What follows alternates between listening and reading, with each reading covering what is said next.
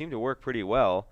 And then it's like his season, as great as it went, Anaheim won, it just derailed. So. And then he wins Lakewood, and you're like, okay, like he's got the red plate, like right. we're in this thing, right? And then that happens.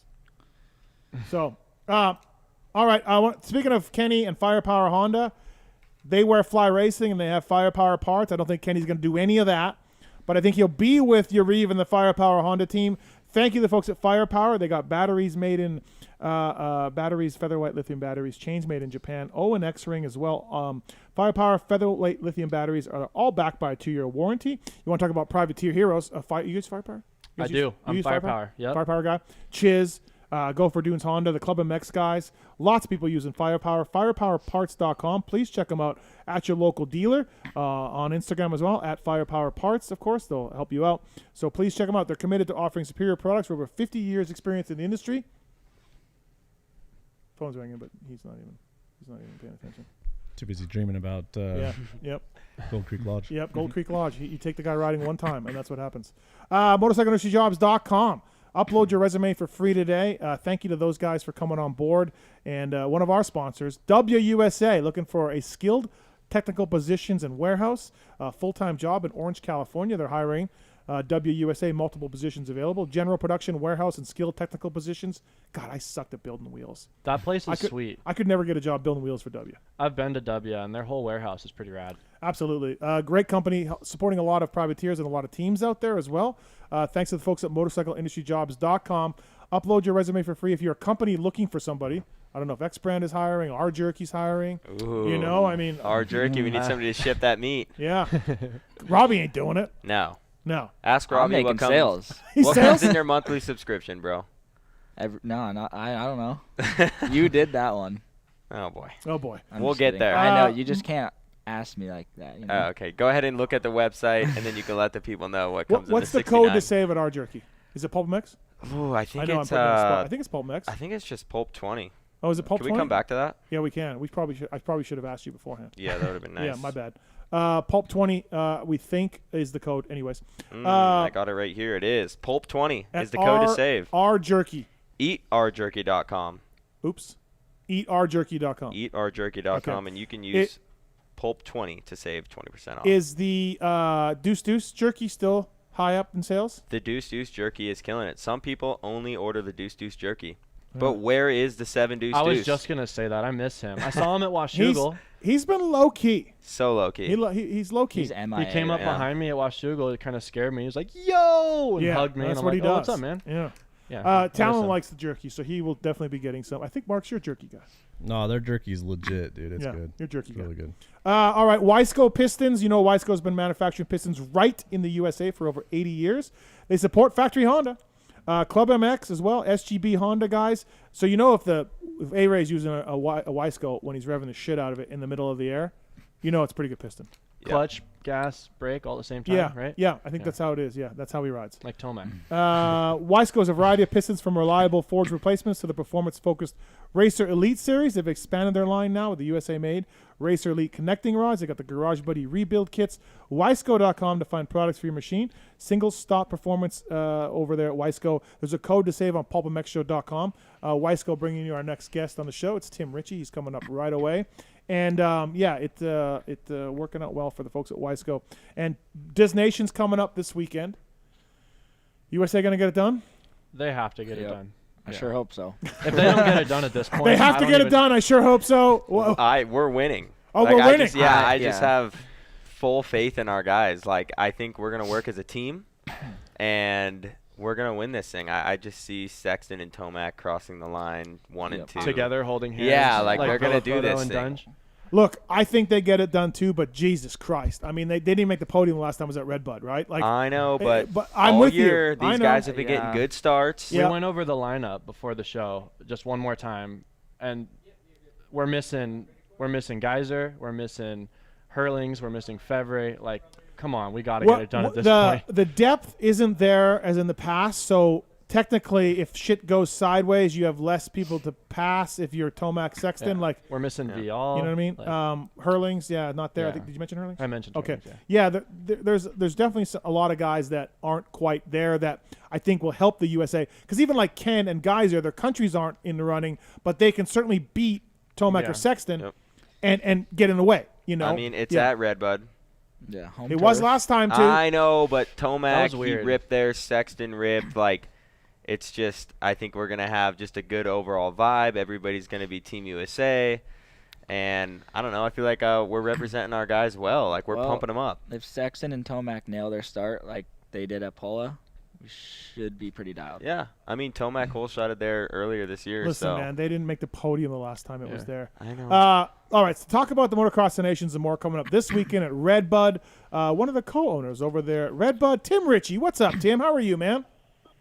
I'm listening to you guys talk about how we might not win. We're going to win, Steve. Come on, man. But Tim, we're winning this thing. Okay, well, I think they are winning, Tim, but Jesus, they didn't even make the podium the last time, and you dumped a bunch of sand on the track. Oh, quit it. You know, I would honestly like to ask Tomac, like, what happened in his head. I would not want to ask him this week. Right. I wouldn't want him to go there. Yeah. But I would really like to know.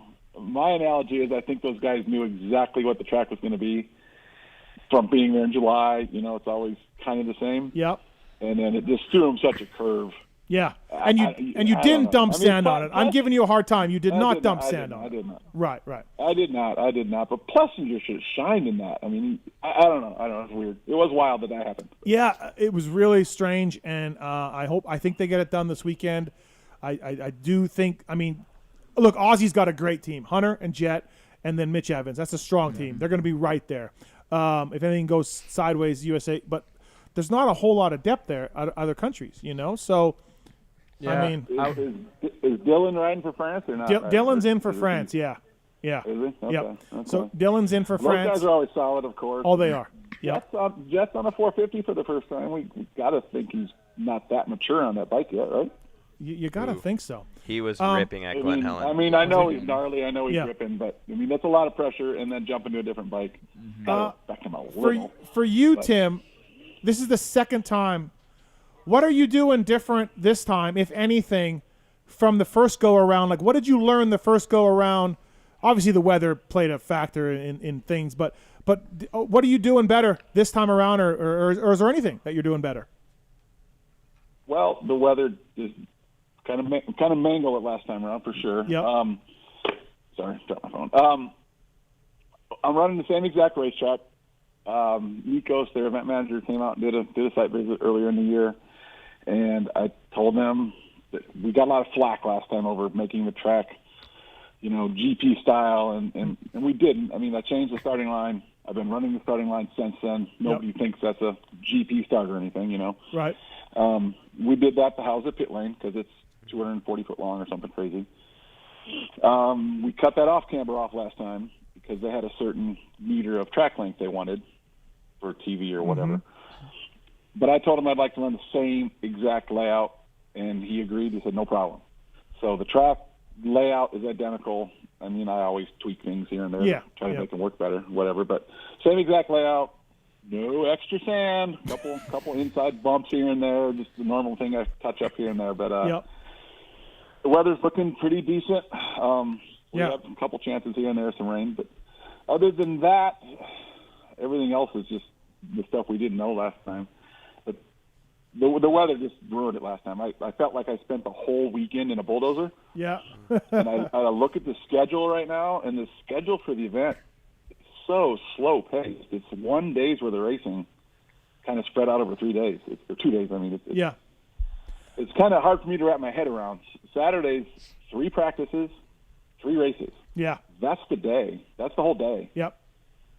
You know what I mean? For track prep, for me, it's like, well, I don't need track guys. We're not going to do anything. Right. You know what I mean? If it all goes well, we're not going to be throwing water on it, I hope, you know? Yeah.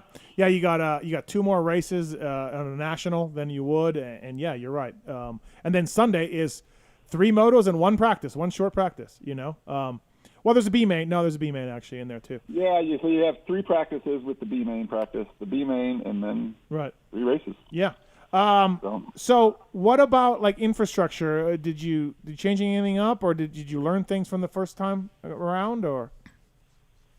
We're doing most everything the same. I mean, those guys, took us a long time to figure it out last time, and if there was anything that didn't work, we tweaked a few things, but right.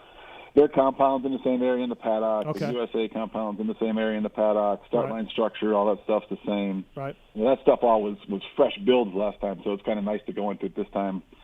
Have some drone shots LeBig did for us and kind of a cheat sheet, and we're like, hey, this is how the fencing was in this area last time. Yeah. Their podium, their pit lane structure, that's very complicated with how they fence it, who's allowed in the middle, who's allowed on the sides. Right, yeah. Little things we had to figure out last time, we don't have to refigure out again. We can just kind of go off the last time. Right. So that's kind of nice. The VIP stuff's a little different. Mm-hmm. Parts Unlimited, Thor had the infield section last year, it was last year. That was just a home run spot. So we kind of booted them and gave them our VIP South, which is up by that off-camera section. And we're doing the same VIP that we did for the National. We split those grandstands apart, moved them to the ski jump. It's just an open set of grandstands we don't charge for now. And the VIP diamond tent is right in the center of everything, where we had the Lawrence zone for the National. Oh, okay. Yep.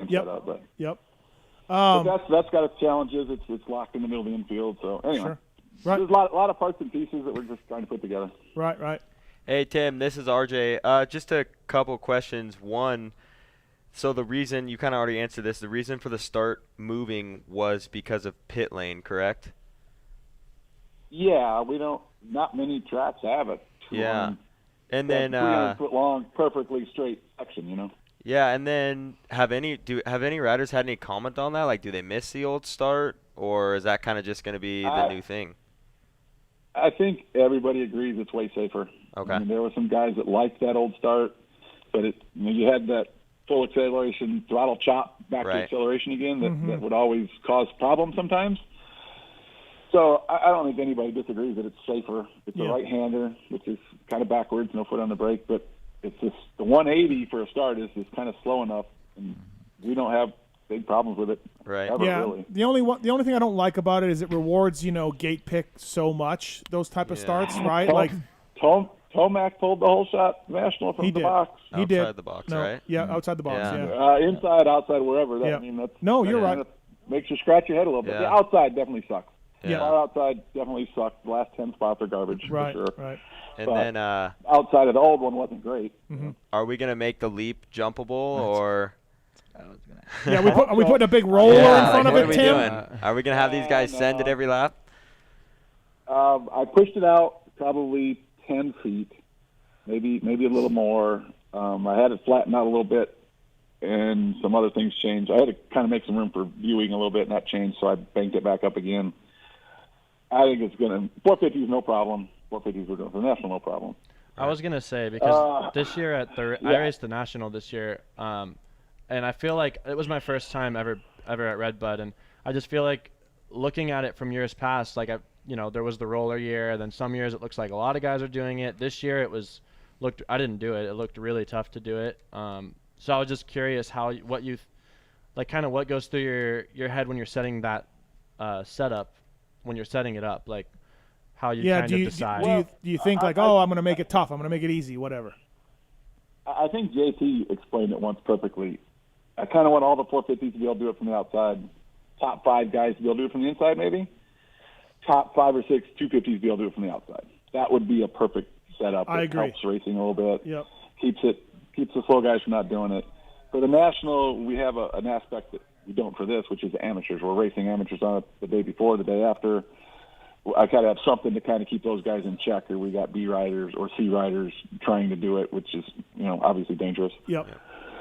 So for this, we don't have that. But something Nikos pointed out to me originally was that this race has some really, really slow people in it. Yeah. Yeah, their Saturday races the Saturday races are some horrific riders. Saturday MXGP, there's some super slow guys out there, and the track has to be safe for them too. But I think it's good where it's at. I got a pretty good waller on the outside of it. The inside, like I said, probably 15 foot out from where it was. Yeah. Okay. So I may or may not have had some people on it riding, checking it out a little bit. Okay. All right. I think it's where it needs to be. You should have duct taped LeBig's hand to the throttle and sent him over it. Oh Lord. Tim Ritchie on the show, brought to you by Wiseco Piston, by the way. Wiseco.com to find products for your machine. Motocross the Nation's coming up. Tim, what's it like? Obviously, the second time around, is this a little easier process for you? We talked about the weather, but just infrastructure, nerves, things you're wondering about, like a little easier for you this year on the nerves as far as like, okay, I know we can do this. I know we can welcome the world. How is the mindset, I guess, as a promoter when you think about all these people from all over the world coming to your place? You would think it would be easier, but it really hasn't been. Okay. A week ago today, last Monday, was like Monday of the National. Just wide open. Okay. Today's just been silly, and it's just going to keep getting worse. Okay. You think I don't know. I don't know that you didn't know what we didn't know last time, so we weren't worrying about it. Now we know what's coming, and we're trying to get it right. And we're always trying to get it right. And people, the guys from Budds Creek are here already, and they're like, dude, the place looks awesome. And that's cool to hear, but we got to keep executing it. It takes one little screw up to just throw a big monkey wrench in. Everybody's talking about it. Yeah, absolutely. And let's face it, you got some flack last time.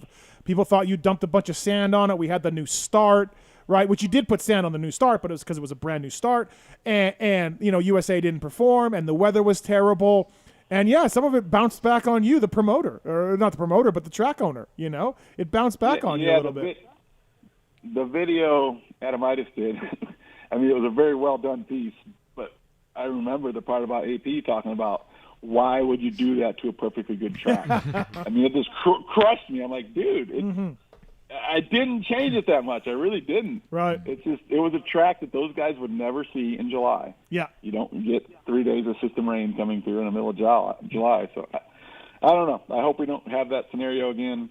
If we don't, the pressure's obviously on to try to – pressure's always on. If the track's good 1 year, you want to be good the next year. You know what I mean? No, for sure. Absolutely. How many people you expect to go through the gates? What do we look at? We can fit a couple more. A couple thousand more people that want to come. Okay. All right. I don't know. I don't have any idea. Honestly, they announced 82,000 last time, weekend attendance. Damn. I think that may be a little creative accounting. I don't know. Yeah, who really? We don't own this event. We're the event organizer, so we obviously there's a profit share in most things, but we don't control it. We do not see any of the back gate or anything like that. So honestly, we don't know other than what they told us for the numbers. Last time you told me a story with the rain, you had to go to the farmer next door and rent his land for parking cars. You're just like, oh shit! Well, actually, we were set to park cars there because we didn't know if we had enough space, and I paid him a large sum of money for 50 acres, and we parked 2 cars on them, and they both got stuck. So it was $30K plus just wrinkled up and thrown out the window. Right, just gone. That was a tough one to choke down. Yeah. So we definitely lost parking last time. It was a $250,000 rain at least. It's hard to put a price on the damage to the facility and what it takes to fix it, Yeah. Yeah, what's the cleanup like on Monday? What's that like? Well, after that last one, it was pretty rough. It looked like a war zone. I don't want to think about that again. I didn't think I was getting out on Sunday night. I'm like, I guess I'm just going to live at Redbud now. I'm not getting out. Not a bad place to live. No. Dude, we pulled people out till 1 in the morning, and we didn't get them all. There were still 40, 50, 80, 100 people left, I was painting the rental car, just bouncing off other cars. I'm like, oh shit, yeah. I'm just like, gotta get out of here. Yeah. Hey Tim, how's the track prep? Is there any track prep between Saturday and Sunday? Do they still? Not really, because there's not enough time for it to. Not enough time for it to get rough. We don't. Yeah. That's the weird part for me. That this track kind of, as it goes, it tightens up. You know what I mean? As it dries, it kind of tightens and. Like in a long amateur day, it's like I want to get through it so I can open the thing back up again and get moisture back in it. And right. So I'm a little worried about that, a little concerned about that. But I talked to him a little bit, and if we have corners that aren't working or something, we'll be able to tweak those. Okay. But we're definitely not going to flatten anything out. Right. You know what I mean? We're going to leave anything that's getting rough, throw some more water on it, and let it keep getting rough. So. Hopefully minimal amount to do track prep wise. Yeah, they don't like doing a lot of prep. They don't like the American way of like, hey, rip this thing up, leave it deep, leave it. They don't like that. Fix any corners Not in intermission. Just kind of let it go. I think it's really that schedule. I mean, there's 3 40-minute practices and 3 20-minute plus 2. Wow. That's our morning schedule at national, kind of. You know what I mean? It's just, and honestly, the national schedule doesn't have enough track time to let it really get rough. Believe it or not. I mean, amateur tracks always get way rougher because the number of bikes are just through the roof. You know what I mean? Your lap counts. Different style rough. Without question. Slow guys make better bumps. Yeah, it is a different type of bumps too for the GP guys. A lot of times, they ride a little different for sure. A lot different. And also the slower riders. There's 15, 20 seconds a lap difference in lap times between some of the countries that show up, Turkey and these other countries in America or Holland or whoever you want to put at the top. Like, it's crazy. It's a little. I never really thought about that because the rough part never came into play last time. Right. It was just trying to make it rideable, make it raceable. That was all we were looking at. Are we going to do? We looking forward to Pit Bike of Nations again? I'm going to try to get this bronze medal back. I heard there's some debate if you actually got the bronze medal last time. Like, there's some scoring. Well, listen, about who really, the person who was doing the lap scoring, you know them well. You know them very well, and she said we were third. She's the one that told me she wasn't sure. Hey, transponder scoring this time, so we're all set there. If it all goes to shit down there, we have transponder scoring, so everybody's going to get that part right. Do we have? I've actually put more effort in that thing. We changed a lot. We changed the fence around. We fenced through the middle of the track. Okay, we have fencing. We have fencing this time. Yeah, we had it last time. I just didn't. Again, you didn't know what you didn't know. I didn't know there was going to be 8,000 people around that track. I know. Isn't it nuts? What track is the Pit Bike of Nations being held on? Is there a track, or are they just marking, like, how's this working? No, it's our actually 50cc cut of our night track. So we don't run the upper section. Last time I didn't intend to let spectators in there, and they just flooded it anyway. So then they were on the track. So this time we fenced through the center of the track so people can get on that upper part and choke this down a little bit. So the track's just kind of perimetered a little bit with fence. Is there a starting gate? Yeah, we got a gate. Oh yeah, that's legit. We got grates. So it's our night track. It's our night track that we no grades. And just a gate. Well, I'm looking forward to getting the top step this year. That's the way I managed him. So. You know? Well, the Big's thinking the same thing. I don't know what he's got going on there either, but it is kind of entertaining seeing the social media stuff. The French team introduction for the pit bike team, and it's kind of cool. A lot of fun for everybody, And this is Saturday night for people who are wondering. Saturday night, Pit Bike of Nations. Yeah, the schedule currently is they're going to do the real team introductions Friday at like 4 or 5 o'clock on the hill, and then Friday evening we're going to do the pit bike team introductions. And then do a timed practice / qualifying for gate pick. Mm-hmm. Let everybody kind of get a little track time in. Not too much, or you guys will break the bikes in half. But I think that's Buydos' plan at the moment, is to get a little bit of activity down there Friday night. He's following you on the phone. He's following you on the phone here, so we'll ask him the big details. He's surprised he's not calling me. He calls me. Well, he hasn't called me today yet, so I'll be nice. But I'm sure he's been calling. When you say we got a VIP viewing deck for Thor down there, it's kind of cool. I guess Crowley's already asked the Thor guys, hey, is there somewhere we can watch down there? Yeah, it should be fun. So I think a lot of the paddock's going to come down this time. The paddock guys really didn't follow it down last year, but I think they will this year. I don't manage for second, Tim. So I just want to let you know that. We're going to hold you to that. Yeah. You just said coming for that bronze again. Yeah. At least the bronze. I didn't see it last time, and I don't not know second. if I'll see it this time. But anyway. No, trust me. It'll be there. Weisco bringing you Tim Ritchie on the show. Weisco.com to find products for your machine, and 2-stroke and 4-stroke pistons, and please check them out if you can. Tim, when you say you had some people unofficially out there, were they wearing red, white, and blue? I can't say that, I guess. I don't know. I shouldn't say that. Okay, all right. But there is no regulation on riders being on the racetrack. No, I think it's odd. I think it's 7 days. Wasn't it 7 days? Did I hear? It is not. I think that's the Nationals. I believe, France 2 or 3 years ago was there the Monday of the event or something crazy. Oh, were they? Oh, well, imagine if USA went to Redbud then. Imagine if they got a chance to ride that. That might have got a lot of press, which wasn't great. So maybe they didn't want that again or something. Yeah. Maybe. Well, lock that place down. Maybe it's just Maybe it was just me and the big up there ripping laps. Yeah. Probably. Hey, you can't trust that big guy. I mean, actually, I think he is American now. Yeah. At this point. He is. Have you been riding your Intense Taser MX at all around, or how's that thing? Is it gathering dust? I got a fresh one coming. I actually just sent it back to California to get a little work done to it. I got a little flex issue anyway. Long story. I got a crank hitting the swing arm on, and that's not good. So. Okay, yeah. Please get that thing fixed up so you can get on. We're going to tweak that one, but I'm waiting for a fresh Fox edition, so that's what I'm going to move on to. All right, sounds good. Any other questions for Tim Ritchie, guys? Anybody? Good. All right. Let's keep that fence up. Yeah. Let's keep the fence up. Yeah.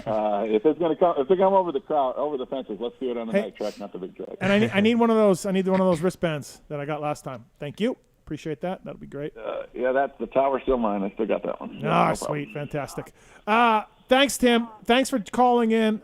Good luck this weekend. I'll see you there, I'm sure. I know you guys will put on a hell of an event. Stop dumping sand on it, and we'll be dialed. got the big trucks rolling in now. I got the haul trucks. Exactly. Bucking down there by the tonnage. You got Dowdy and Henry down at the throwing sand on it right now as we speak. Turning it into the wick. Thanks, Tim. I appreciate it, man. You know what I should have done, Steve? What? I should have done that for the night track. I should have done that for the night track. Oh yeah, just make the big bike just the Turn south. the whole thing into a sand. It's not too late. Oh, that would have been great. You'll be like, you'll be like, oh yeah, fuckers, watch this. Made your pit bike track into Southwick. Right. There you go. Thanks for the time, Tim. Appreciate it, man. No worries. We'll see you guys this weekend. See you, man. Whoever's coming, I'll see you this weekend. Sounds good, Tim. Thank you, man. Appreciate it. That's Tim Ritchie, everybody. Big race this weekend. I'm excited. Big race. Yeah. Will you buy the MXGP package Of to course. watch it? Okay. Yeah. Absolutely. Well, we have to. Is that the only way to watch it? Yeah. Is Pit Bike of Nations on there? I don't think so. Then I don't know. Okay. Yeah, I want to watch. Well, yeah. I want to go. The pit bike or the? I want to go to the race. Oh. So you never know. I mean, I could buy a last-minute ticket. Absolutely. And go. I feel like I've had some issues with MXGP TV though, and I bought the Disney Nations last year. First year I didn't go in 14 years, and I bought it, and it never worked. yeah, I've had that happen before. So. Right. I mean, Sounds it's like probably another better program. I know. But yeah, looking forward to seeing the Motocross of Nations. It's going to be really, really good to watch. I can't see France has a good team. The Dutch will still be strong without Hurlings. I don't know how USA or Aussie don't finish 1-2, 2-1. Like Aussie could win, but you look at that team. Mitch Evans came on late in the MXGP series, rode pretty well, crashed the last one, but I don't see how anybody can beat one of these two teams. They're definitely top two. I feel like a good sleeper that not a lot of people talk about is, I think, Spain. They have Ruben Fernandez, who's pretty good on Honda, and then they have Prado, who's insane, and then they have Ferris or the Spanish guy on the Star Racing guy. Yeah. They could be podium guys for sure. Could be a good team. Absolutely, like a quiet team. Team Canada. Yeah. T-Dags. Ryder McNabb, Dylan Wright. Yeah. No, I think Canada will be 5 to 10. That'll be if they finish 5 to 10. That's a good job. That'd be great. I have a question. Okay, so Shimoda, say he goes and wins MX2. Mm-hmm. Where does the team finish if he wins? I know nothing about his teammates. I don't know anything about his teammates. Usually the Japanese guys, you know them or you've heard of them. I don't think I've heard either one guy. So we've ridden with a few Japanese guys. With the Suzuki testing. They pin it. They're fast, but I don't know who they are. So. They do pin it. Yeah. They're not scared. No, they do. They actually ask Anderson. well. Yeah. RJ's taking after them a little bit. Too soon. Rob Buydos coming up here right away on the show. Okay. So we got MXDN coming up. Red Bull Straight Rhythm. World Supercross. It actually goes MXDN this weekend, then a week off, then World Supercross in England, then Red Bull Straight Rhythm the week after that, and then Paris is November 11th or something. Those are the 4 races. Big ones. Rank them in your interest of watching them. Just sitting back, cracking a beer. Are you racing Straight Rhythm? I am. You are. Okay, so just pretend you're not racing it because obviously no, but number one, that would be your race to look forward to because you're in it. Yeah. But I mean, pretend you're not. Pretend you're sitting on the sidelines. Give me your 1 to 4 on watching these races this off season. Richard, I'll start with you. I kind of feel like MX of Nations is exciting because I think we can win for sure. A very real possibility of us winning. Then I would say Straight Rhythm second, just because it's such a unique event and 2 strokes, and I think it's just a rad thing. Yep. on the beach this year, Huntington Beach. On the beach, yeah, that'd be really cool. I really want to be racing it, but I believe I'm doing some stunt stuff, so I won't be able to. But then like SMX or World Supercross and Paris. And Paris, they're kind of almost in my mind. They feel similar because I know that the World Supercross guys said they don't want to be like an off-season thing, but that's just how it is for me right now in my head. I'd say World Supercross, then Paris. And then Paris, okay. Paris has Webb and the Lawrence brothers, so it's going to have a good lineup, you know? Yeah, I kind of want to, I don't know, like the World Supercross guys, the 250 guys, I kind of want to go over that list and see who's like the heavy hitters in there because we know Roxon's going to be really good in 450, and I kind of think he's the easy favorite. Yeah. But 250, it's kind of open. I made a list of 250 guys. We're gonna talk about it later because this is really stacked, I should say. All right, RJ, give me your 4. I'm just stoked for Motocross of Nations. Like, I can't wait. We're a week away. It's at Redbud. We have 3 really good riders that I think are gonna get the job done. So I'm most excited for that. And then I think everything else kind of just I'll watch it as it plays out. It's gonna be cool for Straight Rhythm just because it's pretty much in our backyard. You know, it's only an hour away. So Robbie's going to be racing. I'm excited to go watch. And then I think the rest will kind of just follow. I mean, it's always great to watch these off-season races, but they're so far. And, I mean, unless somebody's streaming them, right? I don't know. How do we watch them? I think the World Supercross guys are going to do something. Okay, cool. Yeah. I mean, it'll be great to see. It's Fro and Ralph calling it. Yeah, it'll be great to see how that plays out. And I'm sure it'll be some exciting racing. And, we'll kind of see how it goes this year. And, I mean, hopefully they can continue that, but it seems weird. Like, they had 3, now it's only 2. Is Australia a doubleheader? Like, do we know that? No, it's not. They were talking about it, but it's not. Okay, so it's just 2 rounds. Yep. Yeah, I mean, I think it'll be cool, but, I mean, I'm definitely more excited to just watch this weekend at Redbud. That's okay, Do you know how we watch Bercy? No, I don't think you can. In Europe, it's televised, but I don't think in here it is. That makes the excitement level a little. Yeah. Give me your 4. Well, I'd have to agree with the designations being first.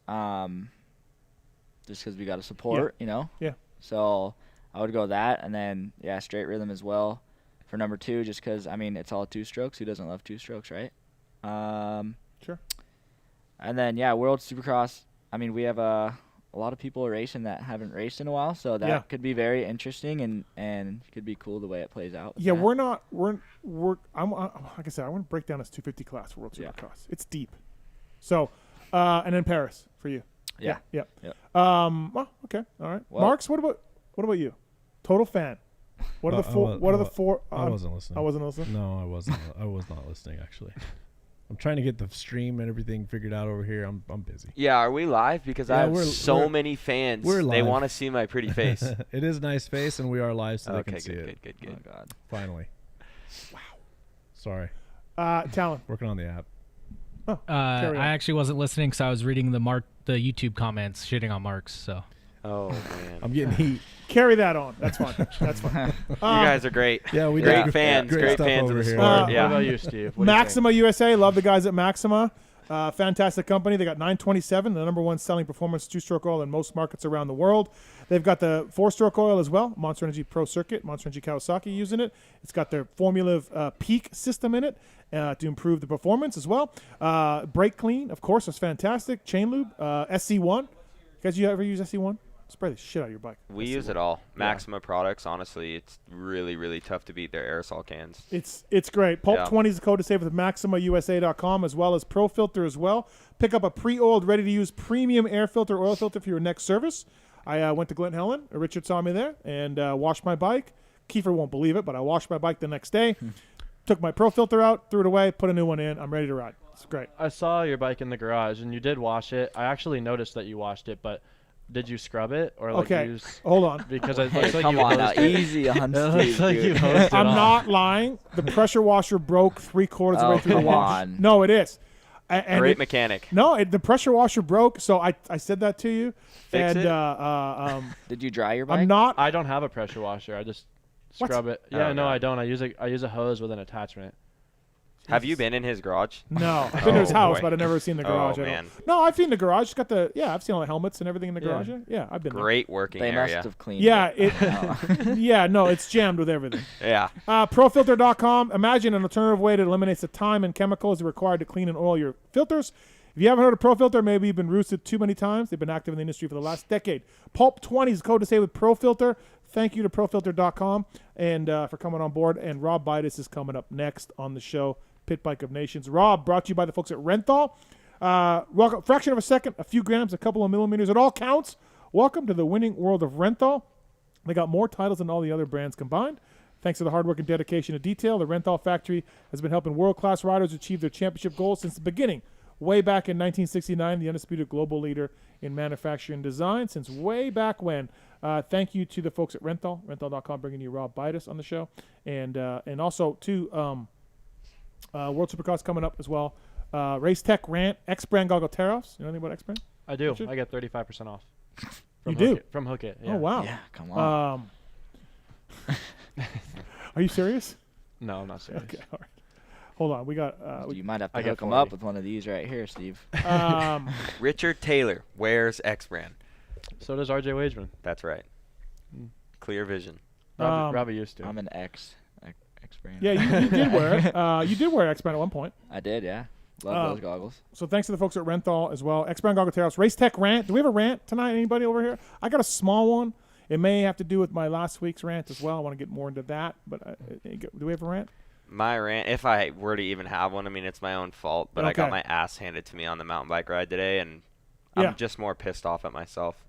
So you showed up, acoustic bike. I have a spare e-bike.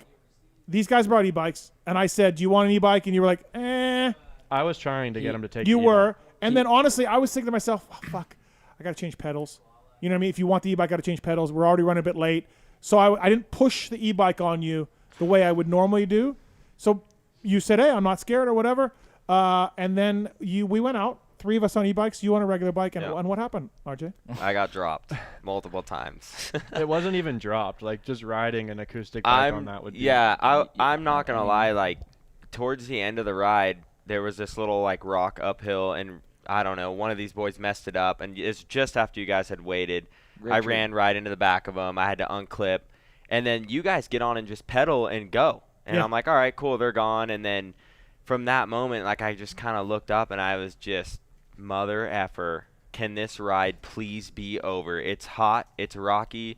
I'm pedaling my ass off, and you guys are having a great time. It's loose It was uphill fun. gravel. Yeah. It's loose This is the uphill problem. gravel. Is Richard, there was no jumps out there, but he did cross me, he cut me off. So He did, huh? He cut me off. I had to Yeah. hit the brakes, take my foot off, and then Yeah. that's what caused you to not make that pedal. I don't think I. So I cut you Richard off. cross-jumping somebody, which So is your rant, not I do not normal. cross jump. so your rant is that you should have took the e-bike. Yeah, I mean, right. you have one sitting in the garage, and I wasn't even trying to be like Mr. Tough Guy or anything. I felt like you were trying to be a hero guy. No, He was. Okay. I No. did too. No, I was yep. like, dude, we're on e-bikes. I love are you my doing? bicycle. I ride fairly often. I was like, oh, I'll be Okay. fine, 12 to 15 miles. Like, Yeah. I'm fine with that. But the terrain, no hard feelings. But I mean, wow. I mean, It's a tad rocky. can we ride You dirt can't bikes blame next the time? terrain, dude. You The think you terrain can was keep terrible. up with Cannot, Steve no. on his home turf on an acoustic?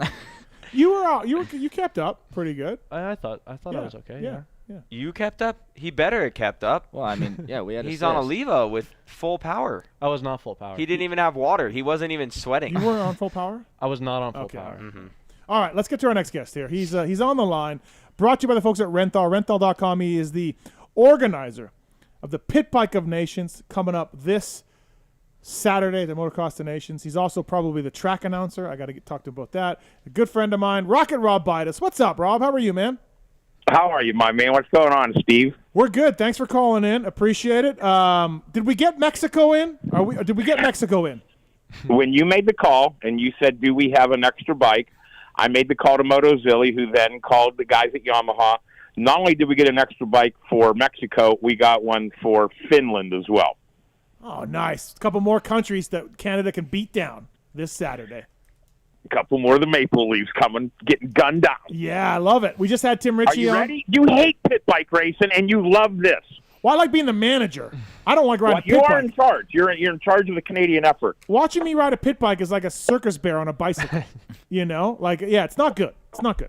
I don't know. I think you got the mad skills. I mean, everybody remembers standing against the fence at Millville back in the day. You Yeah. it 6 times, sitting there, the rain, the drizzle, True. the light mist across the field. Yep, You yep. clicker up into gear. Yeah, I remember.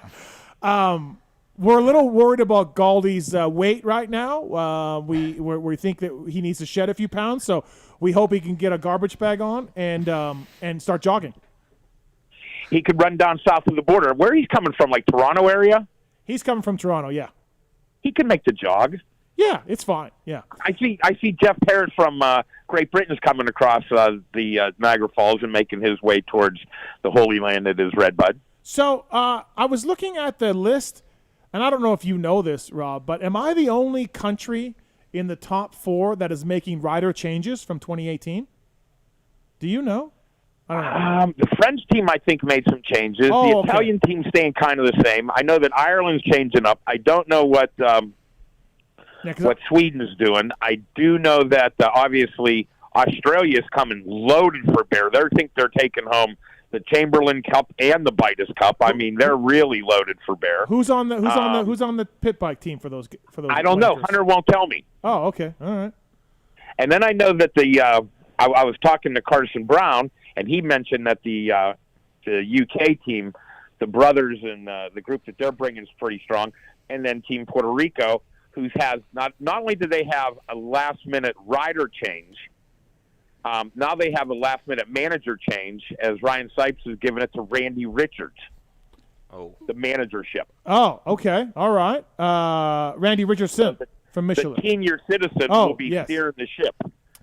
So, are we going to have an issue post-race with the eligibility of some of these people in these countries?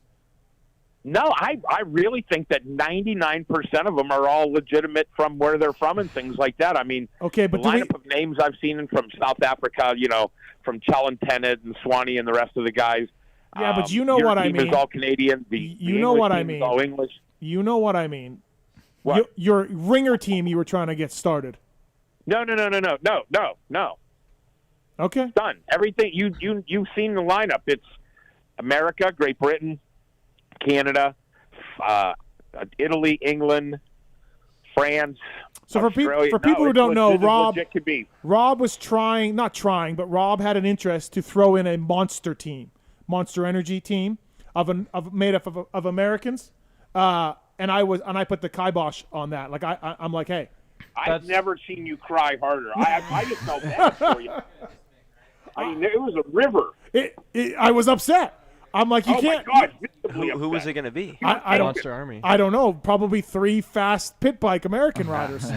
So are all these bikes equal? I probably would have picked Twitch, Axel, and then I would have let them fill in with another one. We actually have a monster athlete on American team. Villapoto's still a monster guy. He was talking big. I was with him last week in Idaho, and he's talking big. But RJ, yes, to answer your question, these are all identical prepared TTR 110s. This is great. That's that makes for better racing. Yeah. It really does. Pro Circuit pipe, right, Rob? We got all Pro Circuits pipes. What else? So every bike, here's what's going to be. Tell everybody how it goes. The bikes are all going to be lined up. The teams are going to come up, and they're going to select which bike that they want. So there's no, oh, my God, because the last time we had graphics on them, and they swore to God the American bike was a big board. If they knew how little work I did on these things to get them going, they'd know none of them were. But so you're going to pick the bike. You'll be handed your graphics. The throttle jockey guys made them. There's a set of BBR handlebars, grips, grip glue, safety wire, everything you need to put them on. The tires, which will be the Dunlops, will already be on the bike, and there's a Pro Circuit pipe. That's it. Yeah. Once those things are installed, 7 o'clock Friday night, we go down and practice. Everybody gets 7 minutes on the bike. They have transponders on them this year. So we'll set the gate picks based on qualifying time. Yeah. So, yeah, much more organized than last time. Well, hold on. Wait. So we get to pick our bike, and how long do we have until practice? Oh, you got all day. Okay. Oh, No. Okay. So you pick your bike at like roughly 3 o'clock in the afternoon over at Thor at the consumer area. The bikes will all be there on display. You'll come over. You'll say, okay, I want this bike. You'll get handed your graphics. There'll be a pipe right there in the box and the bars and grips, and you put those on. This is around 3:30, 4 o'clock. Yeah. It'll be a hard time there. And you'll have a few hours to put on a set of handlebars and some stickers. Yeah, we'll figure it out. You have to be mechanically inclined, someone on the team. Wow. Dude, we got Carson Brown. I was going to say, what if someone brings, some extra parts? BBR. Yeah, like what if We're someone... No. Like, Okay, hold on. So that's why the bikes do not leave that area. Oh, okay. You're going to pick them right there, Mm-hmm. and you're going to work on them right there, and then at the end of the night, they go into Parc Fermé. No one's taking them back to their thing. And the only other piece that we have for the bikes are BBR shift levers, so the things fold, don't bend. Yeah. Right, but That's all. looking forward to it, everybody. Pit Bike of Nations. Last time, the Americans squeaked out a win over Great Britain and Canada. Tim was just saying that the Canadian third place was up for debate, and to that I say he can fuck off. We got third, and that's the bottom line. But this should be great. This should be awesome. Well, the crowd last time, you got to remember that everybody that was camping there, talk about nighttime entertainment, then the word we got was that they estimated somewhere around 3,000 people left the premises to go stay in hotels and Airbnbs and things and have dinner. And this year there was a big inquiry as to what time the race is so that people could plan their dinner around it. We may have a few thousand more people hanging out watching this. It's going to be great. The last time, I've heard the number. Mathis, where would you put the number at the last one?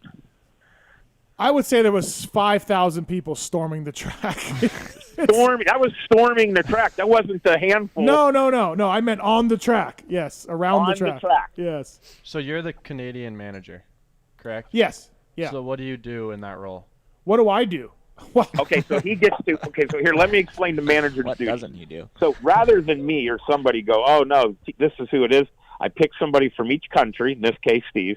He picks the team, and then he decides who rides which moto. Mm-hmm. Lot of strategy man. and That's motivate. a lot And of I got to motivate. strategy. I got to motivate as well. So sometimes he has to crack the whip. So would you guys? So we have one kid who's clearly the fastest, going to be the fastest pit rider. Would you start him 1 or start him 3? Where would you do the fastest guy? 1. 1? I'd want him to just win. Okay. And then would we put Villapoto 3? I don't know what the Americans want to do. Yeah. Who's the guy? I could already tell you our strategy. Okay.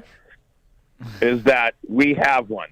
We have a solid strategy. Steve, what was your opening line, which was very similar to that when we were announcing back at Texas? Oh, I don't know. You'd have to remind me. But we're going to keep on keeping on. Oh, yeah. No, we're used to getting used to things. Oh, yeah. We're used to getting used to things here. Yeah. That was my line. That's when you broke into announcing. That's when you climbed behind the mic and found out how much of a natural you were. I know, exactly. Rob Buydos on the PulpMX Show, brought to you by Renthal, renthal.com. Please check them out. Rob, we got a call for you here on 1 from Mick. Mick, what's going on? What's your question for Rob Buydos? Hey, Rob. I wanted to see if you were going to be doing Moto Fight Club again over here in Travelers, South Carolina. You know what? We haven't got that far with our schedule. We've got a couple of Bagger Racing League stuff. I'm real focused on that. Obviously, the Pit Bike of Nations things. But you never know. Those guys like driving cars. MC's undefeated now twice in a row. So we'll have to see how the rest of the craze in this year plays out. I'm hyper-focused right now on this coming weekend. It seems like that's all I've been consumed with. Never mind the dumb car thing. The original Fight Club. The old guys riding moto. Remember during COVID? I just saw footage of Pastrana flipping. Is that happening again? Well, they did bring straight rhythm back, but they moved it to the beach. Yeah. And you never know. I mean, the COVID thing for what we were doing was kind of ideal, where we didn't have a big production budget to go, hey, we're going to rent a place and we're going to turn on all the lights and we're going to do this. So I think I have a lot of, and you know me as well as anybody, I come up with some really, really unique things. I mean, the latest thing has been this Harley Davidson versus Indian road racing thing. And I'd love to have you come out and check that out, because I know that you love all things moto, and with Cody Gilmore and with Carson Brown doing that. And I got I think B. Ray wants to do it. Like B. Maisie wants to do it. If you want to bring kind of the country hip hop rap star Loretta Lynn's champ out, all kind of stuff. Right. Okay. Thanks, Mick. Thanks for the call. All right. Thank you. Will there be drug testing at the Pit Bike of Nations afterwards? Absolutely, positively not. Okay. All right. Okay. Can you claim bikes? Yeah. Can we claim a bike? Pretty much, I think Jim would sell all the bikes. The guy for MotoZilly, right after it's all done. I mean, they're that stock. And here's the other thing: I did kind of hear a little bit through the grapevine from Jim. They showed up; they were all 23s. Oh, nice. He goes, these things don't even have part numbers yet for them.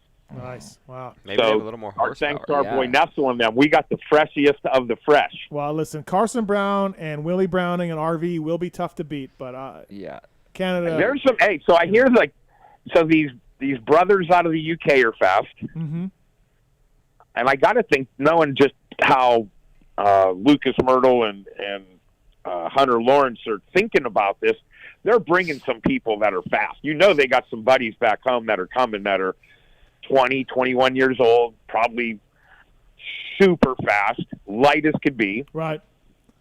Well, we got I painted can't wait helmets to see all again. kits for this. There's definitely some lit kits.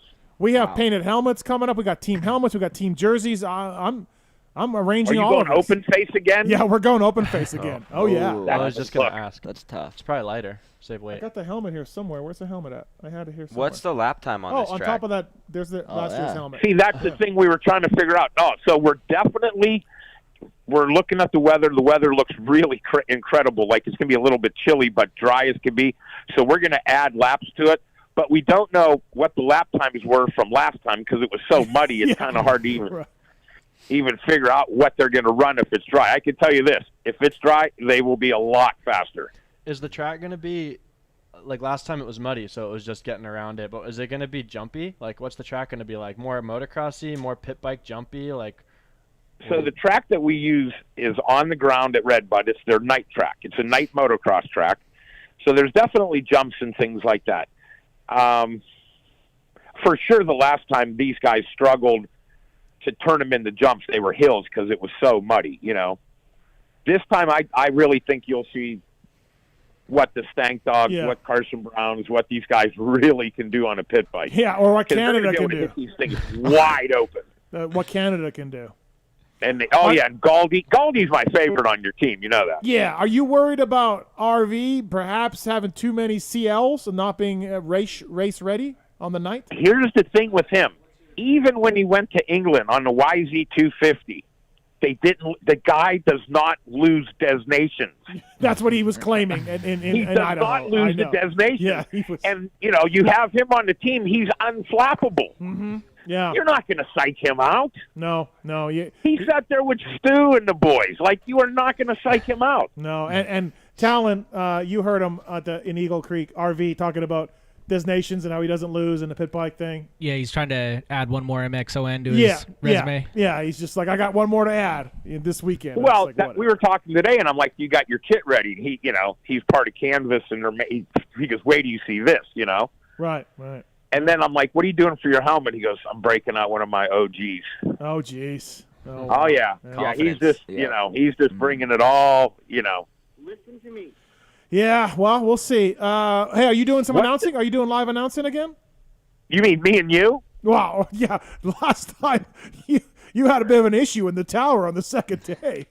So, I don't want to say I've never hurt my voice because I've heard it plenty of times, but I can usually kind of power through it. At the Motocross Nations, because of the Pit Bike Nations and the chaos and mayhem, I hurt my voice. You did, yeah. So we're down to was there literally 3 laps to go in the race, maybe? Yeah, probably. Yeah, 3 to 5 laps left in the last moto of the day. Rob hands me the mic, and it's like hands you. I just threw it to you. I'm like, here.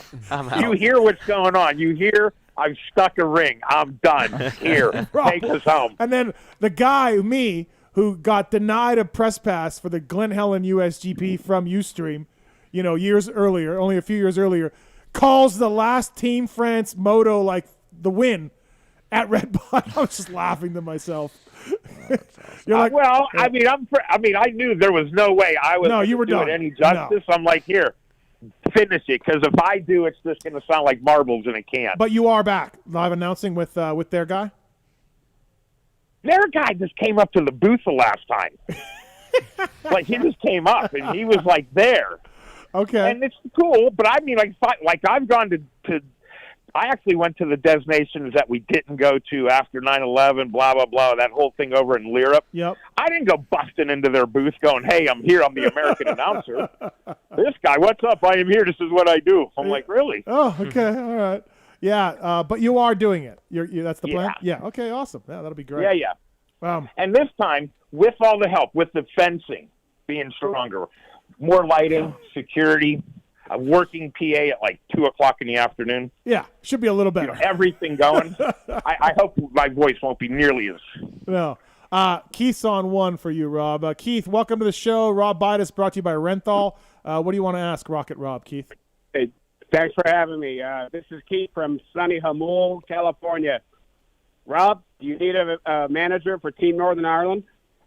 I have experience. I've got Rory. Oh, we got a manager. Yeah, Rory's on board, Keith. Yeah, he's the guy. Okay. Well, I'm just going to throw my hat in the ring there. No. Rory brings over Spencer. I mean, no, he brings over all the guys from Ireland. I'm talking Northern Ireland. We're a different country. Northern Ireland? No, we're not doing that. We're not doing Northern Ireland with a couple Americans. We're not doing that, Keith. No, I'm out of pit fight. Literally showed up though, but thank you for the. Yeah, we're good. All these guys wanted to jump in here, you know. But Pit Biker Nation should be great. Rocky Rob Buydos, and then you have your bagger racing going. What's the next one for that? Daytona. Okay. So all right. Yeah, no, Daytona. We're going down to Daytona. We get into town on the 12th of October, Biketoberfest, and there's a school Thursday for people that want to get their license. Friday, practice and qualifying, and Saturday, you're on the high banks on baggers in Daytona. Wow. Look at you. You're busy. You still working at Parts Unlimited, too? You still got that going on, Rob? Or you just... They bring me in, I'm the spokesman, so they bring me in to do NVPs and dealer rides and all the fun stuff at least. Yeah. How's this going to go for Team USA this weekend? Again, we talked about last time, disaster, 6th overall. How are we doing this weekend, Rob? Is USA bringing this trophy back home? Obviously, we're talking about big bikes. Yes, the big bikes. Yeah, you guys already lose the I mean, pit bike. Sexton is he's in that same kind of speed category that the elite are. So he's there. Obviously, and I hear a little bit of is Tomac on a 23 Yamaha, and should he do that or ride, whatever. The bike he's riding will be well suited for him. I'm sure he's been on it a while now. So, they're going to be hard to beat. They are. I agree. But the problem is, we've seen them get beat. Now we see. Is it 11 years? Is this the 12th year if they lose this one, or the 11th? I don't know. Because it was RV back in 11 that won it the last time. Oof. Those guys. It's been that long. Wow. 2011. Yeah. I mean, they have to. I mean, That's what we're saying. Yeah, I mean, it's in America. It's at a track that suits all three of them pretty well. It's kind of weak. And they're riding. I mean, they're riding all three of them, but I mean, especially Tomac and Sexton right now. I mean, they're winning over third place by 30 seconds at outdoors. Yeah. And like, who do we? I mean, so Koldenhoff's obviously a bad dude. Caroli's a bad dude. Who else is left over there right now that's not banged up? I mean, obviously Hurlings isn't coming, and Seaware was doing pretty good at the end of the GPs. Is Geyser banged up? He's not racing. Yeah, I mean, they're wounded like we've been. Yeah. I mean, this is the perfect storm for us. Listen, they didn't make the damn podium the last time, so I can't. I'm ready to not. Yeah, I'm ready to not commit to anything. I do think they get it done. Oh, you always got to be on the red, white, and blue. They give you a home and a life, and look at this great career you have.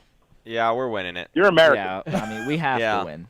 Just to be positive. We have to. I mean, and if we don't, we'll move on next year. But I mean, if I was ever going to wager that Dungey wants to make a statement, Sexton is in that same mode, and and Justin Cooper. I mean, Right. I think he plays the most vital role in this.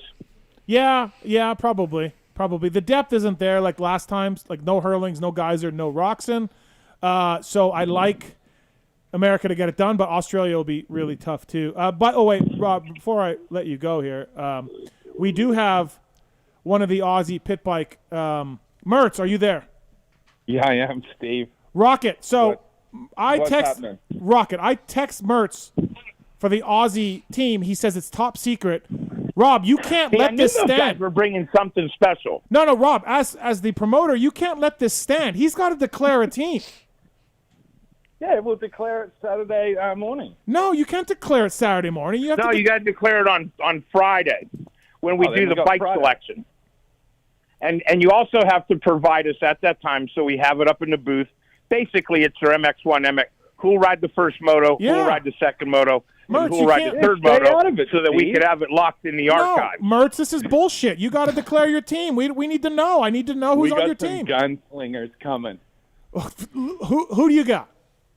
I'm not telling. It's secret. Rob, you can't let this stand. I'm protesting, Rob. Tell Steve to stay out of it. Manage your own team, Steve. I've got my team, but I need to know who I need to prepare for. I need to see your riders' strengths and weaknesses. You can't hide them from the world. Got to check their birth certificate. Yeah, I got to check their certificate, their nationality, all of that, Mertz. Yeah, they're all legit, and they are slingers. Rob, you can't. What? You can't let this stand, Rob.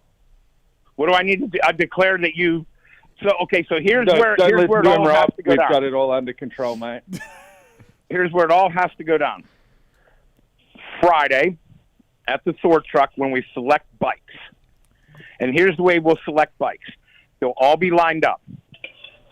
There'll be a ping pong ball or a stick or something with the number 1 through 13. I'm not happy about this at all. Hold on. When you pick your one, who has stick 1, you have first pick anyone you want. Second, all the way down until they're all selected. You'll be handed your graphics and all your stuff immediately, install it, and then we practice. Well, I'm not declaring my team. I'm not declaring my team until then. All the teams have to be declared and what moto their riders are riding. There's some loose rules here, Buydos. Buydos. Rob, this is loose. I don't like this program. I love it. You letting Mertz just walk all over you? No, he ain't walking all over me. No, we're fine. I think it's Rob, bullshit. you're doing a great job, mate. Looking forward to seeing Yeah, fuck, Rob. All right, Mertz, fine. We got to let you go. Declare your team. Like the Thursday night football, guys. Declare your team. Oh, Monday night, sorry. Yeah. What am I thinking? It's been one of them. Declare your team. No. We'll have to declare it as per the rules, as per what Rob said on Friday. I'm protesting you for drugs, PEDs. See you, Steven. Right, Thanks, Rob. You're the man. Oh, fuck off, Mertz. Rob, the spoon selection should go in order of 2018 performance. I mean, I'm so confident the bikes are all the same. You guys can figure out however you want to do it, but it's going to be that easy to do. Shouldn't it go USA 1, UK 2, Canada 3? I'm fine with that. Yeah, we can't. Well, no. The number plates will be in there. You'll put them on at that point. You know, when you put your numbers on, when you put your shrouds and your back fender and there's some extra flags, then I hear there may even be some team and mechanic and manager shirts. Oh, okay. I want to see RV put the graphics on. Yeah, me too. Oh no, we got a mechanic. He's a rider. Hey, on Instagram, I said something like, Carson Brown don't want none on this pit bike stuff. Like, or I said, somebody said something about you don't want this. He was riding a pit bike on Instagram, and I said he's shitty on a pit bike. I replied, right, dude. I got lit up because, of course, social media, nobody understands that. Like, then I got lit up by these people like, you don't fucking understand fucking Carson Brown. Like, yeah, I fucking get Carson Brown, everybody. Calm down. Like, I understand. It doesn't matter what you put him on. No, like, do you really think I'm serious when I said, I said, like, he's shit. He's shit or he's garbage or something, right? He's like, going to be tough to beat. Dude, he's probably the best guy. Yeah, he's going to be tough. Yeah, calm down, everybody. Calm down, Carson Brown Army out there on Instagram. We did that Monster Energy Master of the Pit, right? Yeah. So we do 3 motos, and it's all. Again, here's besides all the amazing, awesome, cool things I brought to the pit bike racing world, the stock bike thing, where everyone's on the same bike. Yeah. I think that's the best thing. Yeah, no, I like that. You know, because I mean, obviously, if if you want to bring bikes, imagine the things he could bring. Yeah. Oh, yeah. No, absolutely. I mean, it would be outrageous. The suspension, the motor. Yeah. And he knows how to do all that, too. It would be, they'd be turning lap times like in the big, they'd be jumping Morocco's Leap on it. The fact that they're all the same and they're just good enough to really get going fast. That's what makes it, I think, really good. But at the Monster race, he'd kind of got a bad start. It was a three-moto, like a, three-moto format. And he come up to the back, and he runs into Joe Dirt, I think, from the back, and he ends up on the ground. Scrambles back from like fifth, and at the checkered flag in the first moto, he's third. And I don't think he's ever really not won anything. Everything he's ever raced, he's won. Right. This is one moto. He goes up into the booth where I'm announcing, takes his shoe off, takes his sock off, and his big toenails ripped about halfway off. He goes, well, this sucks. Wham! Rips it off, wraps his toe in duct tape, puts it back in his shoe, goes down, races the next two motos, hole shocks the next one and wins by like 9 seconds. And then the next one catches him, passes him pretty quick, and puts a little gap on him. I'm like, Jesus. Yeah. No, he don't fool around with that. Yeah, he's... No.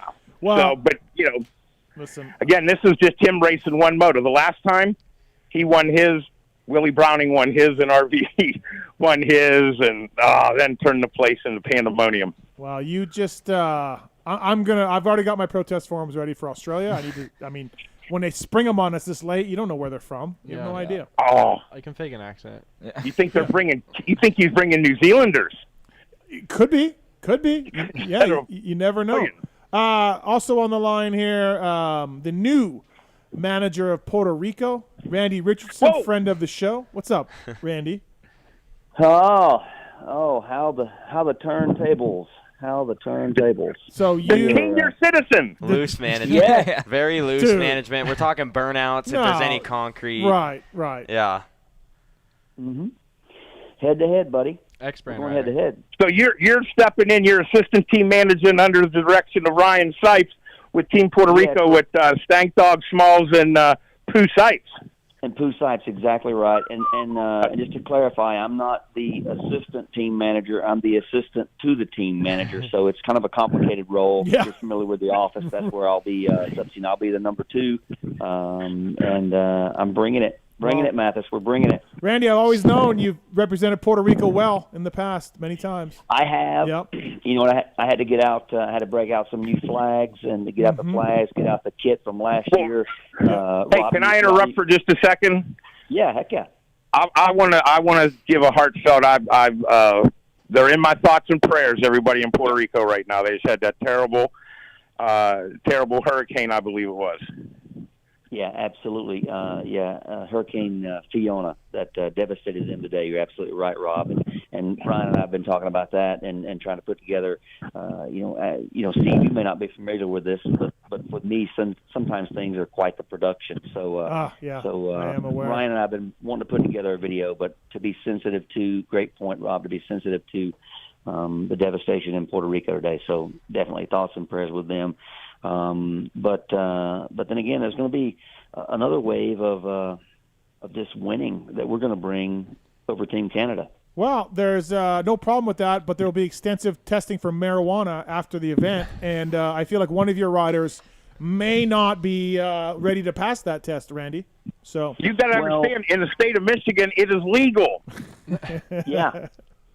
Maybe you didn't ever see the tunnel as you walked into Redbud. It said, "We'd like to thank you." I've never seen that, actually. No, I have no. You haven't? It's right across the tunnel where you walk into the thing. Oh, I don't know. I'm in the zone. All right. Okay. So yeah. All right. I know you're up in the booth. You get a little. Well, Randy. I mean, if you feel like you can, match Ryan Sipes for knowledge on and off the track, I think that I have wisdom he's yet to discover. Oh, okay. And then and in life in general, he's definitely an exceptionally good rider, and he'll be a phone call away if I need anything or if things get above my pay grade. So again, me being assistant to the team manager. I'm just going to do my best. I'm not worried about you in a sense, Randy. You'll be too busy hawking your senior citizen merch to really focus on your riders. No. I won't even be Senior Citizen branded during that time. It's going to be full Puerto Rico, and you got to remember, just like the slogan I had on the shirt in 2018, Puerto Rico. These colors don't run either. As well, right? Where's Puerto Rico for the real race? Or that is the real race, but the big bike. No, race. they didn't enter a team this year. There's a lot of politics involved, from what I understand, of Puerto Rican I see motocross. Guam has some guys. Guam has Benny Bloss, Lapanovich, and Josh Faries. Yeah. I don't think they're Guamish or Guamese. No, I don't know how that works. Lapanovich is Guam. Yeah. For real. Lapanovich is, yes. Yeah. But I think Faries might be the opposite. Yeah, I'm not too sure. But again, Rob seems to run a loose program here, so what does it really matter? What are you talking about loose program? Well, you don't even Australia doesn't have to declare their team until Friday. They declared a team. Now, if they're found in fault, there'll be harch penalties and sanctions brought against them. Okay, all right. Harsh penalties and sanctions. Good to know. Yeah. When I strike down with the wrath of the Pit Bike of Nation rule book, right. Well, the knuckles are bloody, the feelings are hurt, and my point is made. I need to see this rule book immediately upon entering the premises. Okay, all right. It's thicker than two Frosties.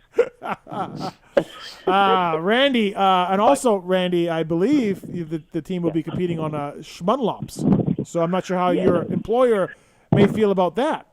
Hold on. I don't know. So you know how they did those Race of Champions and things back in the day, the IROC and things like that, K-Rock, and the Ferrari guy. Everyone, this was a coming together. This was when the greatness of the country took over all contracts. Well, maybe an anonymous call to Do you know who runs the Denmark team? Lars. Lars is Swedish. Swedish. I'm sorry, Swedish. Hey, listen, the Swedish team. Yeah, go ahead, Randy. What I do while I'm on vacation is kind of like what Stank Dog does between motos. That's each individual's personal business. Maybe. So maybe I'll get this I'm team shut down with an anonymous phone call to Bobindum, Randy. It's okay. I've already got cleared from personnel. I've got my vacation days logged in on our shared calendar, so we'll see you Friday. Now the manager doesn't ride. The manager just manages the town. But once I take the manager out, the rest of the team will fall. So that's all I need to do. Is I just need to get rid of this manager guy. You think Stank's organizing anything? Hell no.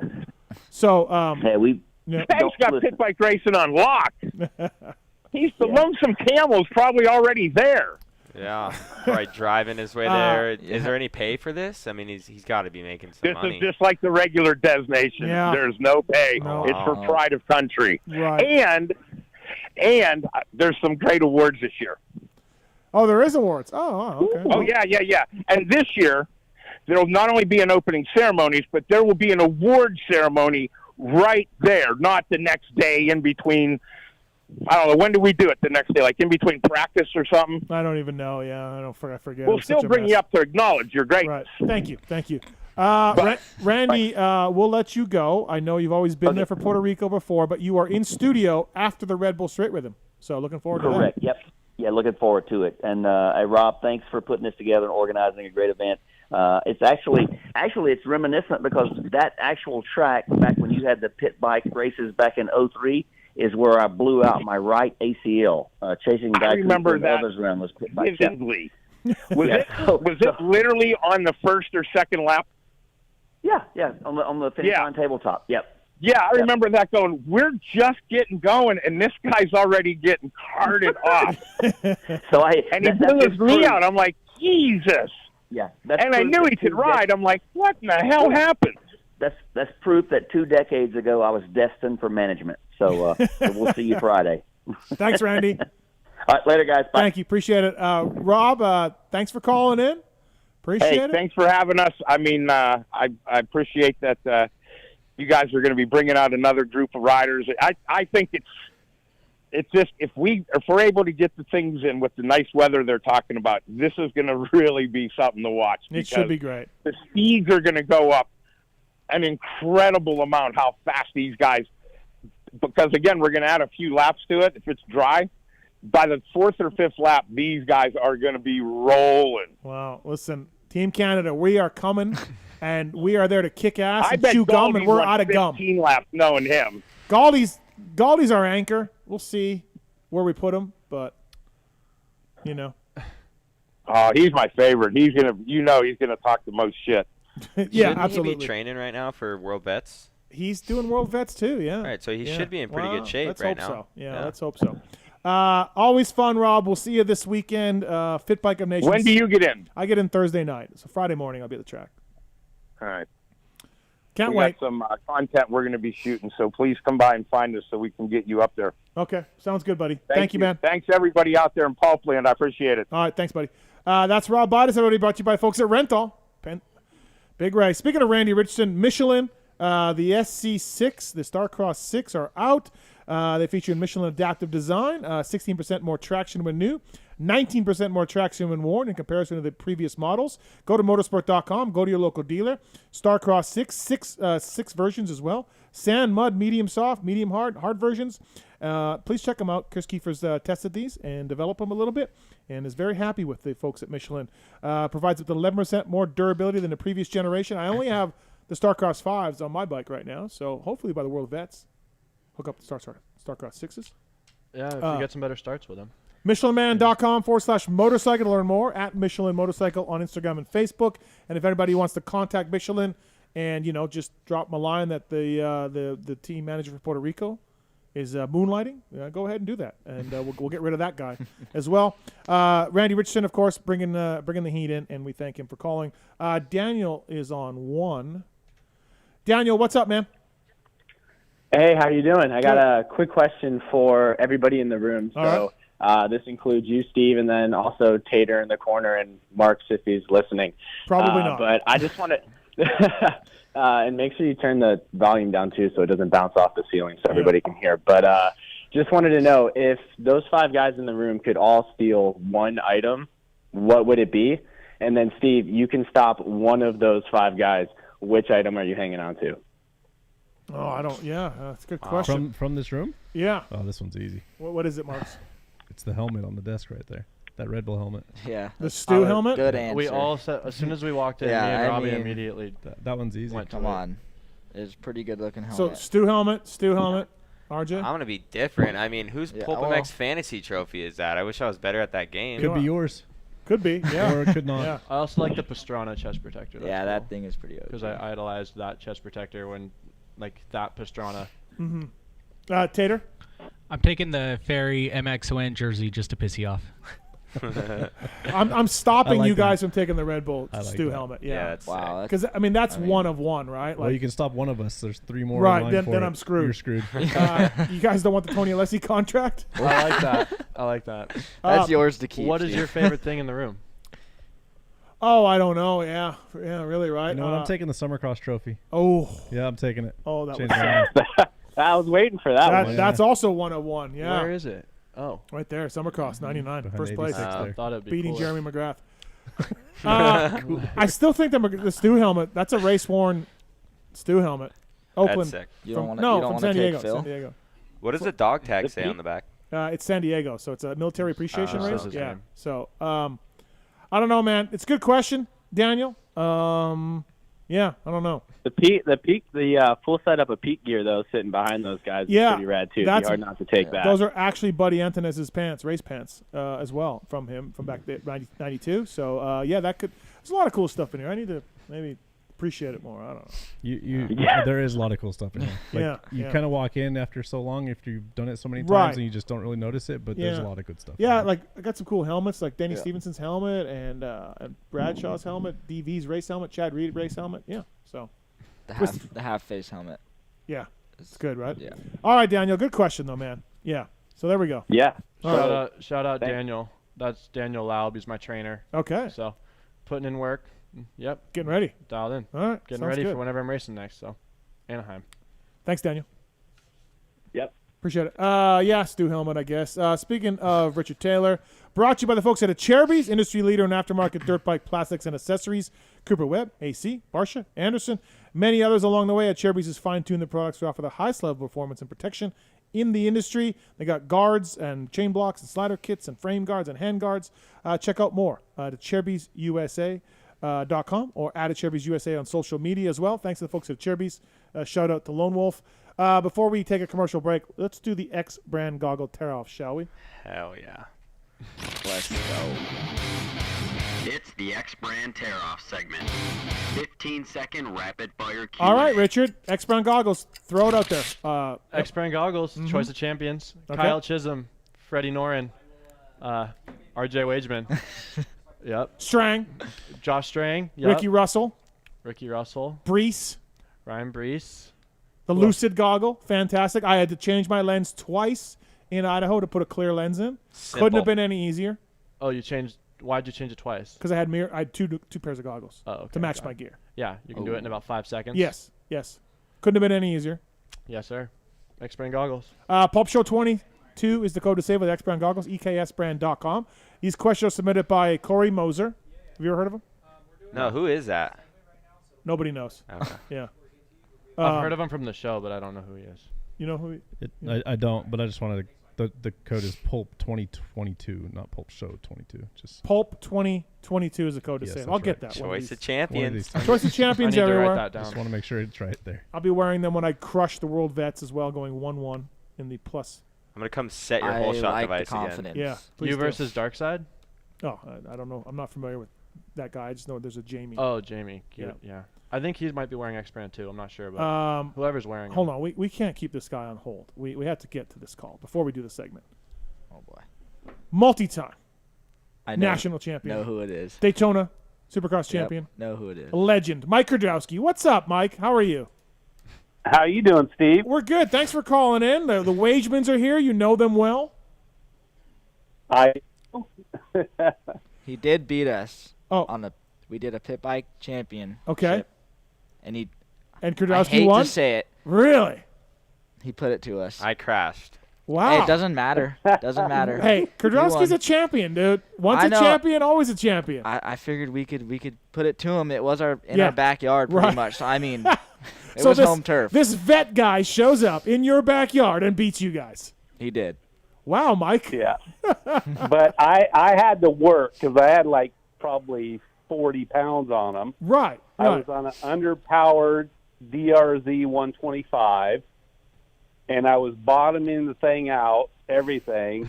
So it was a lot of work, Wow. but I pulled it off. But they made some mistakes, and I capitalized on it. Just But like a they were veteran going that he good. is. Yeah, Mike's just hanging He is in a there, champion, hanging in so there. Right. he right. knows how to do it. Right. And yeah, the weight does mean everything in those pit bike races, and so you Wait, know, yeah. RJ, did you fall in the mud one time? Yeah. I mean, yeah, I ended up with a little double, like full on. I want to say I had that one won, and yeah, I crashed, and right. I will never forget that, and we'll Did never I live it turn down. around and did I turn around and keep going through the puddle and getting you wet? Yeah, you roosted me. It was a miserable loss for me. When was this?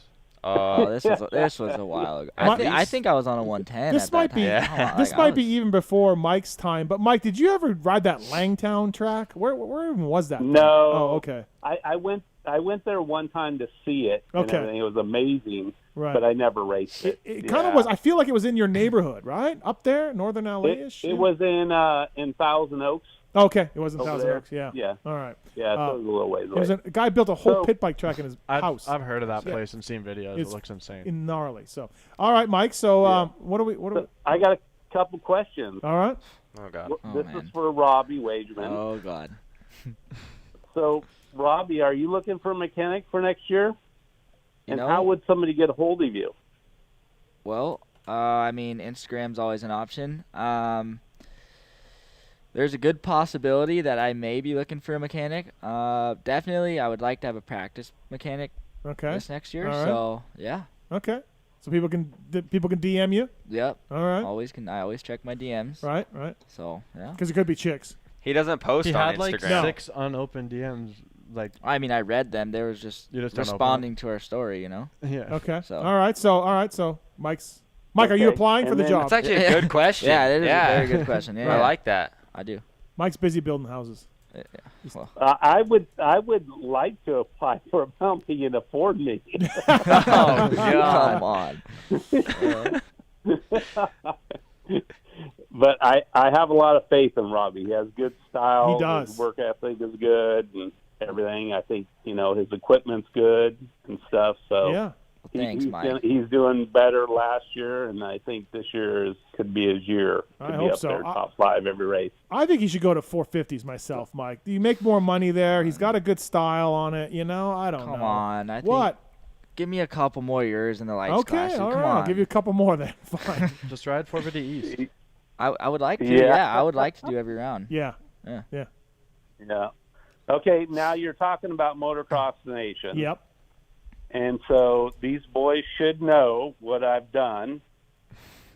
So for all 3 of you, how many have I won and how many have I lost?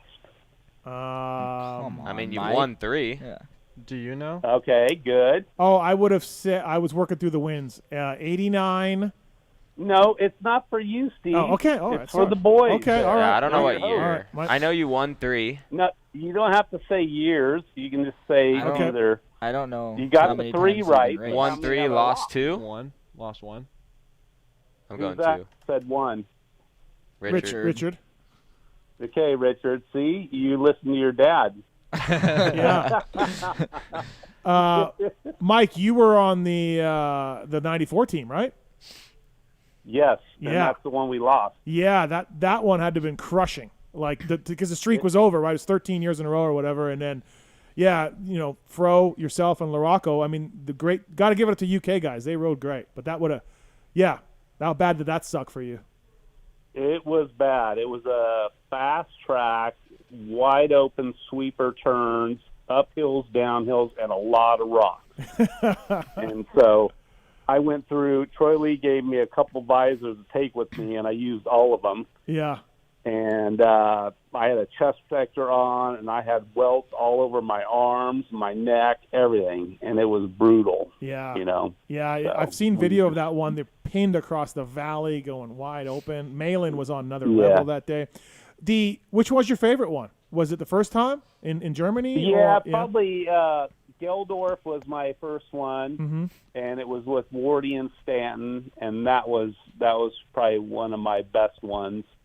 And then we had the sand track in I think it was Belgium, the gnarly sand track. Gosh, I forget the Lomo. Was it Lomo? No, it wasn't Lomo. I don't think. Lierop? No, that's in Holland. I don't know. Yeah. Yeah, it was one of the sand tracks, and we all fought really hard, and it was a tough day, but we pulled it out. That was the one where Stanton got it done late, right? He parked. Yeah, late in the race. Right. Yeah. So that was good. Did you feel a lot of pressure? Was it a lot of pressure for you to line up as a member of Team USA, like every time you went, or did the pressure in '89 wasn't big because you were with Wardy and Stanton and you were the rookie, but then by like '94, you're kind of the team leader, and now the pressure's like, what was it like the different times you went? Well, I think I felt like I was going there as like the premier guys. I had a good team, going there. So I think AMA picked the 3 best riders that were in the AMA Nationals and Supercross and all that. So, but there was a lot of pressure to win, so it just, you went there and like practice, and they had time qualifying. You see where you fit in, all that. So, I don't know. It's just you're a racer. You're in that mode. So you go there, and this is a big deal, and you just do whatever you can. So but I enjoyed it every time I went. I had a good time. I went in 2003 as a mechanic for Ferry, and we got second. And like we were in Belgium, and Belgium won. Ricky rode amazing. Remember, he tracked down Everett's and passed him. But we got second, and dude, I was like, well, shit. The guys rode. Timmy's thumb was broken, like he stretched a ligament in his thumb. Rhino DNF'd, but they only took your top 2 scores. Anyways, the point being, at the end of the day, I'm like, well, shit, we didn't win, but what an experience for me. And Belgium rode great, and they were in their home. But dude, Mike, everyone on Team USA was fucking angry. Great. No, but everyone was angry. And I was like, well, shit. I mean, we got second. Like, dude, nuh-uh. Like Bentley, Kehoe, everyone was angry, and and that made me think about the pressure of like there is only one spot, Yeah. Well, I do remember like coming home after I won, going, we're like the fastest riders on the planet. Mm-hmm. After that, yeah. So, that was the thing. So, yeah. But anyways, I just wanted to call in for the Wageman. All right. I watch them, cheer for them all the time, all that. A shout out to our jerky. We got to put them out there. Yeah, got to get that business going. So, pumping. But yeah, so I'll let other callers call in now. Sounds good. Well, hey, Mike, thanks for the time, man. Appreciate it. Yep, thanks, Mike. Thank you. See you Mike, guys later. Mike Kiedrowski, legend. Yeah, he doesn't get enough credit. He doesn't. No, he doesn't. I've said it. We did a podcast with him, Wageman and I, the Re-Raceables. Yep. And I said on that, I think he's one of the most underrated champions ever. Yeah, he really is. No one talks about Mike. No, he's understated. He's a quiet guy. But, dude. His trophy case is sick. Right. Yeah. It's badass. He's gnarly. Yeah, for sure. He never got a Supercross title, but yeah. I don't care. When you win Daytona, you're pretty badass. No. Yeah. Well, he won a 125 Supercross title, but I meant a big bike. But anyways, we're good. Let's do the X Brands after commercial break. Can we do that? Yep, deal. All right, we're going to commercial break here. We got Robbie Wageman, we got RJ Wageman, we got Richard Taylor in studio. We got Denny Stephenson coming up. We got Rory Sullivan coming up. We got X Brand Goggle Tear-Offs, Rant, Motorsport.com Tweet at Tallon segment, World Supercross Talk. What about us? What? We're going to talk about our great seasons? Yeah, and we'll talk about your great seasons, right. all of you guys combined. Thank you. So stick around, everybody. We'll be right back after this. Yeah, I do a lot of cocaine and eat some pills, but other than that, no.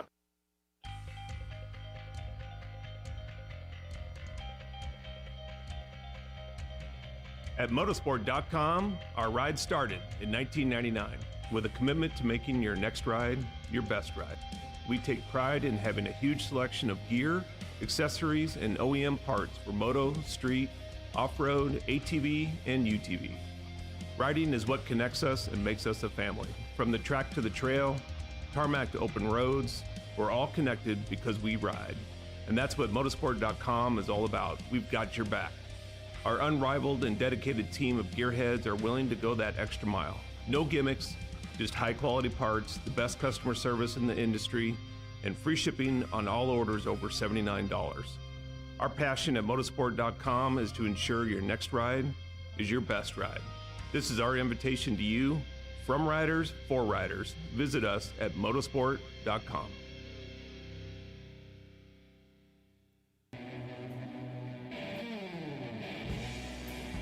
Hey, in case you didn't know, Racetech is the world's largest aftermarket suspension modification company.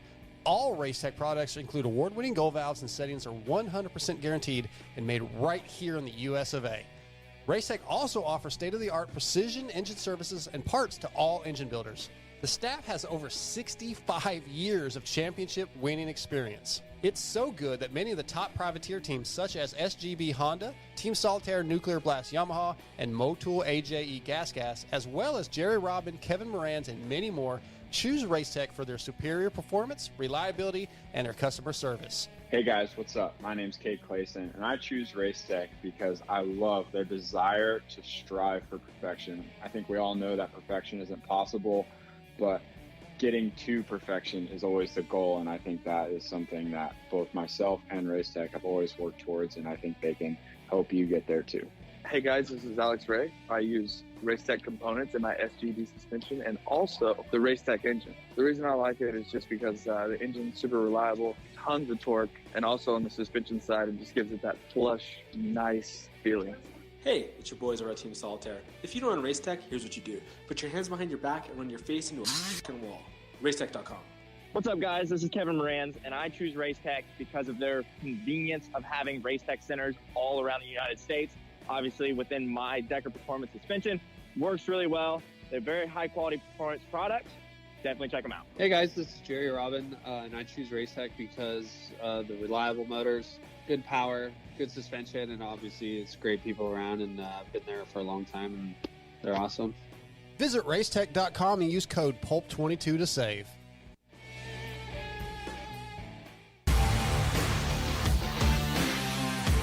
Love the guys at Works Connection. They continue as a 10-year sponsor of this show because, yeah, just like you, They're committed to the sport. For 33 years, they've been designing and distributing leading-edge performance products like Elite Axle Blocks, Elite Clutch Perch, Pro Launch Start Device for performance, radiator braces and skid plates for protection, along with a shock pump, a tack, hour meter, and more for maintenance. Works Connection, great guys up there in NorCal, and super cool company. We're stoked to be associated with them. When you take a look around the AMA pitch, you'll see Works Connection proving ground for products under the canopies of Team Honda, HRC, Star Racing, and other top teams. And the best part of this whole deal is if you use the code PulpMX20, you get 20% off your order. Visit your local dealer, check out motorsport.com, and ask them to see the Works Connection product line for 2022. Great company, great products. Check it out. Thanks to Works Connection for coming on the show. PulpMX20, the code to save.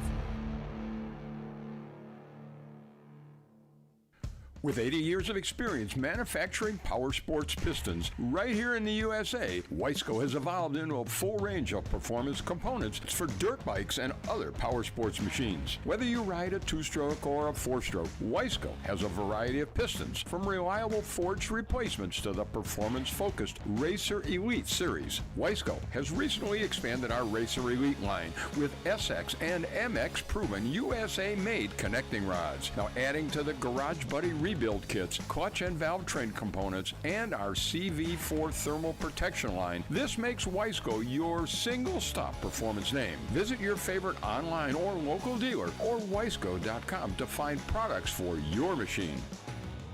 Maxima Racing Oils was created for world-class racers who challenge the limits of possibility. Their demands on equipment drive us to look beyond conventional ideas and to exceed industry standards. It's in our DNA to identify problems, formulate solutions, and execute at the highest levels of competition.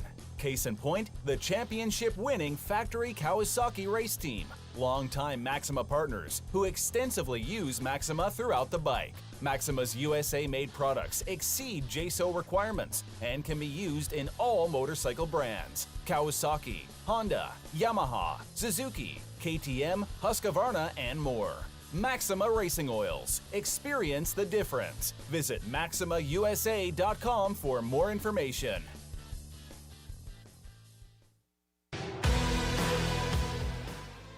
In 1990, my dad, Jamie Gregg, started Guts Racing. Guts stands for Greg's Ultra Trick Seats, because I was just a little kid that wanted a trick seat.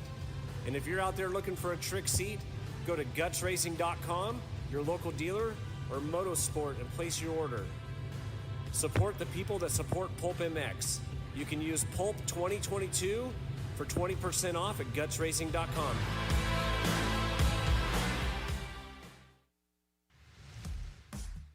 FMF Racing is proud to celebrate over 45 years of fun, building every FMF exhaust right here in the USA. Owner and founder Don Emler may have started FMF Racing in his garage 45 years ago, but Don is still hands-on in our 100,000 square foot state-of-the-art manufacturing facility in Southern California. FMF's goal? Design and manufacture the world's best performance exhausts 100% in the USA under one roof. FMF is a proud sponsor of the Lucas Oil Pro Motocross Championship for over 25 years.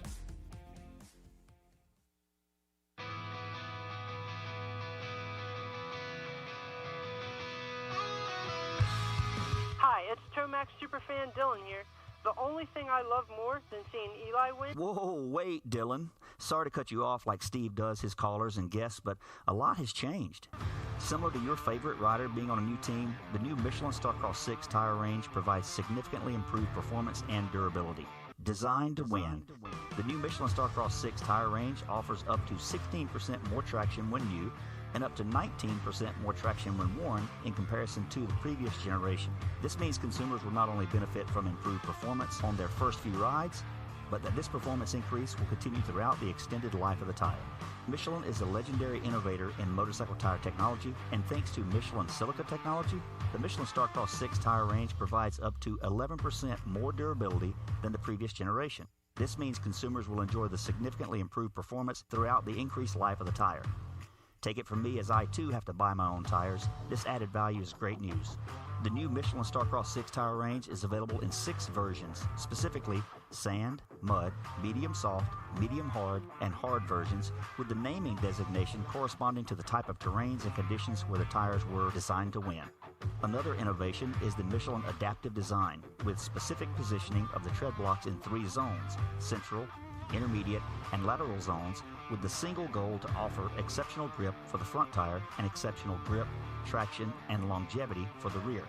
To learn more about the new Michelin Starcross 6 tire line and all the quality products that Michelin offers for motorcycle segments that Steve cares nothing about, visit michelinman.com/motorcycle, and then visit your local dealer or online retailer to choose Michelin product to maximize your riding experiences. Also, make sure to follow at Michelin Motorcycle on Instagram and Facebook.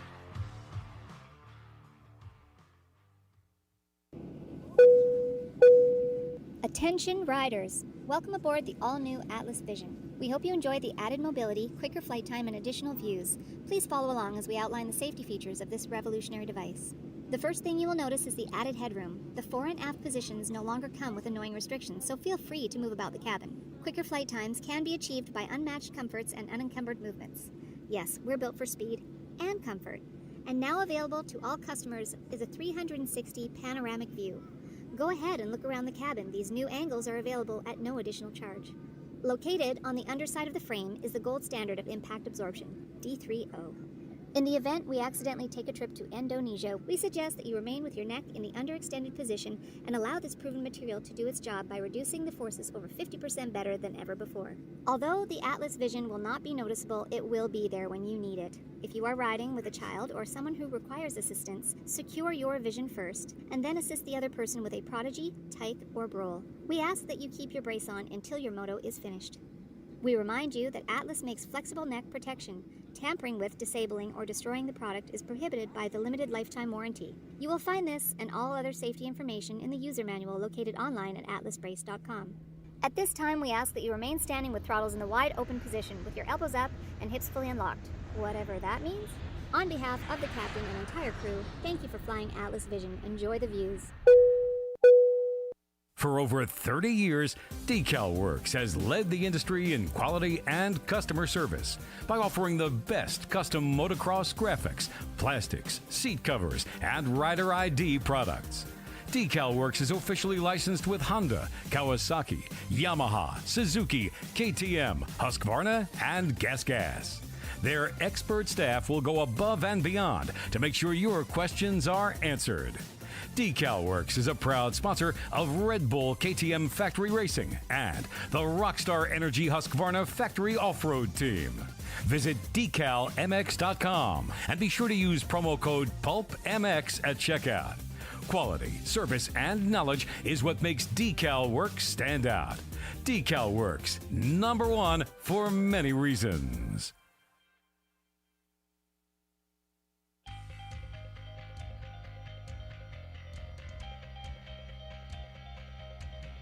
At motorsport.com, our ride started in 1999 with a commitment to making your next ride your best ride.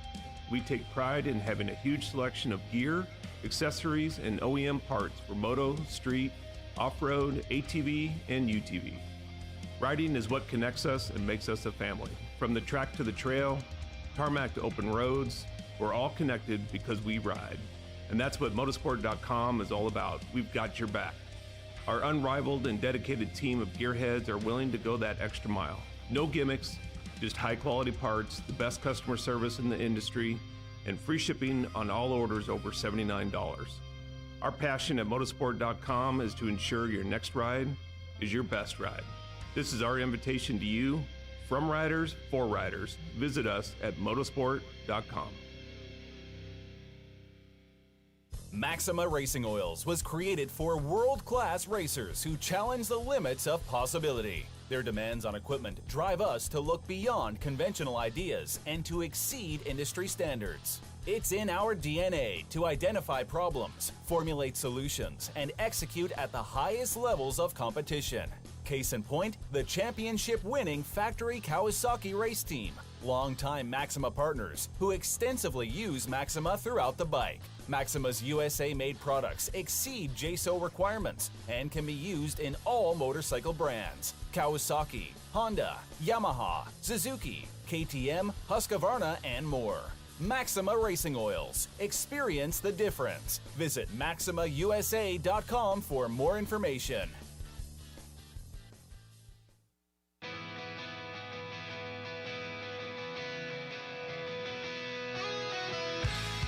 Hi, it's Tomax Superfan Dylan here. The only thing I love more than seeing Eli win... Whoa, wait, Dylan. Sorry to cut you off like Steve does his callers and guests, but a lot has changed. Similar to your favorite rider being on a new team, the new Michelin Starcross 6 tire range provides significantly improved performance and durability. Designed to win. The new Michelin Starcross 6 tire range offers up to 16% more traction when new and up to 19% more traction when worn in comparison to the previous generation. This means consumers will not only benefit from improved performance on their first few rides, but that this performance increase will continue throughout the extended life of the tire. Michelin is a legendary innovator in motorcycle tire technology, and thanks to Michelin silica technology, the Michelin Starcross 6 tire range provides up to 11% more durability than the previous generation. This means consumers will enjoy the significantly improved performance throughout the increased life of the tire. Take it from me, as I too have to buy my own tires. This added value is great news. The new Michelin Starcross 6 tire range is available in 6 versions, specifically sand, mud, medium soft, medium hard, and hard versions, with the naming designation corresponding to the type of terrains and conditions where the tires were designed to win. Another innovation is the Michelin adaptive design, with specific positioning of the tread blocks in 3 zones: central, intermediate, and lateral zones, with the single goal to offer exceptional grip for the front tire and exceptional grip, traction, and longevity for the rear. To learn more about the new Michelin Starcross 6 tire line and all the quality products that Michelin offers for motorcycle segments that Steve cares nothing about, visit michelinman.com/motorcycle.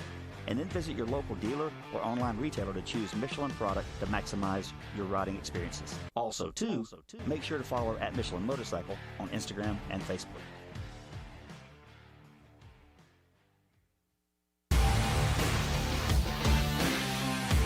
Love the guys at Works Connection. They continue as a 10-year sponsor of this show because, yeah, just like you, they're committed to the sport. For 33 years, they've been designing and distributing leading-edge performance products like the Elite Axle Blocks, Elite Clutch Perch, Pro Launch Start Device for performance, radiator braces and skid plates for protection, along with a shock pump, a tack, hour meter, and more for maintenance.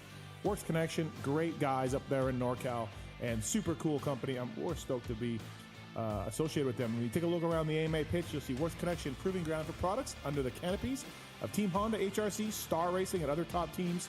And the best part of this whole deal is if you use the code PulpMX20, you get 20% off your order. Visit your local dealer, check out motorsport.com, and ask them to see the Works Connection product line for 2022. Great company, great products. Check it out. Thanks to Works Connection for coming on the show. PulpMX20, the code to save.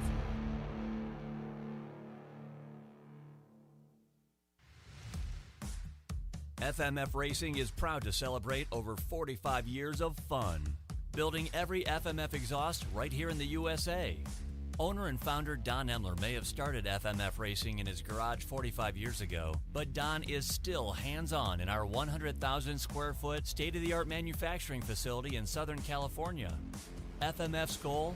Design and manufacture the world's best performance exhausts 100% in the USA under one roof. FMF is a proud sponsor of the Lucas Oil Pro Motocross Championship for over 25 years.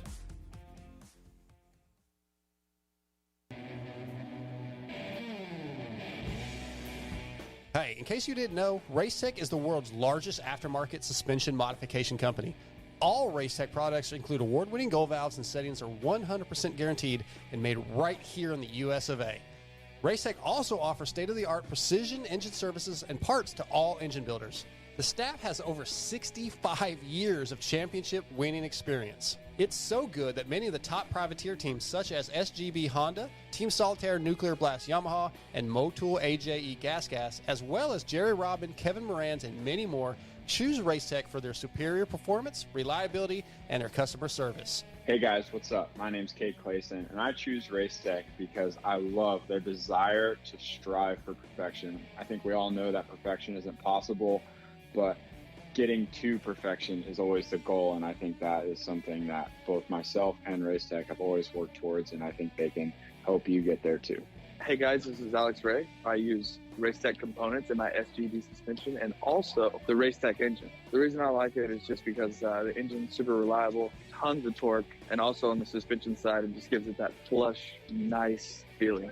Hey, it's your boys over at Team Solitaire. If you don't run Racetech, here's what you do. Put your hands behind your back and run your face into a wall. Racetech.com. What's up, guys? This is Kevin Moranz, and I choose Racetech because of their convenience of having Racetech centers all around the United States. Obviously, within my Decker Performance suspension, works really well. They're very high-quality performance products. Definitely check them out. Hey guys, this is Jerry Robin, and I choose Racetech because the reliable motors, good power, good suspension, and obviously it's great people around, and I've been there for a long time, and they're awesome. Visit racetech.com and use code PULP22 to save.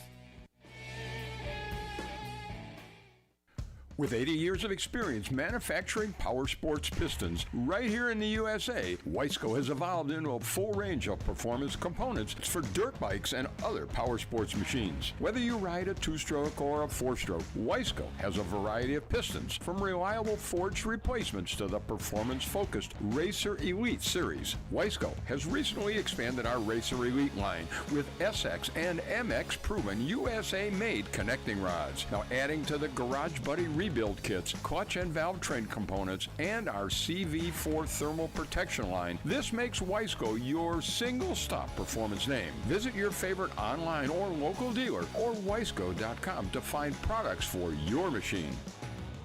For over 30 years, DecalWorks has led the industry in quality and customer service by offering the best custom motocross graphics, plastics, seat covers, and rider ID products. DecalWorks is officially licensed with Honda, Kawasaki, Yamaha, Suzuki, KTM, Husqvarna, and GasGas. Their expert staff will go above and beyond to make sure your questions are answered. DecalWorks is a proud sponsor of Red Bull KTM Factory Racing and the Rockstar Energy Husqvarna Factory Off-Road Team. Visit decalmx.com and be sure to use promo code PulpMX at checkout. Quality, service, and knowledge is what makes DecalWorks stand out. DecalWorks, #1 for many reasons.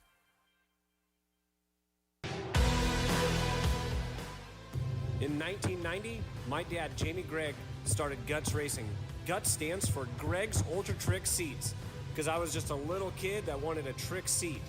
And if you're out there looking for a trick seat, go to gutsracing.com, your local dealer, or Motosport, and place your order.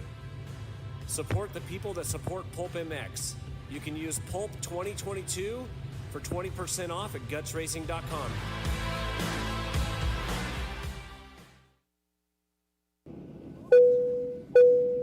Attention riders! Welcome aboard the all-new Atlas Vision. We hope you enjoy the added mobility, quicker flight time, and additional views. Please follow along as we outline the safety features of this revolutionary device. The first thing you will notice is the added headroom. The fore and aft positions no longer come with annoying restrictions, so feel free to move about the cabin. Quicker flight times can be achieved by unmatched comforts and unencumbered movements. Yes, we're built for speed and comfort. And now available to all customers is a 360 panoramic view. Go ahead and look around the cabin. These new angles are available at no additional charge. Located on the underside of the frame is the gold standard of impact absorption, D3O. In the event we accidentally take a trip to Indonesia, we suggest that you remain with your neck in the underextended position and allow this proven material to do its job by reducing the forces over 50% better than ever before. Although the Atlas Vision will not be noticeable, it will be there when you need it. If you are riding with a child or someone who requires assistance, secure your vision first, and then assist the other person with a Prodigy, Tyke, or Brole. We ask that you keep your brace on until your moto is finished. We remind you that Atlas makes flexible neck protection. Tampering with, disabling, or destroying the product is prohibited by the limited lifetime warranty. You will find this and all other safety information in the user manual located online at atlasbrace.com. At this time, we ask that you remain standing with throttles in the wide open position with your elbows up and hips fully unlocked, whatever that means. On behalf of the captain and entire crew, thank you for flying Atlas Vision. Enjoy the views.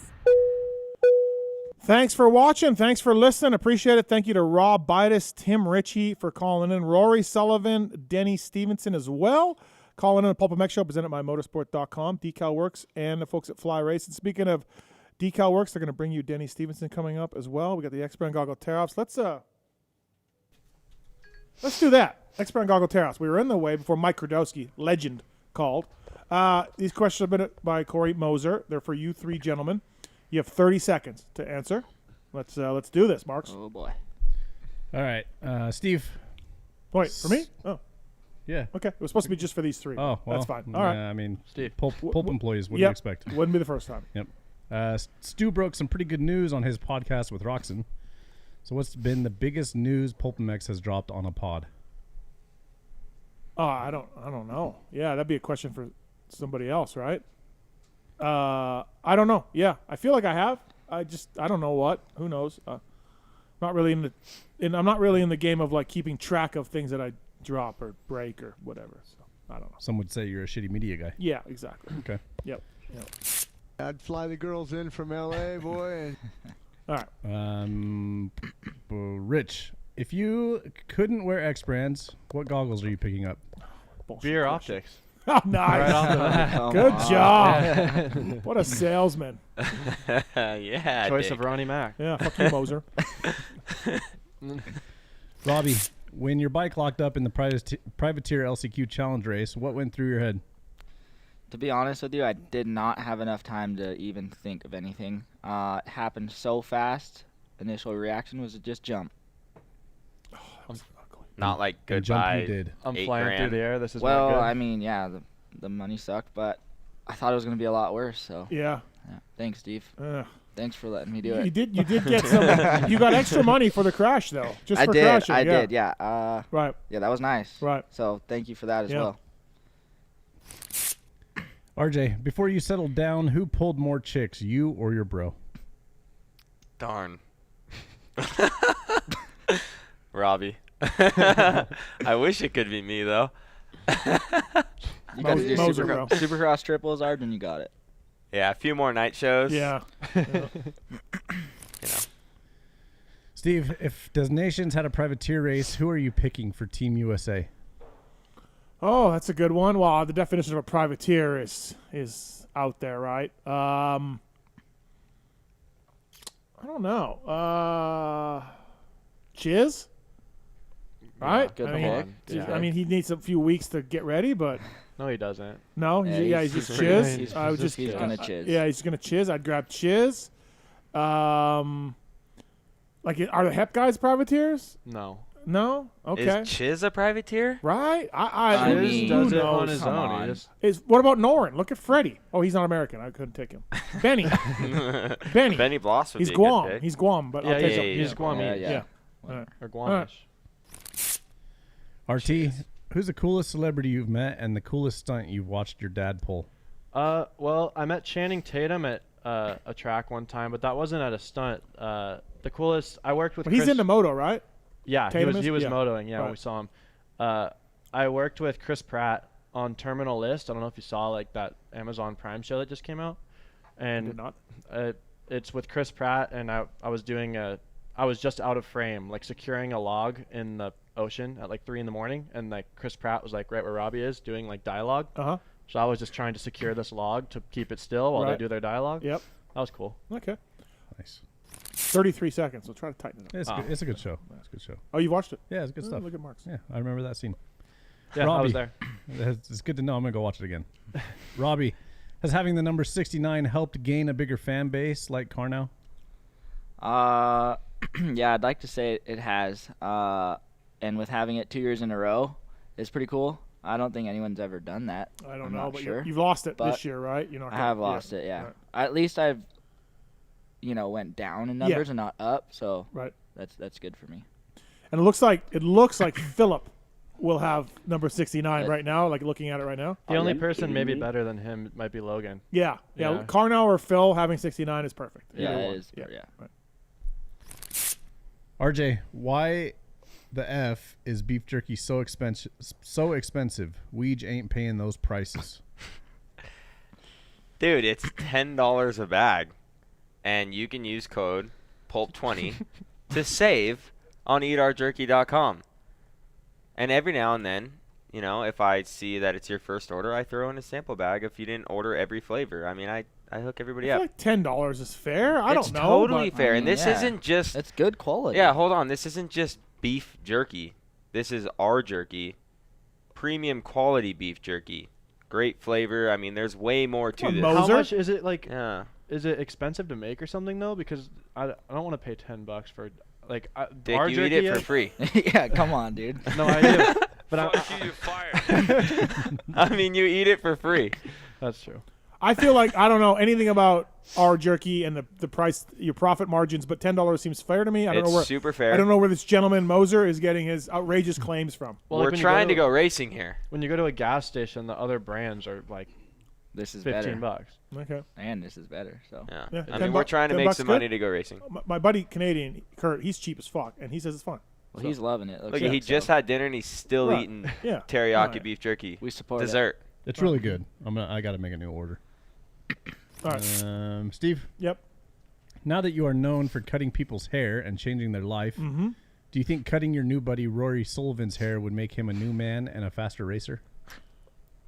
No, he's not trying to. Rory's off-road guy, and look at the guy in the corner over there. Like, look at him. We talked about cutting Chuck Sun's hair too. We talked about cutting everyone's hair. I could do an hour podcast on Chuck Sun. An hour. Yeah, Bring he's a him character. In studio guest. I've had him in here. I did a one-on-one pod Let's with him, do it but again. yeah, I'm not cutting Rory's hair. He's a renegade. He's an off-road guy, and then off-road guys run that. So no. RT, in regards to bike testing or setup, what have you learned the most from your old man? Probably just how to do it well. I just feel like I've been around the testing world my whole life, and he's just taught me how to really feel the bike, what different things do, and how to get a good setup. So the rebound's tougher than compression, but getting an overall balance of the bike and dialing it in. My dad's a big help. And which Wageman is better at knowing what the bike is doing? Yeah. Oh, Robbie's giving himself up. He's not even. Me and RJ did Suzuki R&D, so right. we actually. That's true, RJ. Yeah. You've done some stuff, so yeah, Robbie. Yeah, I'm just the racer, dude. Yeah. I hop on and go. Right. All right. Robbie, if you got an opportunity to ride for Team Puerto Rico, are you going? I mean, yeah, sure. Why not? I love racing. I'm there. All right. 4 seconds. Good job. Thank you. All right, last one. RJ, what was your favorite Supercross track this season? Ooh, that's a really good question. I mean, considering I just had an incredible season. Yeah. Great rookie year on the 450. Amazing. Texas. Made Arlington. every night show that I attempted. What Dallas, you got hurt. Yeah. What round was that? Round 8. Oh, okay. So that's I did the first was that 6. far down? Okay, I didn't know if that was Yeah. that many down. Yeah, I knew it was early, but and I was just getting warmed up. Of course. Yeah. Let's see. How were those whoops all season? Oh my God. Well, round 1. Yeah. Ask my arm. Round 1 Ask was RJ's absolutely. arm. Yeah. I mean, I crashed in the whoops. I've never crashed so many times in my life this year. But let's see. My favorite, honestly, San Diego was good. Yeah. Like there weren't that many ruts, and the track was rideable in B practice on a 450. Those whoops looked really big, but they ended up being okay for everybody. Like, you could actually skim the whoops. Like there was a lot of face to the whoop. Right. The Dragon's back. They kind of like shaved down the landing before. Like I actually had fun and enjoyed riding that track. Like the rhythms were kind of easy, I guess, but just no ruts. Yeah. It was great. Right. I like San Diego. San Diego. That was over 30 seconds. Great time. It was. Well, speaking. I didn't hear any tear-offs, so I was good. I keep Speaking going. of RJ crashing, he did crash on a press day this year. A1. Yeah. Oh boy. Not good. Yeah. Uh-huh. X-Brand Goggles, choice of champs ever. Denny Stephenson coming right up. Hey, our buddies at Verb. Shout out to Verb Moto and Jessica Patterson, who, by the way, won a championship in X-Brand Goggles. They're hosting the Verb Classic at Next Level 101 in South Carolina, October 1st and 2nd coming up. They're raising a ton of money for Women's Pro Purse. They're already up to over $12K. They're raffling off a YZ250F. All the proceeds are going into the Pro Purse for that. Check out verbmoto.com for details, and the purchase tickets are $25. The drawing will be live on site for the bike on October 1st. You do not have to be present to win, so log on to verbmoto.com. Help the guys do something cool for women's racing. Thank you to Verb.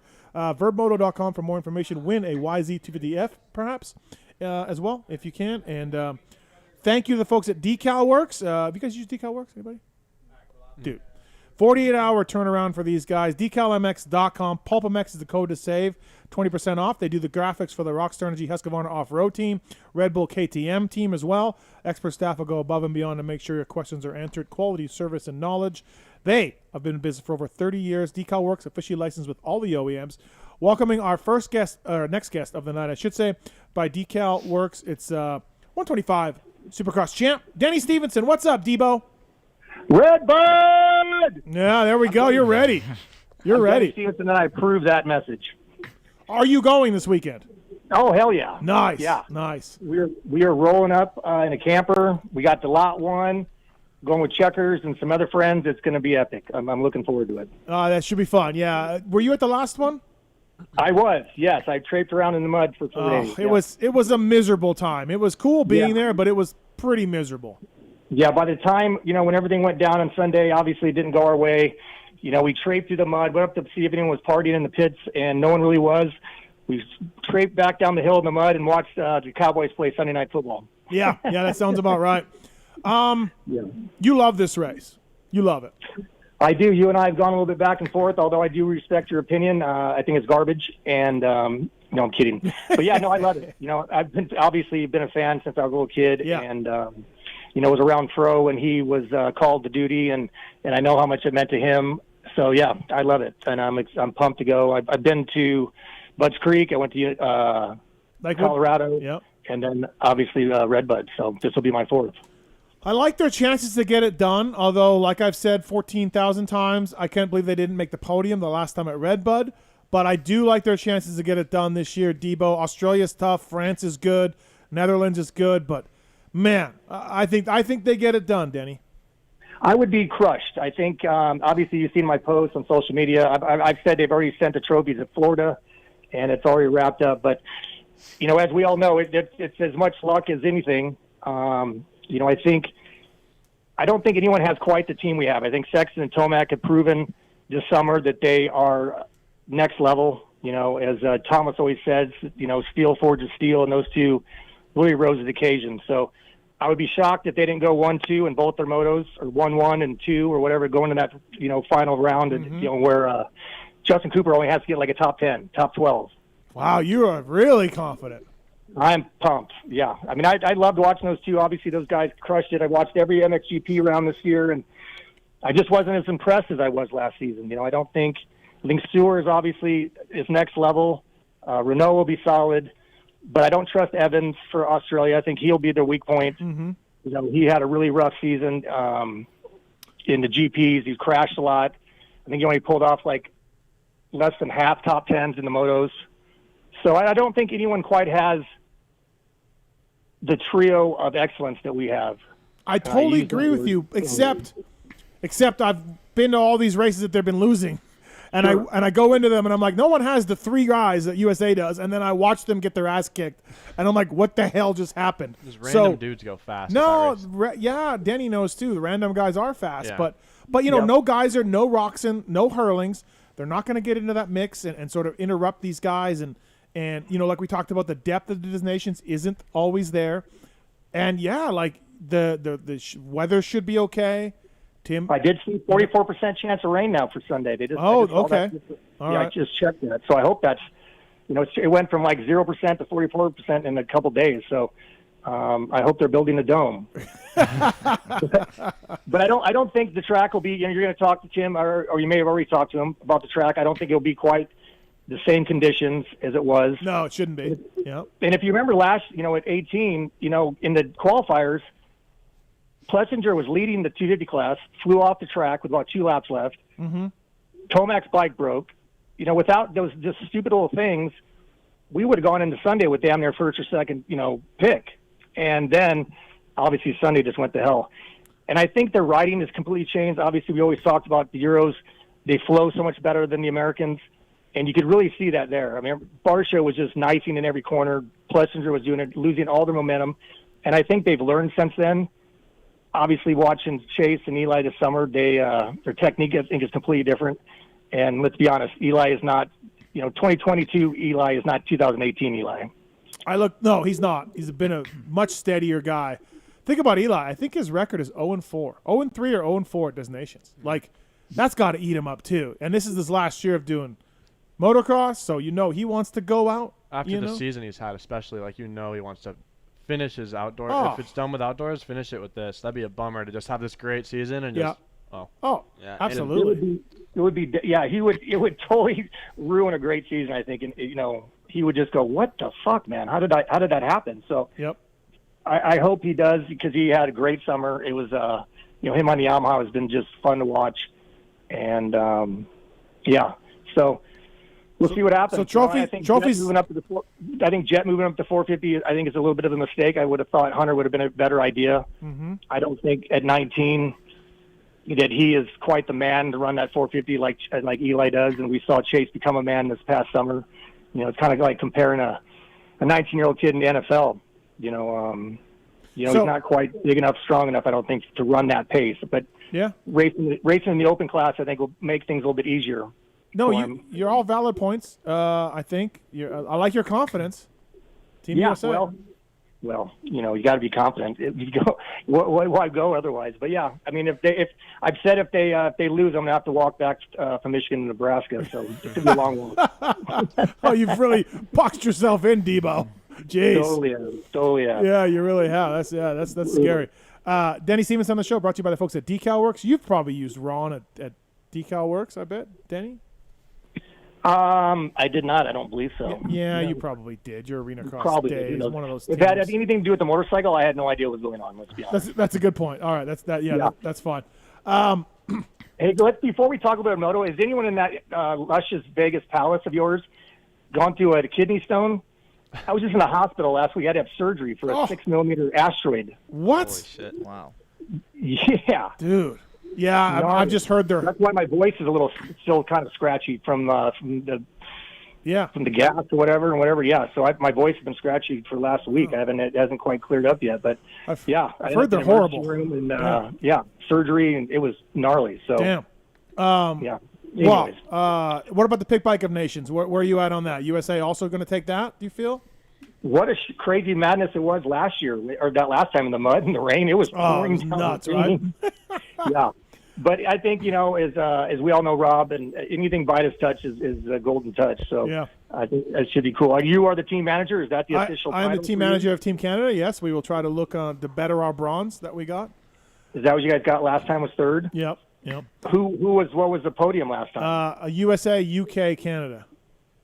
See, winning everything. Where were you, Debo, on the 250 choice for MXDN? Were you Christian Craig? Were you Justin Cooper? Were you RJ Hampshire? Like, where were you at? Well, I came out of the gate really strong with Barsha, and that really flopped badly. But everybody I think that's saying that Cooper is going to be the weak point, I think is uneducated and a fool, because if you look at the list of riders, of 250 riders, and he is easily a top 5 guy in a 250 class. Obviously they don't score it that way. Right. He's a good starter. He's won motos. He's shown flashes of brilliance. He's been there before. He won in Italy, Assen in the qualifier, and then proceeded to kill him and Anderson in the first moto. Mm-hmm. But I think he's going to do well. If he gets out front and gets a decent start, if Roger actually pays attention this time and puts the 250 guy on the inside, I think he can. I think he can run top, 8 to 10. It's pretty rare that a 250 guy gets. I went back and looked at all the results, and it's pretty rare. The fast 250 guys, MX2 guys, are usually up towards the front, and then there's a big gap for the rest of them. So. No, that's why a lot of times the winning margin comes down to how your 250 guy does. It really does. For sure. Because they don't score it like first and second. They score it, like that's the spot you got, So at the last time at Red Bud, I think Prado and Hunter and Ferrandis were like top 6 guys. Yeah. And then obviously it just dropped significantly with Plessinger and the rest of the guys. So I think he's a good choice. I think he's getting a bum rap, and he's going to bring home the trophy. So RJ Wageman, Robbie Wageman, and Richard Taylor in studio. Were you guys Team Craig, Team Barsha, Team Cooper? What were you guys thinking about that pick? Because it was up for debate. And, of course, as soon as Cooper got named, he got sick and he kind of struggled. And then my DMs were full of people who'd be like, Christian Craig! You know what I mean? Like, it's how funny how people back off that. But where were you guys? I kind of feel like originally I wanted it to be a 450 guy just Yep. because that's cool. Like I mean, just I've never seen that like in my time really. Right. But as we got deeper into it, I think Cooper probably makes the most sense. He's, experienced in it. He's gonna be good. Mhm. And yeah, I mean, we have Hampshire and whatever, but I Yep. think Cooper's probably more consistent than him. I was with Denny. I wanted Barsha early on. 250, his style on a 250. He's ridden the designations a bunch and ridden well, but then he kind of tallied off a little bit. I don't know what happened for he did well. He podiumed at Redbud, and then it was just all for the rest of the season. Like he almost just turned it off, and then obviously he withdrew from consideration. So yeah, he's an anomaly sometimes. I'll tell you. Yeah, I think I was on the Barsha train a little bit just because of the pressure and that he's done it and he's super seasoned, and I think he would have been totally fine on a 250. Obviously, Craig won a 250 championship this year, so I think he would have been fine as well. And he handled the pressure of winning a championship. So it's like I don't think it really mattered. I think anybody could get the job done, but going with Cooper, racing this bike all year, getting better as the season went on, I think he's going to be fine. And you got to imagine, like, on a bad day, like, he's got to be at least a top 10 guy. Well, his starts are good. And his starts are good, like 20-minute motos. He knows how to win. No, 30-minute. 30-minute qualifiers. Yeah, 20-minute qualifier, 30-minute plus 2. I mean, I don't know. He'll be fine. Okay. Yeah, I think I was all about the starts.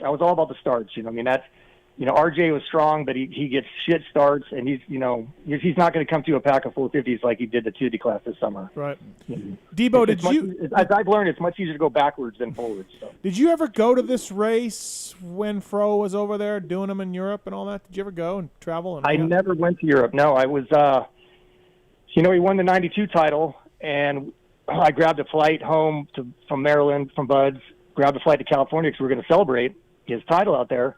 And then he got the call, him and Larocco and Lyles is the B main or whatever. And so we went to Australia and came back after winning, and then, which was awesome. He turned around his whole career, I think, at Redbud in '92, and it just, kept going up. Right. And then in '96, I believe it was, I was pretty much staying at his house a bunch when Great Western kind of fell through. So I was just kind of chilling in California, and they get selected and ride the 500. And I remember, that 500, I think they just pulled out of the warehouse. Yeah, it was just Wardy's bike, right?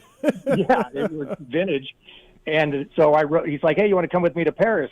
So I'm going to test the 500. And I said, yeah, sure. He's like, you can ride my 250 bike, practice bike. And I'm like, well, that should be pretty cool. It was a championship bike from that year. Right. Or practice bike, at least. And I'll never forget jumping on that Factory Works Cowie. And it was probably the best bike I've ever rode. Within about 5 minutes riding in Paris, I was probably going faster than I've ever gone on a bike. It was unbelievable. And Spro, I think, rode about 20 minutes. They changed the bars, did a little adjustment to the suspension, and he's like, yeah, I'm good. I'm like, you're good? You've never even rode a 500 before, let alone this sled. He's like, no, I feel pretty comfortable. I'm like, okay. Yeah. And then he went and won over there. So, yeah. Go figure. You and I have different versions or beliefs of this race. Paul Parabinos from Renthal helped organize a fundraiser. Richard, you played in the golf tournament for it. There needs to be more team unity. But, yeah, Denny, if I'm Mike Pelletier of the AMA, this year you're going because it's at Redbud, but I'm not going to this thing in Europe without some sort of assistance from in front. I'm just not going, man. It's so expensive. It's so much time. It's so much effort. And they sell tickets, and there's one person making a ton of money off this race. It ain't the purse money. It ain't the riders. And I'm holding out a little bit. And if a rider doesn't want to go, I'm fine with that. Both of these things you think I'm crazy about, but that's where I'm at. Well, you and I talked, and we've discussed it last time I was on. Once you kind of explain yourself of why you have a little bit of a jaded, sense of the race when, going over with Timmy, there was no unity. You showed up to practice track. The team was leaving. It was just you and Tim. You didn't talk to anybody all weekend. Like, that's a side of this that I didn't understand. So, you brought a lot of light to me that it's like that now. I didn't really see that. And then watching the GPs this year, I've been a huge critic of in front on social media that, watching these flyaway rounds where there's literally 12 to 15 guys lining up. Yeah. it is just it's they might have some of the best riders. They don't have all the best riders. There's still a lot of guys now just racing in the country's championships. Mm-hmm. They've the significant drop off from last year when it was a huge battle between Herlings and Fabra or whatever and Gasser to this season. I mean, it's incomparable. I mean, it was a huge drop off. And trying to watch them on TV was like watching a local race when they got half the gates blocked off with hay bales or tough locks. So whatever they're doing over there, I don't think they're doing it right, and I think they're realizing that because I know. Then again, they don't because I see that they just added another Indonesian round. Yeah, they don't care. No one goes. Yeah, whatever government wants to pay them, they'll show up and they'll bring their 10 riders, 12 riders, like whatever. Like they don't care, and it's pretty sad at times, in my opinion, on what's been going on over there. And they're using the Australian and the Canadians and the Americans and all these countries that have to go to Europe. They're not giving them a dime. They're raking in so much money at these races, and they're just like, yeah, just show up for your country, bro. Well, at some point, you got to be like, wait a minute, I'm fine with doing a lot for my country. Do I have to do 100% for my country? Can I get some of this money that you're making off my country sweat and equity? So I don't know. Yeah, and if the riders don't want to go, that's fine too. Tomac bowed out of it. Cowie bowed out of it. McGrath's bowed out of it. Stanton's bowed out of it. So sure. Yeah, like whatever. I'm fine with it, but it's still a cool event. It's still awesome. It is, and I'm and it even proves a bigger point. Everybody gave them the Americans shit when they didn't show up for the for a few years, yet the FIM couldn't even get their 2 current world champions over here. I mean, yeah, it just kind of shows that. It's not just the Americans that kind of getting that opinion. Obviously Europeans are getting a little bit of that. I followed, MX Vice and Lewis on his social media, and Sewer and all those guys are trying to speak up and whatnot. And, they're doing their best. And I think they're slowly had enough, and it's time to make some changes. And then they add, FIM's endorsing, obviously, the World Supercross, which overlaps their own series, which, yeah, no, they don't care. Just give them a check. They just give them a check. They don't care. No. Yeah, and people want to complain over here about Feld and MX Sports. I think they're doing much more for the sport than what Infront is doing, worldwide. Yeah. Denny Stephenson on the PulpMX show. What do you make of this Roxon drama? We discussed it right at the top here. Looks like he's done with Honda. Posted, on social media his bike breaking. Said Honda withdrew the offer. Honda came out and said, we didn't withdraw it. You just rejected it. It's crazy. I tried to get started a little conspiracy theory on Twitter there. It just seems really bizarre that he came out with that post about the sprocket coming off or whatever in the image. And then boom, he goes on the Bubba show, and within minutes, it is everywhere in social media. Every single person has it. In my little conspiracy theory, I think Honda was doing whatever they could to distance themselves from the World Supercross. From what I heard, obviously, that the Lawrence brothers wanted to try and race it, and they said no. Yep. And they obviously couldn't let Kenny do it if he was going to be under contract. And my theory is that he'll be on Honda on November 1st. Whether that's complete left field. No, that's Richard's theory right here. He said the same thing. Yeah, I was thinking that too. It's just a way to get around it. It's just their way of saying we are not going to, we're distancing ourselves as further we can from World Supercross, and we're just going to use Kenny. And Kenny, it's almost like Kenny. Everybody knew that Kenny was going on air. That this was going to be announced. It just hit way too weirdly. So. I don't know, but then I read today somewhere that he might be on a KTM. So what the hell do I know?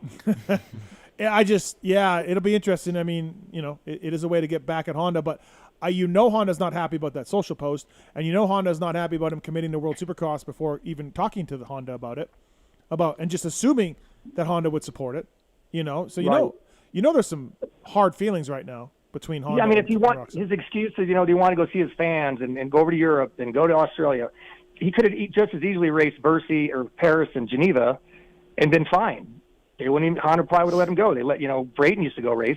But just because it's a series and FIM, he could have done it differently. But, was he getting paid $250 a round or whatnot? But I think he made a bad decision because if he does end up at Honda, I can't see anyone else paying him what he had. And just kind of, and Lars, listen to the interviews kind of throughout the season of Lars kind of being questioned about it. He walked very smoothly and tiptoed around the subject with Kenny. So, who knows? Maybe he's had enough of him.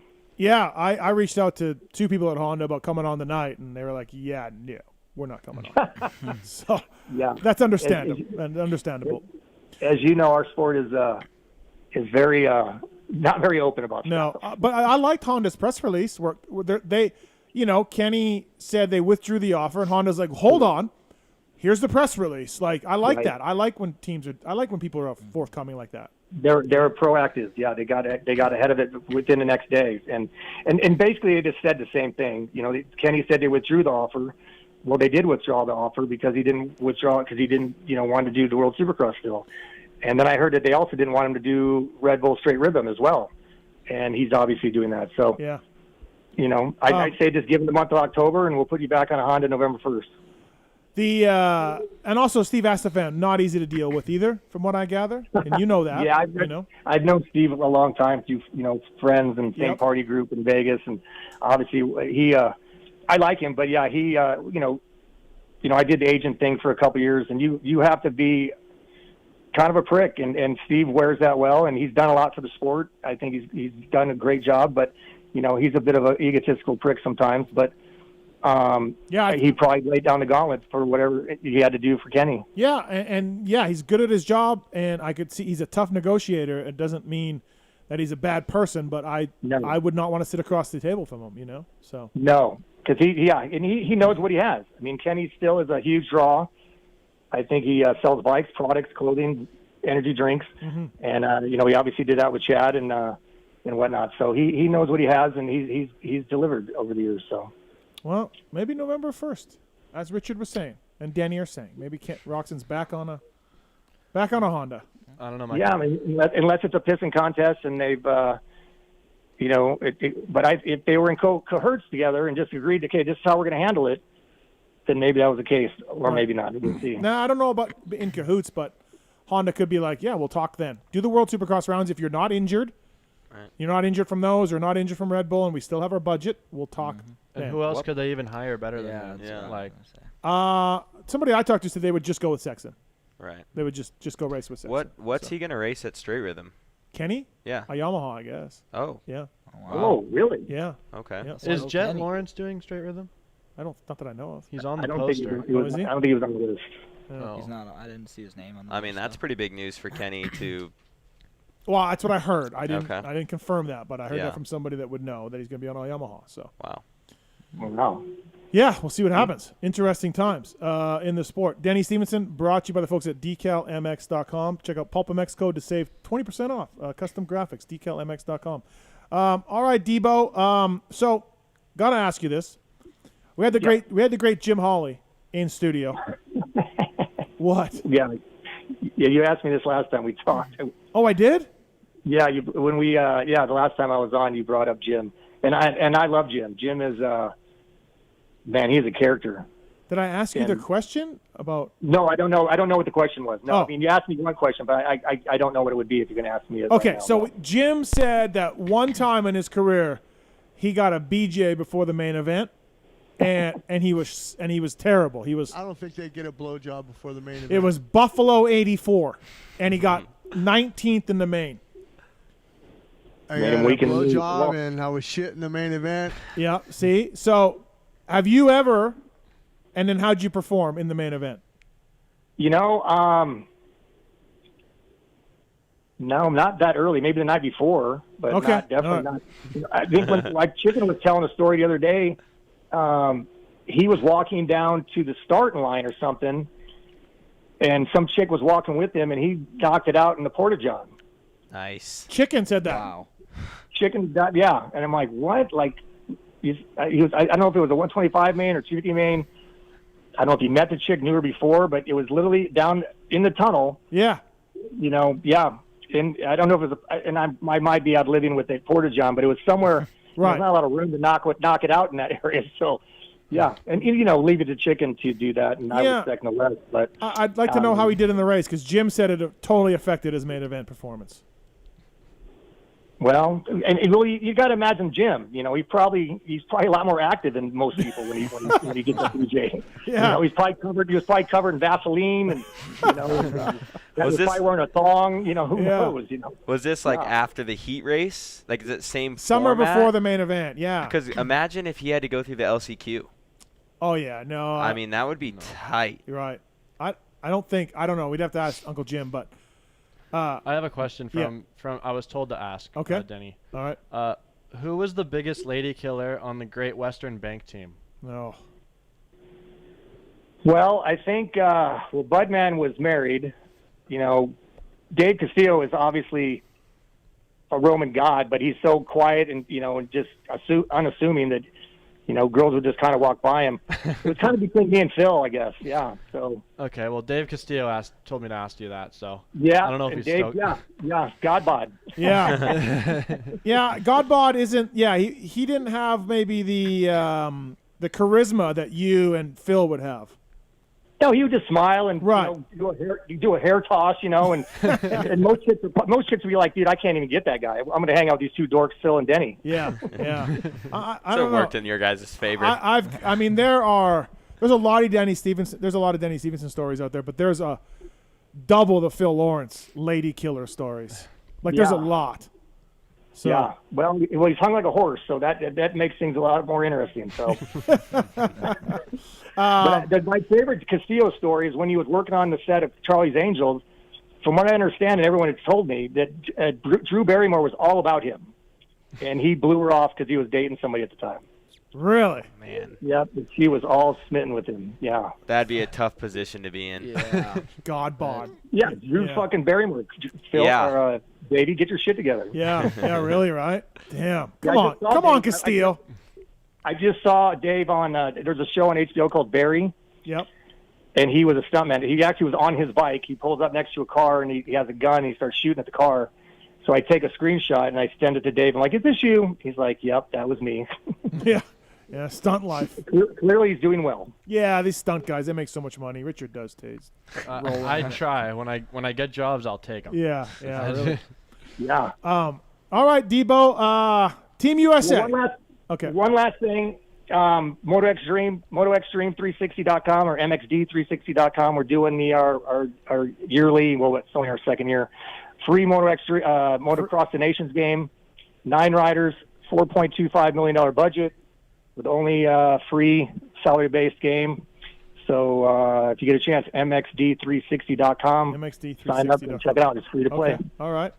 My dad wanted to give a shout-out to Don, his dad. He said he said Denny's dad would always hook my dad up with parts and stuff, like trick stuff. Yeah, Don is a legend. Throwing pit boards. Yeah, I was very fortunate, having a dad who grew, was a drag racer. His attention to detail with my bikes were always perfect. Anytime I sucked, it was definitely my fault and not the bikes. I got a photo. Holtner gave me access to his archives, and there's a photo of your bike, and Don has 800 stickers on the back fender, but they all look perfect placement. Oh yeah, like it's covered in stickers, but somehow it looks good. Yeah. My bikes were always perfect. Yeah. Flawless. Yeah. I mean, they ran phenomenal. He would see something out when I was riding. He would change the suspension. It worked better. My bikes were always fast as hell. For him to be my mechanic throughout my career, through arena cross, I was very fortunate for sure. When I'd go race in Europe without him, sometimes I would be like lost. I'm like, does anyone even know how to set my bike up here? I have no idea. Could someone help me? Where's Don? Yeah. What is going on here? Do I have to call the U.S. and see what? Yeah. Definitely. Well, thanks for calling in, I should say. Appreciate it. Good stuff. Yep. Team USA. Denny Stephenson says they're going to do it. Yep. Send a Chamberlain Trophy to Florida right now. Let's get it done. I don't even know where I'm going. I'll just watch it on TV. They're going to win. So. Nice. All right. Well, thank you for having you guys, and enjoy the rest of the show. Thanks, Debo. Thanks for calling in. Appreciate it. Thank you. I will see you next weekend. Yep, sounds good. That's Denny Stephenson, everybody. Brought to you by DecalMX.com. Please check him out on the web if you can. The 7 o'clock hour brought to you by the folks at Off-Road Warehouse. This is that ORW butt patch you see on the back of the Club MX guys. They got stores in Temecula, San Diego, Corona, Vegas, Phoenix, all the way out in Georgia. Stop in and check out the latest in truck, Jeep, Overland, UTV, and racing products. for the industry's leading brands. Use the code PulpMX to save. Offroadwarehouse.com. Get your bike to the track with style and performance from Off-Road Warehouse. They sell a bunch of parts for that stuff that I told you about. And then what they'll do, because their stores are staffed by a knowledgeable, experienced team, they install everything they sell. Suspension kits, tires, wheels, steps, bed accessories, and more. Mark's got his shocks installed at ORW, his SDI shocks. Use the code PulpMX to save at offroadwarehouse.com. Let's get Rory on if we can. Tater? Tater's in love. Tater's got a chick. He's probably been texting her all night. Yar. Yep. Let's get into 250 World Supercross as well. I want to get into your guys' season, of course, this year, although two of you guys have a great season. Yeah. I mean, I'm not going to argue. No, it's hard to argue. Are you going to ride solitaire, Robbie? What are we doing? You got 9th overall in the points, right? 9th? Yep, 9th. Didn't even race the last round. I did not race the last round, no. So are we going back to solitaire? What are we doing? I have been talking to them, yep. Yeah. I have talked to a couple other people as well. Okay. So I'm not sure, just trying to finalize some other things. Are we looking at 250 West's program again is what you want to do? Yeah. Okay. So just want to make the right decision for myself. So. I.e. wants to make money? RJ? Yeah, that'd be nice. Right. Well, I mean, that's the ultimate goal, right? No, I don't blame you. Hey, I don't do this show for free. Yeah. So no, I get it. I mean, at the end of the day, I don't want to say I'm doing it for money, but I mean, at the end of the day, we got to make some money, right? The problem you have is solitaire is a good program. You're on a Yamaha, which we know is the best bike in that class. Yep. That helps your results. That helps you everything. And maybe they know that a little bit. Yep. And so they don't pay the greatest because you can do well on the program. Other teams are like, hey, we'll pay you more, but you got to use this janky suspension company and this janky, motor company or whatever. Yeah.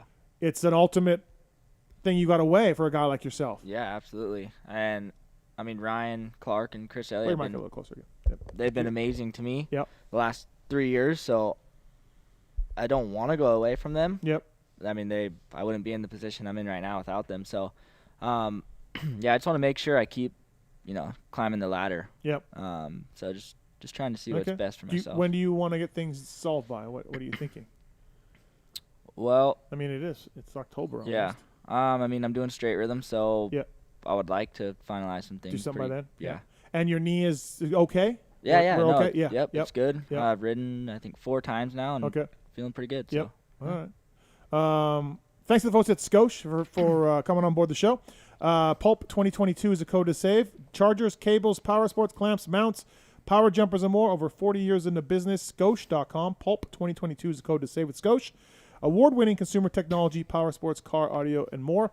Bringing our next guest of the show. This gentleman is an accomplished motocross racer. He's made tons of nationals, and as well as off-road and Durocross stuff as well. Last week, up in Gold Creek Lodge in Idaho, he was part of the Driven to Ride Motorsport.com video series, teaching me how to do some off-road stuff. It's Rory Sullivan. What's up, Rory-san? How are we doing, Steve? I'm good, man. Thanks for calling in. I appreciate it. Yeah, so let's just do a quick breakdown. How do you feel about your off-road experience at Gold Creek Lodge? Well, I couldn't really move much the day after, Rory. The day we flew back, I was so sore, dude. You did have a hard hit on a wet, rooty uphill, and the ground doesn't lie. But no, I enjoyed it. Up there. It was one of those things where I travel so much, and I didn't look forward to going. But once you're on the plane and you're there, you're like, this is fun. You know what I mean? And then at the end of the day, I had a good time. It was a really fun time. That scenery was pretty epic, man. Well, Dave, Gold Creek Lodge, obviously, that whole thing, it's a phenomenal place. Motorsport with the project got you up there. But how did you think Ryan and Jake were going to do? And obviously you had a little banter with them. But what's your thoughts? Well, first off, I want to tell my audience listening that Rory told me at the end of day 2, maybe halfway through the day 2, Tallon might have heard this. I didn't think I was really going to like you. That's what Rory told me. But he's like, you're all right, dude. Tell that to everyone brutal. who doesn't like you in the fan base. Yeah. No, it was really good. I made Rory Sullivan. No, I love it. Let's just throw it out there. Let's not play games. If life's short, if I'm not going to like you, I'm not going to like you. And it was better than I thought, Steve. So that's great. No, thank you. Yeah. What was the reasoning for maybe not liking Steve? Oh, we had this conversation. So there's the persona, right? Like you put that vibe out there, just like Phil. I met Nicoletti earlier this year, and I didn't think I'd like him as well because of the same thing. It's kind of like almost a character base, and I think it's great. It does something. So Steve's first response was because of what I do, and yeah, I mean, if you want to get something out of something, stir the pot. I love it. Yeah. No, sometimes I come on here and I do have a hotter take or a more exaggerated thoughts because I'm trying to keep people entertained. I don't really have time for the bullshit, right? So I like it, and I enjoyed the response that Steve had, and I actually think I'm enjoying being on here tonight because of that. Well, if he would have got Huffy Puffy, I think it would have been very different. But he understands the scope. No, I was letting you take me and teach me a little bit, and we were talking about it. RV was good. Like, look, he's not listening, so I'm not gonna blow him up. But I just looked at RV as just a kid who'd been riding moto his whole life. Focused on motos, dad had the stopwatch, right? And he just did the amateur motocross scene. And then, does anybody remember any videos of Ryan Villopoto when he was winning races at Cowie and ever doing anything other than motos? Like, there was never any, hey, Ryan Villopoto's out in the hills. Ryan Villopoto went off-roading this weekend. Like, he never did anything, right? You never saw some. So one would think you take him to Gold Creek Lodge, endurocross logs, route climbs, wet routes, all this stuff that Rory took us through. And look, he's a great rider. But honestly, Rory, he kind of excelled at it. Like, he was really good. Well, and that's why he's going to go do an endurocross, and he doesn't even fully understand the fact that he's going to do it. Like, he's going to do an endurocross. Yep. I texted him yesterday and I said, hey, I'm going to bully you on this a little bit, and we're going to try to get you there. And I think, he definitely, people go, oh yeah, he's a great rider. I mean, we all know. Yeah. I mean, the championships don't lie, but off-road, it's its own beast. And he excelled. You still won, the World State National Championship. Thank you. Yeah. No, we went in early, sure. and I was telling those guys, look, my gear looks better than you guys. My bar is super low, and I'm clearing all these obstacles and logs, and I'm riding well. I haven't fallen yet. At that point, I hadn't fallen. I did fall. At that point, I hadn't fallen, and I'm like, I'm ahead. I'm ahead of you two guys, and Weimer was, you're an idiot, and RV's like, shut up, and Rory was like, yeah, man, I think you're ahead. So it was perfect. Well, let's be honest, Steve. So they have the accolades are there. I mean, you're a 4-time Manitoba, provincial champion. Uh-huh. But that being said, they have a little bit higher. How do we do this? How do we quantify this? Yeah, I guess They have a wider range of sort of area where they're going to excel, and mine is more narrow. And I excelled. I maxed out. I peaked. Yeah. I leveled up. And you're on a two-stroke, right? I think he was on a two-stroke, the 250X from Yamaha, and I think you had some reservations about it. I did. But yeah. I thought at the beginning of the day when we first started riding, I think I told Weimer or RV, I said, hey, but when I leave this thing, I'm going to wish I was on a 4-stroke. And there were a couple of instances where I did wish I was on a 4-stroke, but generally, and I was telling Tallon this, by the middle of the second day, I'm so used to a peaky 2-stroke, right? Mm-hmm. This X thing between the power valve and the cylinder head and the flywheel, you could leave this in first or second and, dude, lug this thing up a hill, never stop. You're always worried about clutching and because you on a 2-stroke dirt bike life, right? Like a motocross. But this thing was great. It was once I kind of wrapped my head around, Rory, that it could go in 1,000 RPM, 2,000 RPM and ride perfectly fine. Yeah. It was great. It's a good bike. So I think between your words here, your peak, your elite fitness, and then what the product that Yamaha had put out, there was no way you could lose.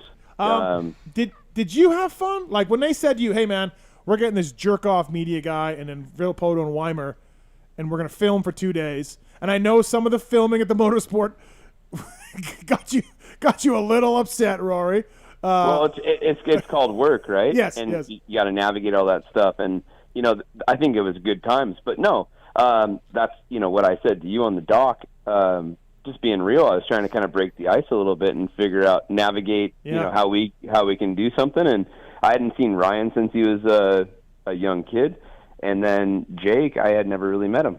So I think it went really well, and I think you guys all did really good. I had a great time, and I love being up at Gold Creek Lodge, and they're booming right now. It's great to see. I've known Dave for a long time. I came up there the first year after he opened, and it's really great to see and link together too. Like, I have a great connection with motorsport.com and see everything kind of tie together. I love it. We don't have enough time, but we need to get you back. I have about an hour worth of Chuck Sung questions that we could get into. We need to get Chuck, who, just to be clear, is 1,001 years old. We need to get him on your show 100%. I have from his van to what he's doing, how he makes money, where he sleeps. I have a lot of questions, Rory, about Chuck Sung. Well, the only way to do that, Steve, is to get him on the show. Yeah. Hey, so I got a listener note right before I got to Gold Creek that said you won some moto race the week before on your Cowie. You've done endurocross. You were on a Yamaha out there. You ride a KTM as well, dude. You're kind of like you're living the life of like, hey, you want me to teach these guys? Sure. Hey, there's a moto race this week. All right, I'll line up. Oh, hey, there's endurocross. Yeah, sure, I'll go to that. Like, yeah. I'll give you the quick synopsis. Nobody knows who I am, but I love my life. So right. Here's the deal. It's like, I told Ryan, it was great to see him after all these years. I knew him when he was a little kid. Mm-hmm. Do you like riding dirt bikes? And he kind of like, I want to get paid to ride my bike. And I'm like, yeah, that's great. But do you like dirt bikes? Yeah. And I love dirt bikes. That's the bottom line. And so how I can explain myself is I am not great at anything. You said this a few times. Yes. Yeah. And I just love riding. And that's what connects my life. And so I tried racing at some outdoors this year. I'm turning 40 this winter. I rode my dirt bike to the Nationals this year. There's a little project I'm doing called Ride to Race. Mm-hmm. And, it's just about riding and enjoying it. And like, it's great to see, like, the younger generation coming up, but I just hope they actually like to ride, because everything kind of stems from that. Yeah, no, it's a cool deal you got going on. Yeah. And guys at Gold Creek are like, yeah, hang out here, ride a little bit. So I need to go do that. I need to go do that, because before the show I was even telling you, like, my dad said I'd very much benefit on a supercross and motocross track from learning basic free riding skills, like clutch work, getting up hills, body movements. He says I'll benefit. Well, and that's where I thought RV would struggle. Like, he doesn't have that stuff. He just did moto, but I was wrong. He was really good. So, he is pretty good on a dirt bike. Yeah, yeah. Rory Sullivan, brought to you by Scosh.com, Pulp 2022. Rory, what about Tallon? Like, what a Tallon. You were maybe maybe the surprise of the week, the 2 days, Tallon. I was a surprise. I think you having fun was the surprise of the week. Like, you not hating it the whole time was the surprise of the week. No, I hated those tree roots that Rory was taking me up. Day 2 when it was slick, you, especially right off the beginning, you were struggling a little bit. I literally 10 minutes after coffee, I'm upside down in a tree root.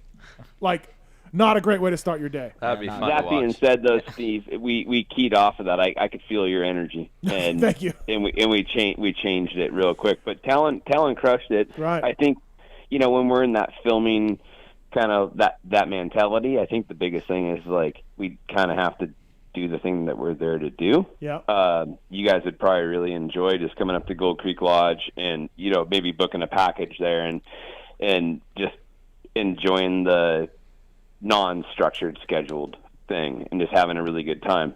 But Tallon definitely, Tallon crushed it. Tallon, what about, I don't know if you were standing there at Tallon when we got back from the ride and the video guys were like, hey, Rory, can you go back out there, ride back in, have this conversation over again? Yeah, there was a few points like that where they're like, hey, sorry, you're going to have to redo that. And you just see Rory's face. And Rory's like okay, all right. Yeah, to give a little backstory, I used to be an employee at motorsport.com, and I did that job. Yep. I was basically like marketing content, and so I get a little burnt on it, but at the same time, like, I know those guys really well and I love them a lot. Yep. And maybe that's where that kind of freedom of speech comes from, where I'm like, nope. And they're like, yeah. The joke is like, we didn't hit that little red button. And you're like, Yeah. are you serious? But no, it's great to have good partnerships like that. That's what it's all about.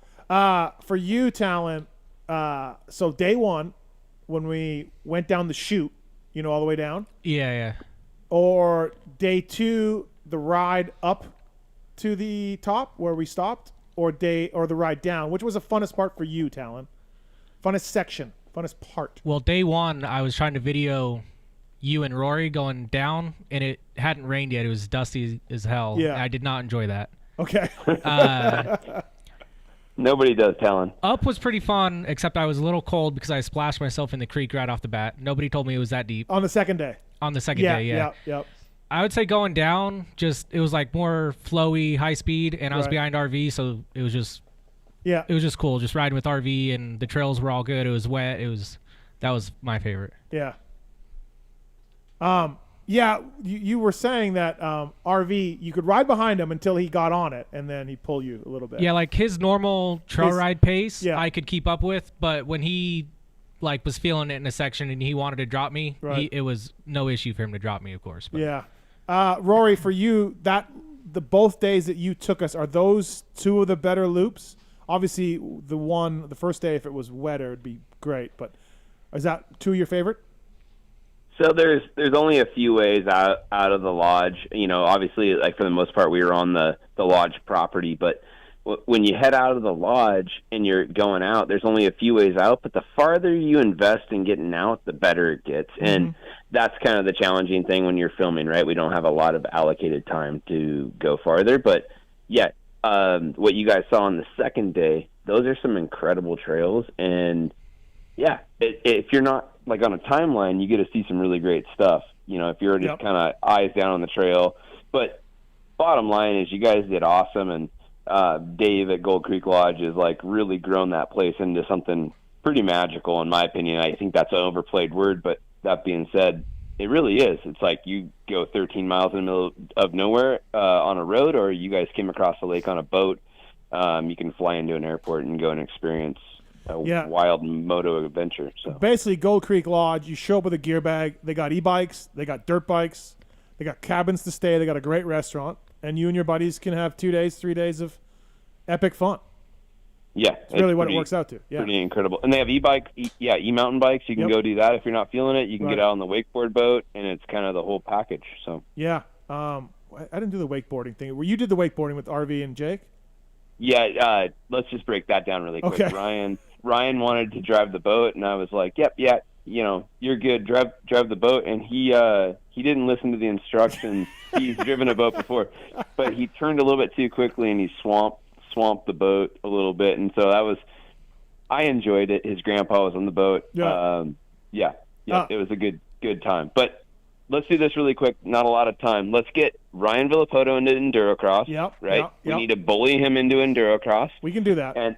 And then we need to get him and yourself and some other people back up to Gold Creek Lodge. It's just basically fast-tracking a lot of fun, and if people fight that, maybe they shouldn't come. So I'm only going if you go, if you make the trip again, because you know that place. Yeah. Sensei Rory will be there. Right. Rory-san. Yeah, it was fun. And so the video should be out. I think they said the week before Thanksgiving. Week before Thanksgiving. There's a rock ledge on the side of a mountain. Linda Loop Out. What? Linda Loop Out. Linda Loop Out. So I'm not going to say whether I cleared this or not. You have to watch the video, but it was kind of gnarly. What was it? It was a rock face on the side of a mountain. And I'm not gonna tell you how I did, but Rory gave me some instructions, and you'll see for the video. Okay. So basically, and we did some Endurocross. I thought I was way better at those logs than what everyone else thought I was. That's bullshit. You made it through the log, so you were a lot better than everyone thought. But there was once said it wasn't sketchy. It but wasn't all of sketchy. Us, no, you guys. There was one pass through where all of us like gasped and were like, "Oh shit!" No, and you say it was nothing, but we all Rory, had the same reaction. Rory, my log skills were fine. You weren't holding onto the bike with your ankles that good, and you got bucked a little bit, but you crushed it overall. Okay. He was doubling through the logs. That's impressive for Steve. Yep. Yes, for sure. Jake was also kind of a little timid with it, and I think it's something you should be timid with. Mm-hmm. Like, you're basically going over a weird object, but when you start breaking it down, it's the same thing as hitting a weird square edge bump on a track, you know, like a gnarly national track. But bottom line is, I don't know how much time we have, Steve, but like if people want to go to Gold Creek Lodge, I think they should definitely send an email to info@goldcreeklodge.com and go check out this kind of North Idaho wild experience close to your motherland. You're right by the border. Not far. And bottom line is, I just want to say, like, motorsport.com and Yamaha put that whole package together for this video project that got you out of the deserts of basically Vegas. So. And Tallon, when I sent Travis, our video guy here, and Tallon on the group text, I said, got a spot for you guys at this lodge to go off-road riding. Let me know if you want to go. Marks, you're like, I'm out. I haven't ridden much. Yeah, that didn't sound very right. And then Tallon's like, I'm in. And I was surprised that you were all in right away. You were down. So yeah, I think I said yes, and then I was like, well, wait, let me check with the shop real quick, and then I called you back 5 minutes later. Yeah, and you were down. Yeah, you loved it. So you were. I think that was really cool how much you were into it and how much fun you were having. So, so Rory, what's next on your schedule? What's next for you? Oh, it's kind of endless. Like, I'm a coach. I run a company called Radius Off Road during the week, and that's mainly focused on coaching off-road riders. But I do coach moto as well. But that's becoming a more heavily saturated marketplace. Mm-hmm. So I find a lot of joy in coaching off-road riders, whether it's an older demographic or a new rider. I use headsets, using Cardo headsets, and I kind of talk to the rider and work them through that, and that kind of takes up my weekdays. Mm-hmm. I'm doing a project with Amazon, Nike, and Netflix where I take out some riders that are basically, they're new riders, right? And they basically live at the desk all day long. So that's a really gratifying thing as well. So that's kind of like my day-to-day life. You're busy. Yeah, that's awesome. I did go ahead. Oh, Steve. at Rory _272, right? No underscore. Rory 272, and then at Radius Off Road. Right. And I still try to race pro moto. I just, as I get older, I don't do as good, and I kind of suck. But I tried 5 of them this summer, and I rode my dirt bike there, and I just try to keep it going. Like I said, I like dirt bikes, and maybe that's just what it all revolves around. We just don't realize it. So. Also, imagine being those. You guys know what those Cardo stuff is? The Cardo speakers and micro you talk into. Yep. Imagine having fucking RV in your ear, like for 2 days. It was pretty intense with Jake and Ryan giving you an immense amount of shit. Like when I went down, when you went to go back up the hill to look for Wheelie guy. Oh, what was his name? Noy. For Noy, yeah. When you went up to go look for Noy, and I went down, like following RV. Weimer's yelling, Steve's down! Steve's down! RV's going, ah! I'm just like, these fucking guys. Like, that's the last thing I wanted to do was have them in my ear yelling about it. So, yeah, it was great. I want to say this real quick. I'm sitting here on my couch, and I'm talking to you, and I'm watching the show on mute. Okay. And it's just absolutely fucking hilarious. The pause between when we're talking. And then you hear it, right? Yep. So I probably won't do that again. No, probably not a good idea. But thanks to Dave at Gold Creek Lodge. Check it out, everybody. Bring your buddies there. It was pretty epic. Great trails and lots of fun things to do. It was good time. Thanks, Rory, for the coaching. Thanks for having me on. It was awesome. Thank you for that. Let's do another. Maybe once we see the video come out, we'll call you again and we'll do some reactions to the video and how those guys did. So sounds good. Thank you very much. All right, thanks, buddy. Before we let him go, we have one Twitter question. We got a question for you, Rory. Here we go. Colin476 wants to know how many racers you've persuaded into drinking beers after National.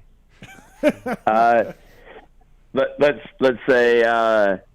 Well, Colin Jurin at Washougal twice. I mean, this could be it's a very elaborate question to answer. But so Colin Jurin, I've definitely had him. I've poured beer down his throat on the Torco Barrel Corner at Washougal twice. Those are years I didn't race, and then we definitely had beers back at the rig. I'd say 7 racers. Not a bad record. Yeah, not bad. Robbie, can we get Robbie at Supercross main event to down some beer right after the finish? I don't know about that one, Steve. It's whatever. No pressure. It's whatever people want. Yeah. It's no big deal. I mean, like, are we talking like how Plessinger at Ironman? Okay, that was pretty badass. Yeah. Eagle. That Yeah. was that was all American. That was legendary. Right. Yeah, he's AP. I support that. Yeah. Right. Rory, thank you for the time. Good. Thank you for the help up there. You were great. Very patient and lots of help. So, thanks. You did great, and I love the Mosier question, by the way, and I appreciate your support, Steve. We'll just see where the hair grows. All right, sounds good. Thanks, Rory. See you, man. All right, thanks. Cheers. That's Rory Sullivan, everybody. Brought to you by Scotia, Scotia.com. It was a fun time, Tallon. It was. You're I shut my mic off because Tallon doesn't have a lot to say. He's not a big words guy. I still think the best part was the guy jumping the fire pit. Like, I thought he had zero. Yeah. I thought he was ending up in the fire pit. After day one, we should have brought that up with Rory. A guy, there's just a benches around a fire pit.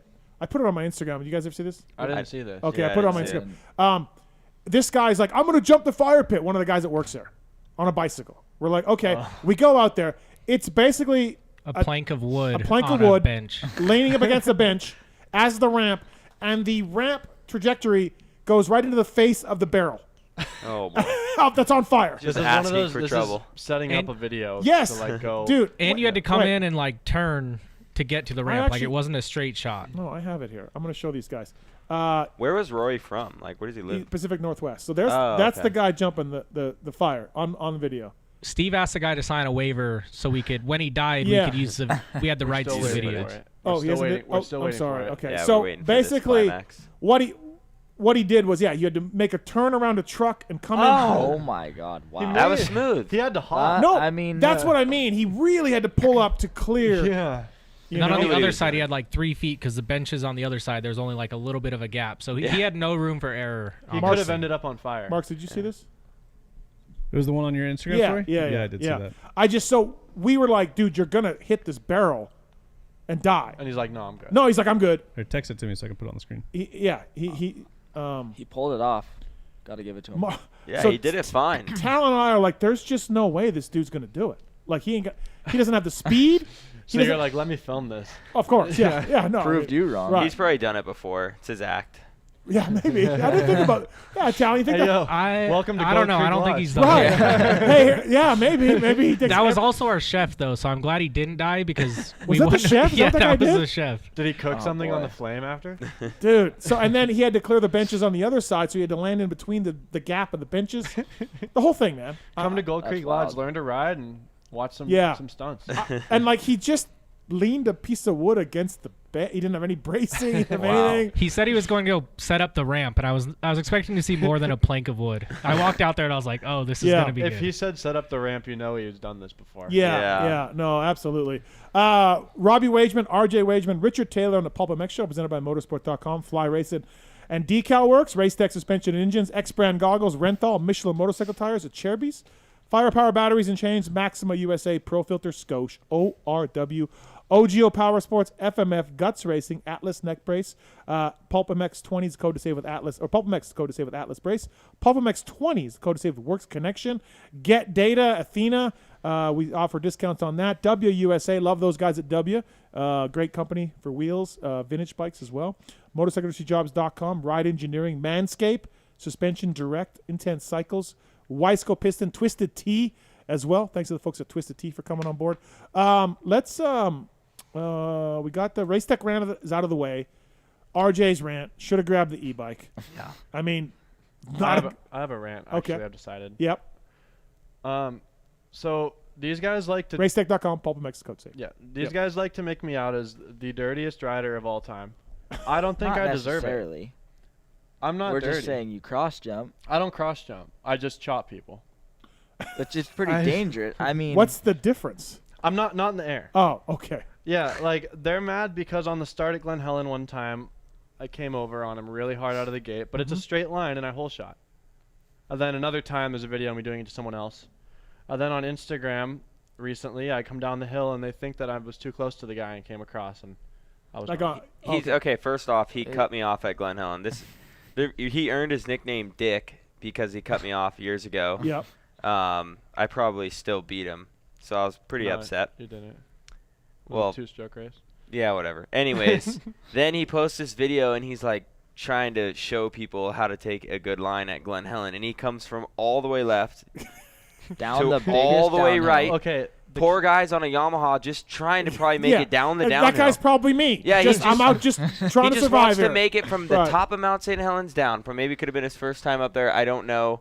And Richard comes all the way across. Okay, but the angle made it look worse than it was. I mean, it was pretty bad, dude. Come on. He was, Okay, so your rant is my you rant are is not I a don't dirty rider. deserve this. Right. Yeah. The Wagemans are bullying you. Yes. It's probably more me than Robbie. They say but I crossed him on the mountain bike ride today. You stopped. I hit on an e-bike. That's when my rant turned to like, you said the truck was about 20 minutes away, and I'm like, can it just be right here? Here? Yeah. Right. Well, so when I got back to the truck, Richard had to turn around and go get you? Or what?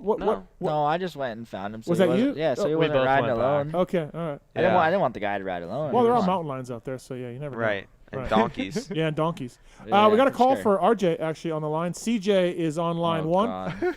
CJ? Oh, boy. We know CJ? Yeah. Yeah, okay. CJ? What up, boys? What's up, Mr. Crandall? Just doing dad things.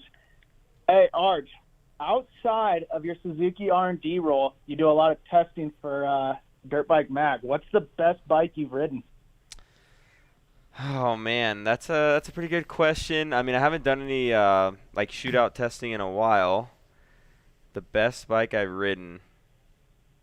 Man, that's tough. I don't know. I mean, if I could base it off of racing, like I had a lot of fun as an amateur in 2012. The Honda was good, so that was super fun.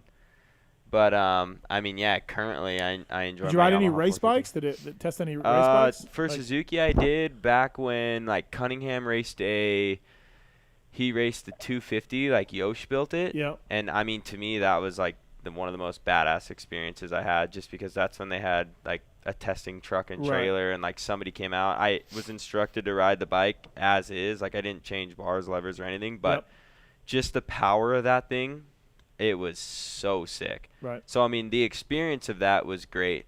So I mean, yeah, I guess testing a bike like that was super, super awesome. But to test a bike and ride a bike, I don't know. I had a lot of great memories. But riding that 2012 Honda was super good. That was a good summer, a lot of fun, and yeah, I mean, and currently, I mean, I love my Yamaha 450. So I've ridden a lot of cool bikes. Yeah, it's one good thing about what you two guys have been doing is you get to ride a bunch of different bikes. Yeah. Try different things, right? Yeah. So I mean, we even rode a pretty badass Suzuki 250F that's got to be somewhere in this world. The two-stroke one, or that was a cool bike as well. Yeah. But no, just a 250. Right, like 4-stroke.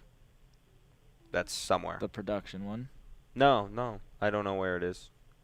I'm just saying that was a cool bike to ride that we tested. I'm so I don't know what he's confused. talking about. Yeah. So you mean like a new model? Yeah, like when A we new were model. doing R&D. Right. Like we got to ride a really cool bike. Got it. That's all I'm saying. Right. That and was disappeared. super fun. Right. There was yeah, also, we don't know where it is. There was but also a super 125 motor wedged in a 250F chassis, right? At one point, Suzuki Yeah, had. I rode that. Didn't you race at that race where I chopped you? You Were said you that not you on were, the Suzuki you were on the two-stroke? Suzuki two-stroke. It could have been. 4-stroke, right? Yeah, I mean, like Malcolm Stewart rode that bike. Tickle Yeah. rode that bike. A few guys Right. got to ride that bike. But yeah, I mean, that was a cool bike. I've been really lucky. I've been able to ride some awesome bikes. Thanks, CJ. Thanks for the call, man.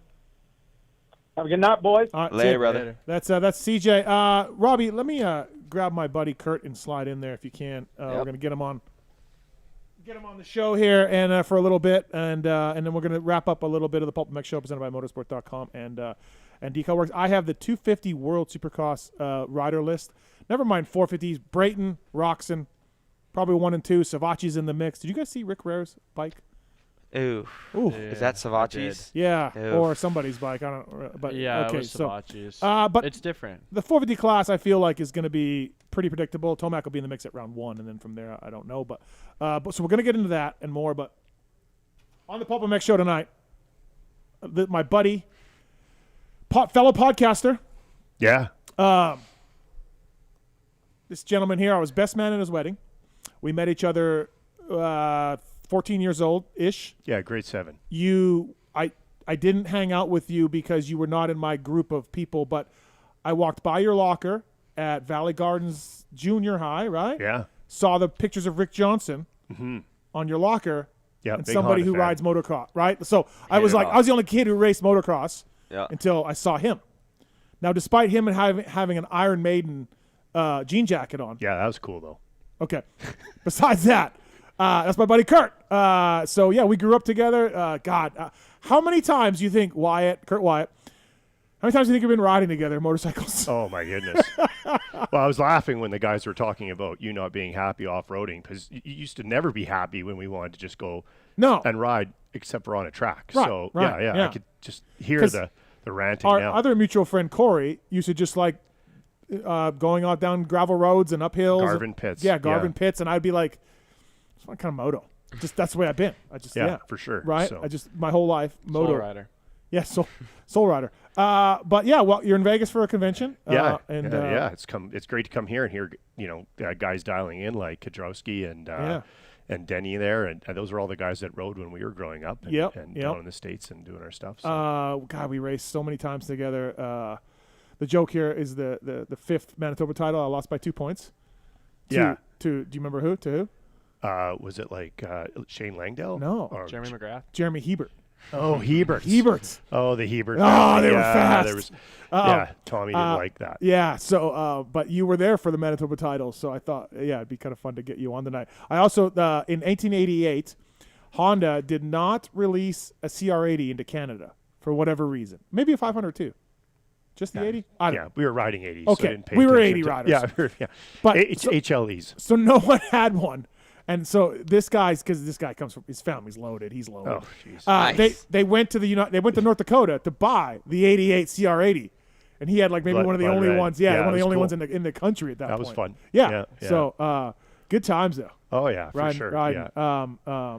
We would load up after school on a Friday, and then your dad would drive us all the way to Toronto, and we'd drive 24 hours through the night. Yes. Race, and then drive all the way back. Yeah. And we were all 16, and we just had gotten our driver's licenses, and your dad was like good with that. He'd go nap in the back and say do 100 and or would it be like 75 miles an hour or something. Do you remember too? Like my dad, again, we're brand new drivers. He'd be like, "We're not stopping to switch drivers." So one guy holds the wheel, right? Another guy slides in behind him. Done that. Yeah, we're like 16, 17. Like, no problem, right? Yeah. We once missed a turn in Chicago, I think it was, and ended up in Milwaukee. And he slept all the way through, and he woke up, and he was just like, where the hell are we? I don't remember that. And we were just gunning her because we knew if he would be so mad. You almost killed us outside of Calgary, Alberta. Yeah, that's true. When you were passing the semi. Yeah, you almost died. Yeah, and he's just like, put it to the pin. Put it to the pin. That's great. Yeah, we, God, and then... No, you didn't go out with us to BC for the Amateur Nationals that year, but that was fun. The Pie boys, they were just Dave was just in Winnipeg recently. What's some of the great riding that you remember doing? Just cool listening to these guys talk. I mean, we had the chance to go down in 1992 in the winter to Florida to ride with Lawrence Ham and Shane Drew. And, you went for like a month, right? Couple months. months. Yeah. Living, with Lawrence Ham, and he wore these shorts. I can't really say what we call them. I guess I can say on your show. Yeah, it's you Pulp can Show. say, you could say. So he had molester shorts on and super short red shorts. Our buddy used to walk around. I was about in. to intervene and say, what does that mean? Grade 12, we're like, hey, dude, can gym you shorts? Pull your shorts up a little bit. But anyhow, so he's going to hate hearing this, but it was an awesome time. And who else did? Don Formo was with us, and we did. Daytona, we did Gainesville, Tampa. Made the program at Tampa because everyone that night made the program. So made the night show. Lined up against right beside Lusk. Actually, that was pretty cool. Yeah. Good memories. You ever did the Canadian Nationals? Really? Did you? A little bit. Yeah. I think I rode with Shane Drew that year. So okay. Yeah. We traveled all across Canada. Shane had Karcher. Remember? Karcher. Yeah. Bring it home. Bring it home. Yeah. Bring it home. Well, hey, and speaking of Karcher, PulpMX 10 gets you a discount at Karcher right now. Oh, you're still selling that still crap, selling Yeah. Good stuff. Still pushing Karchers. Yeah. Dude, you need one. I know.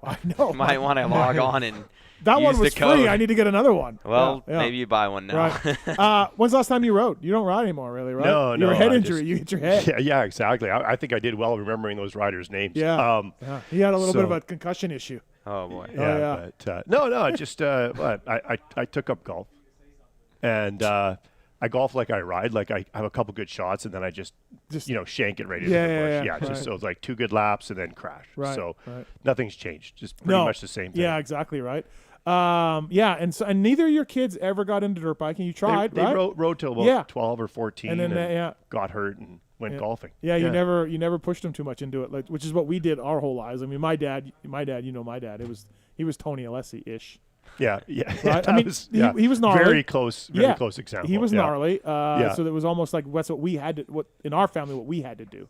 Not so much your family. Your dad was like, hey, whatever. Yeah, have some rums. Go riding. So, but no, it was a great childhood and a lot of good memories. A lot of people we still stay in touch with. I mean, obviously don't see the guys at the track, but I do follow them all on social media. And there's a big vet movement still, you know, back home where you don't get to very often. Although you are coming soon next month. I'll be home. So I think we're going riding. I think I am. Yeah. Are you? I don't know. You said so. I got to find a bike. I think Corey has tons of bikes. Okay, so, all right. Yeah, our buddy Corey. Our buddy Corey was never really grown up. Correct. Still has bikes and everything. Yeah, we could go. That's a whole nother show. Yeah. Kurt, where you live, is there places to ride? Yeah, actually, really good. We've got sand tracks. We've got a lot of outdoor rolly stuff. So yeah, we grew up with like some wherever we're from. We're from the middle of Canada. Okay. For whatever reason, there's deep sand tracks. Like Lomo type sand. Oh, rad. Like just that's how we grew up. And so in the spring, you could ride there early. So all of us rode tons of sand growing up. Right. Which I've made the joke on my shows. I'm like, I'm a good sand rider. Yeah, you're okay. Yeah. I mean, we all had to be decent at sand because it's all. There was a few of us better than you, but you just hung in there. Yeah. You were in good shape. I will say that. Does it rain like all the time there? No. Because the whole time that I was in Canada that year I went up there, every every single round dude, was mud. It was a wet year. Yeah, that year you went there. You're right. Every round was muddy. Every single one. Yeah. And I think I DNF'd like 9 times. Well, you had other problems going on. Yeah. But no, I don't think. We have mosquitoes. Yeah, What sucks about where we grew up, Kurt and I, Canada's beautiful. The West Coast is amazing. Alberta's amazing. The East Coast is great tracks. The best tracks in the country are East Coast, Ontario, Quebec. Great tracks. Atlanta, if you go Canada. further, Atlanta, Canada, beautiful scenery in the rocks. None of that is where we live. We live in the center. It's flat. It's cold. It's windy. And in the summer, it's awesome, except you can't go outside because the mosquitoes will eat you. And it can be that way, but then you just put on bug spray, so it's not so bad. Yeah. Yeah, it's hey, like you get used to it. It's your backyard. You shouldn't have to put bug spray on to enjoy your life. All day long, mosquitoes? No. Come on, you've forgotten. It's beautiful. What are you working for Manitoba Tourism? No. I mean, we go fishing now. We go surfing. I mean, it's a great province. There's a lot of good things to do between you go surfing? June and behind a boat. But between June and like, September, the weather's great. But you're right. It's pretty darn cold come wintertime. My point being, he works for Manitoba Tourism. Yeah. Manitoba is a good place to grow up. It's cool, but literally, like, there's a bunch of other provinces in Canada that are way nicer and better dirt bike riding and better things to do. As it could be. Thank you. Yeah. Thank you. Enough said. Right. Yeah. Right. All right. Well, anything else? Man, no, it's great. It's good seeing you doing so well here. You're a fellow podcaster. You're doing podcasts about insurance. Yeah. Not quite as exciting as Moto, but no, we think it is. But and maybe some of the few people that listen to us. But we're down here in Vegas hitting a conference at Mandalay Bay. Right. So thought I'd stop by, check out the new digs. It's looking nice. The staircase is a little big though. That's a lot of stairs, man. Here we go. Here we go. You're gonna need an acorn soon, dude. An acorn. Yeah, acorn chairlift. Oh, like after a crash or something. How the hell are you gonna get up here? So growing up, Kurt first got to drive because he's a little older than all of us, like half a year older, right? You're about a half a year ahead. Yeah, barely. So he was the first guy to get his license, first guy to drive, first guy to be able to buy booze legally. Kurt. First guy to like kind of hook up with chicks. Kurt. Like we were all like, oh, Kurt's got the chicks. Kurt's got the car. Kurt's got the 80. Kurt's gonna take us to the Kurt's got the 80. Kurt's gonna take us to a bonfire party. Oh yeah. We lived in the city. He kind of lived on the outskirts, and he always knew these people that had bonfire parties. And you just sit around a bonfire. I mean, Did anyone jump it on a bicycle? No. With a ramp. Probably Perrant would have. But so I just want to say, like, for our viewers and listeners, like Kurt taught me a lot about growing up. You are who you are today wow. because of those experiences. Yeah. We dragged you into things. And Steve, after like 2 beers, would be ready to go Well, home. I was a moto guy, right? Like I just wanted to. Corona. You're still the same. Yeah, no, yeah. 2 Coronas. Growing up, I was just super like, hey, I can't go out with chicks and I can't drink. I can't do that because I want to race motocross and that's what I want to be. I could name off some girls from school, though. I mean, out of respect to Angie, I won't. But you think she's there's gonna a listen? few. There's a she few. ain't gonna listen to this. Oh, come on. We got a comment on Twitter from Gerald. Said Kurt with the HLE drop. Oh yeah. Yeah. Out of respect to our late friend. Yeah. Yeah. You bet. Yeah. So good times. Yeah. Tiffany. There's a junior high. Yeah, love of yours. but I mean, in fact, we got chased out of her dad's. Remember, we were at their house in junior high at lunchtime, her dad was coming into like the like back in the door. movies, like in the movies? in the back door, and they made us run out. We had to jump over the fence. I don't remember that. Yes, that was with you. Really? Yeah, you did things like that. that. See, he's washed this out of his mind because he thinks he lived a nice clean life. Well, and, definitely cleaner he was than only you. riding all the time. Definitely cleaner than you. Drinking and driving. We're all here. Motocross will bring out the best stories. Dude, we got so many. Like, we raced these arena crosses in North Dakota together, and our dads would get hammered. Yeah. And we'd have to like race, and like our dads were like, and we're just like, okay, I guess we'll go race, right? We're 16, 17. I think the all-time best one was we'd go on our own once we were like 17. Yep. Cross the border, go down, and Steve had this truck where propane. It burnt propane The or box natural van. gas. Box van. Yeah, the box van. Yeah.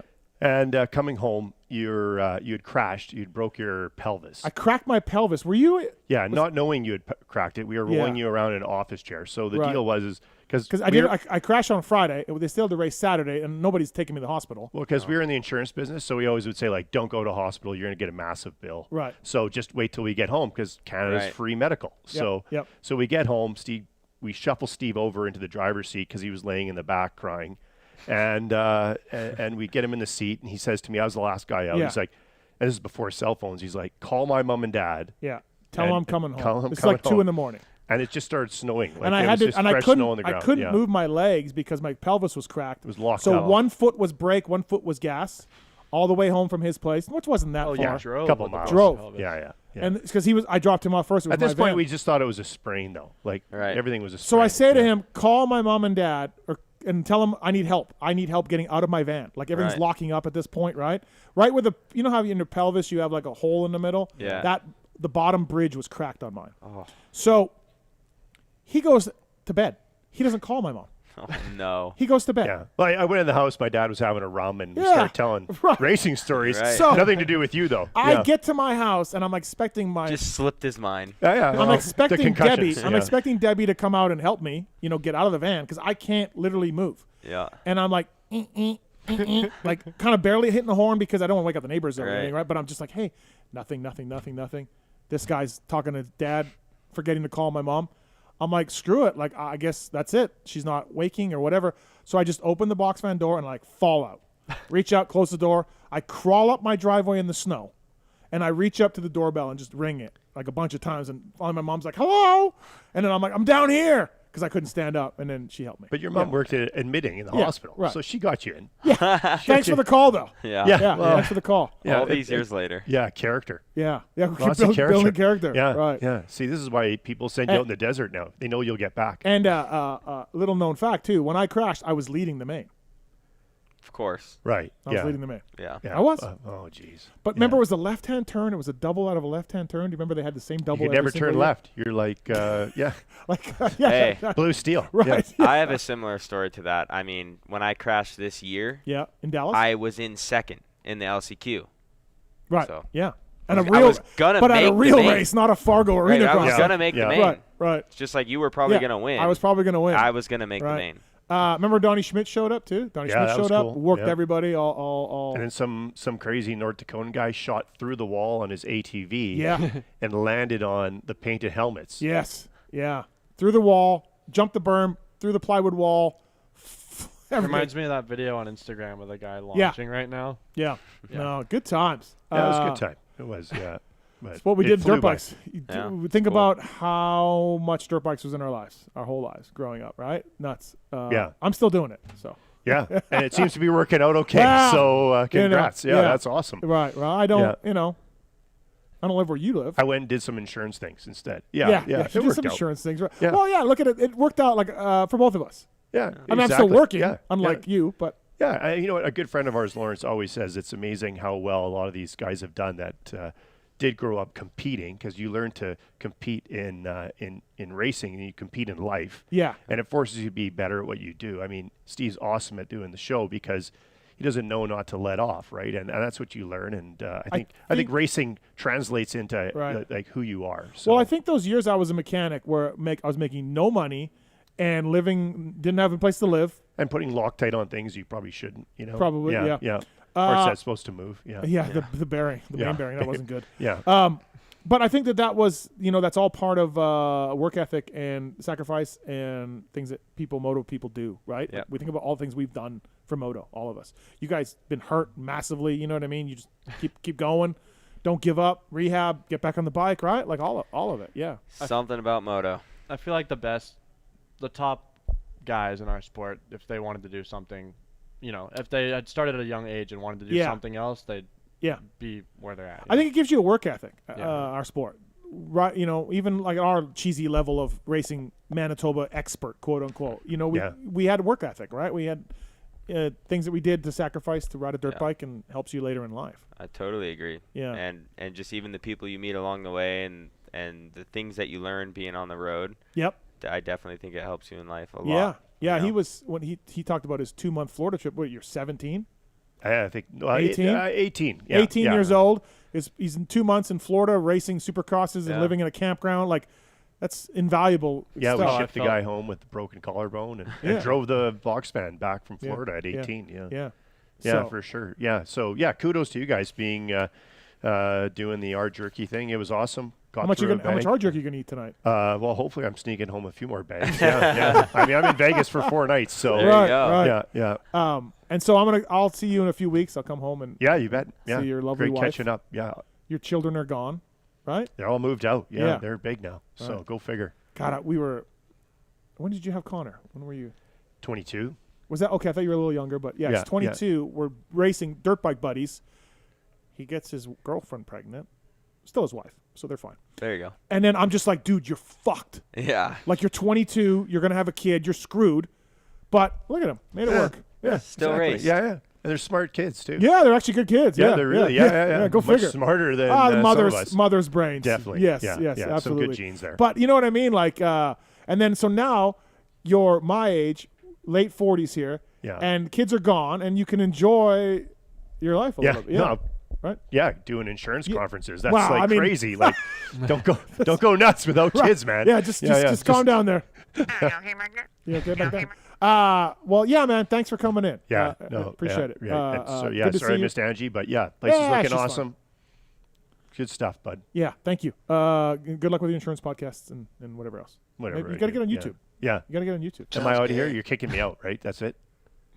You can stay if you want. Oh, okay. Well, I got 3 more bags of jerky to polish off here. So okay, all right, we'll let you go. Right on, guys. That's Kurt. Okay, that's my buddy Kurt. Winnipeg zone, Manitoba zone, insurance. What a wholesome moment. Conglomerate. Yeah, reuniting Steve with Kurt. Yeah, dirt bikes. When's the last time we saw each other? 2019. You were here. Yeah. You with Deb. You brought your wife. Yeah. All right. Good times. Oh, we should get to this gentleman on the phone before we get to the World Supercross breakdown. Marks? I was wondering. Marks? Oh,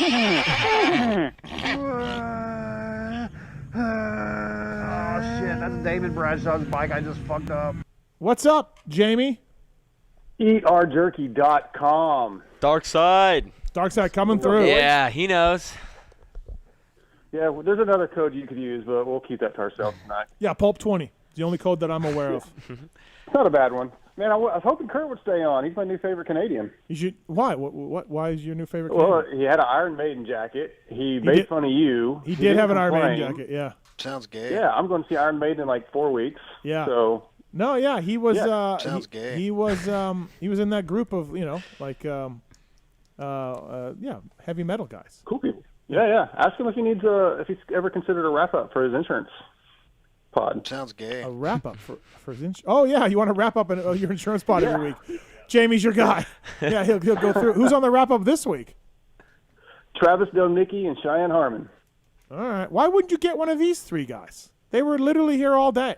I don't understand you sometimes. You know all three of these guys. It's so funny. I know. It's funny. I just had this discussion with like two listeners. Like, wouldn't you be like, hey, RJ, like, what'd you guys do before? How was the mountain bike ride? You should have taken an e-bike. Then what'd you do? We know like, I feel like that'd be a good wrap-up show. You just talked about what they did for 4 hours. We know what they did. We went swimming. You could have got more in depth. We did go swimming. You didn't know that. Yeah. Now you do. Yeah. I've done a few wrap-up shows. I know you have. Yeah, I've done really well. Actually, the first one I think my boy Vinny and I did, you said you were not impressed, and I was like, feelings were hurt. So I feel like we did a really good job. I was probably just not impressed with Jamie. Okay, Yeah, that's fair. Yeah. That's fine. Because Jamie just likes throwing like, hey, what do you think of Roxon? Never mind what the show thinks of Roxon. What do you think of Roxon? That's Jamie's I answered what I thought of Roxon. Yeah. Oh, God. Look at what I'm doing for my buddy Jamie. My friend Jamie. Yep. How's life at Vital?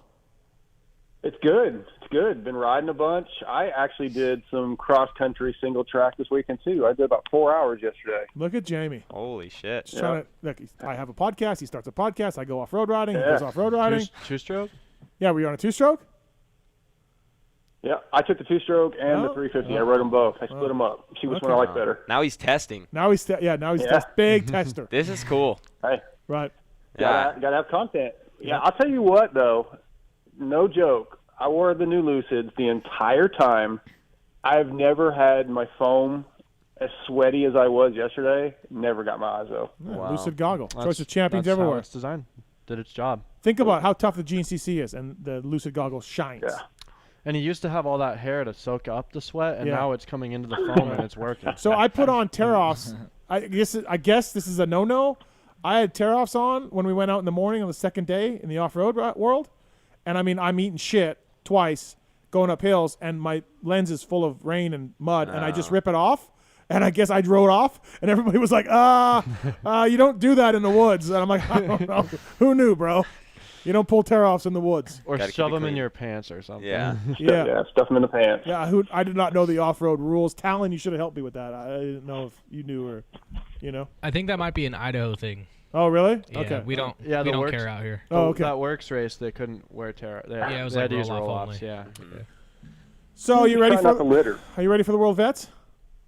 I'm pretty damn ready. I mean, we still got some more training to do, but yeah, I'm feeling good. Yeah, we race Ryder D. We'll get there. We'll race him when it's time. We'll race him when it's time. Who's Ryder D in this situation? You or Jamie? I am. I'm Ryder D. He's So going to he's- race me when it's time. So he's Hayden Deegan. Yeah, he's Hayden. Okay. It's time. I'm not going to spill it out here on the show.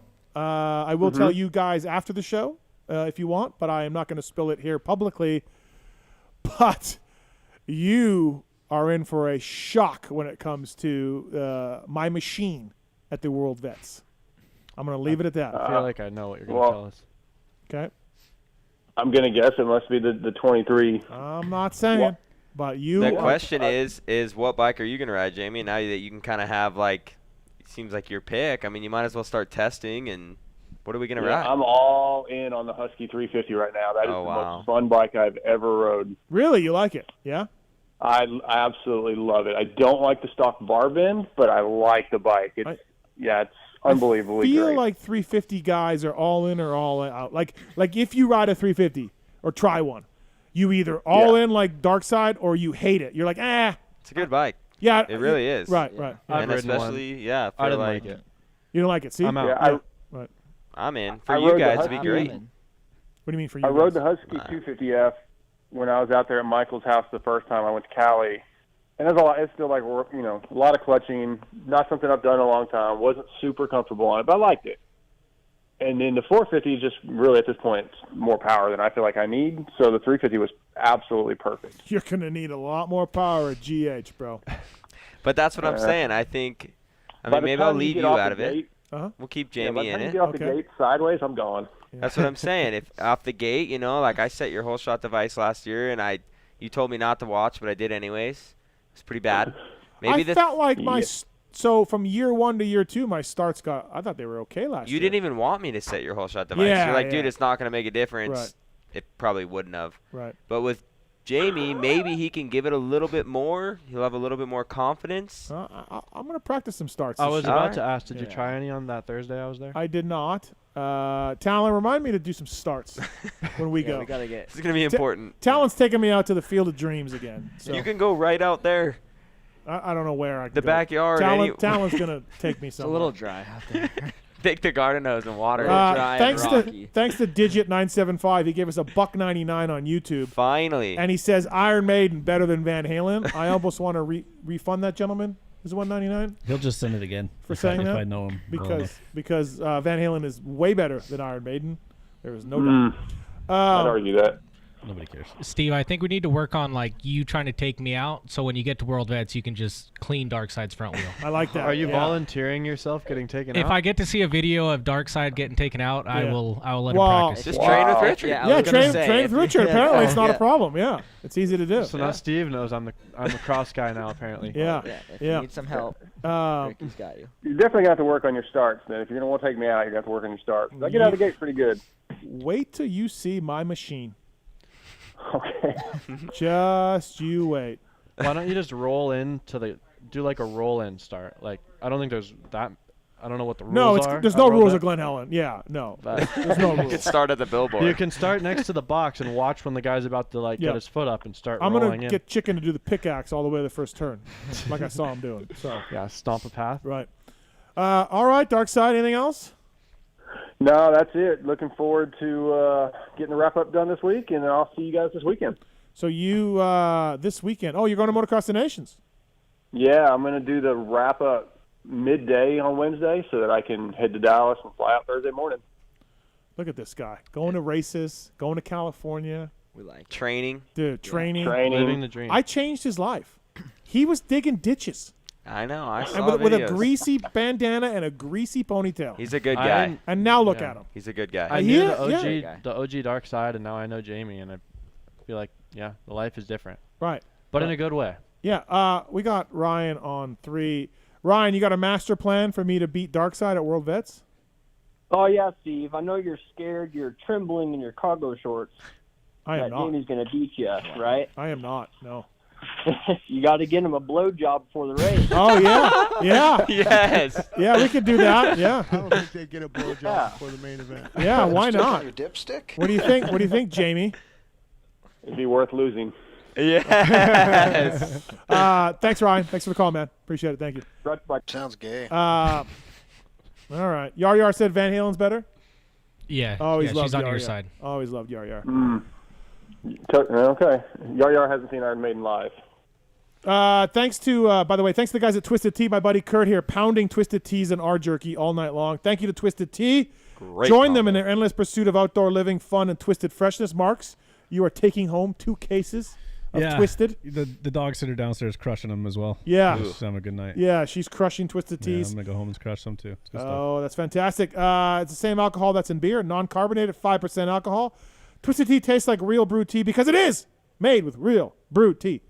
Billy Grotto. Shout out Billy Grotto. Billy Grotto. Yeah, great guy. All right, Jamie, anything else? That's it. You guys have a good rest of the night.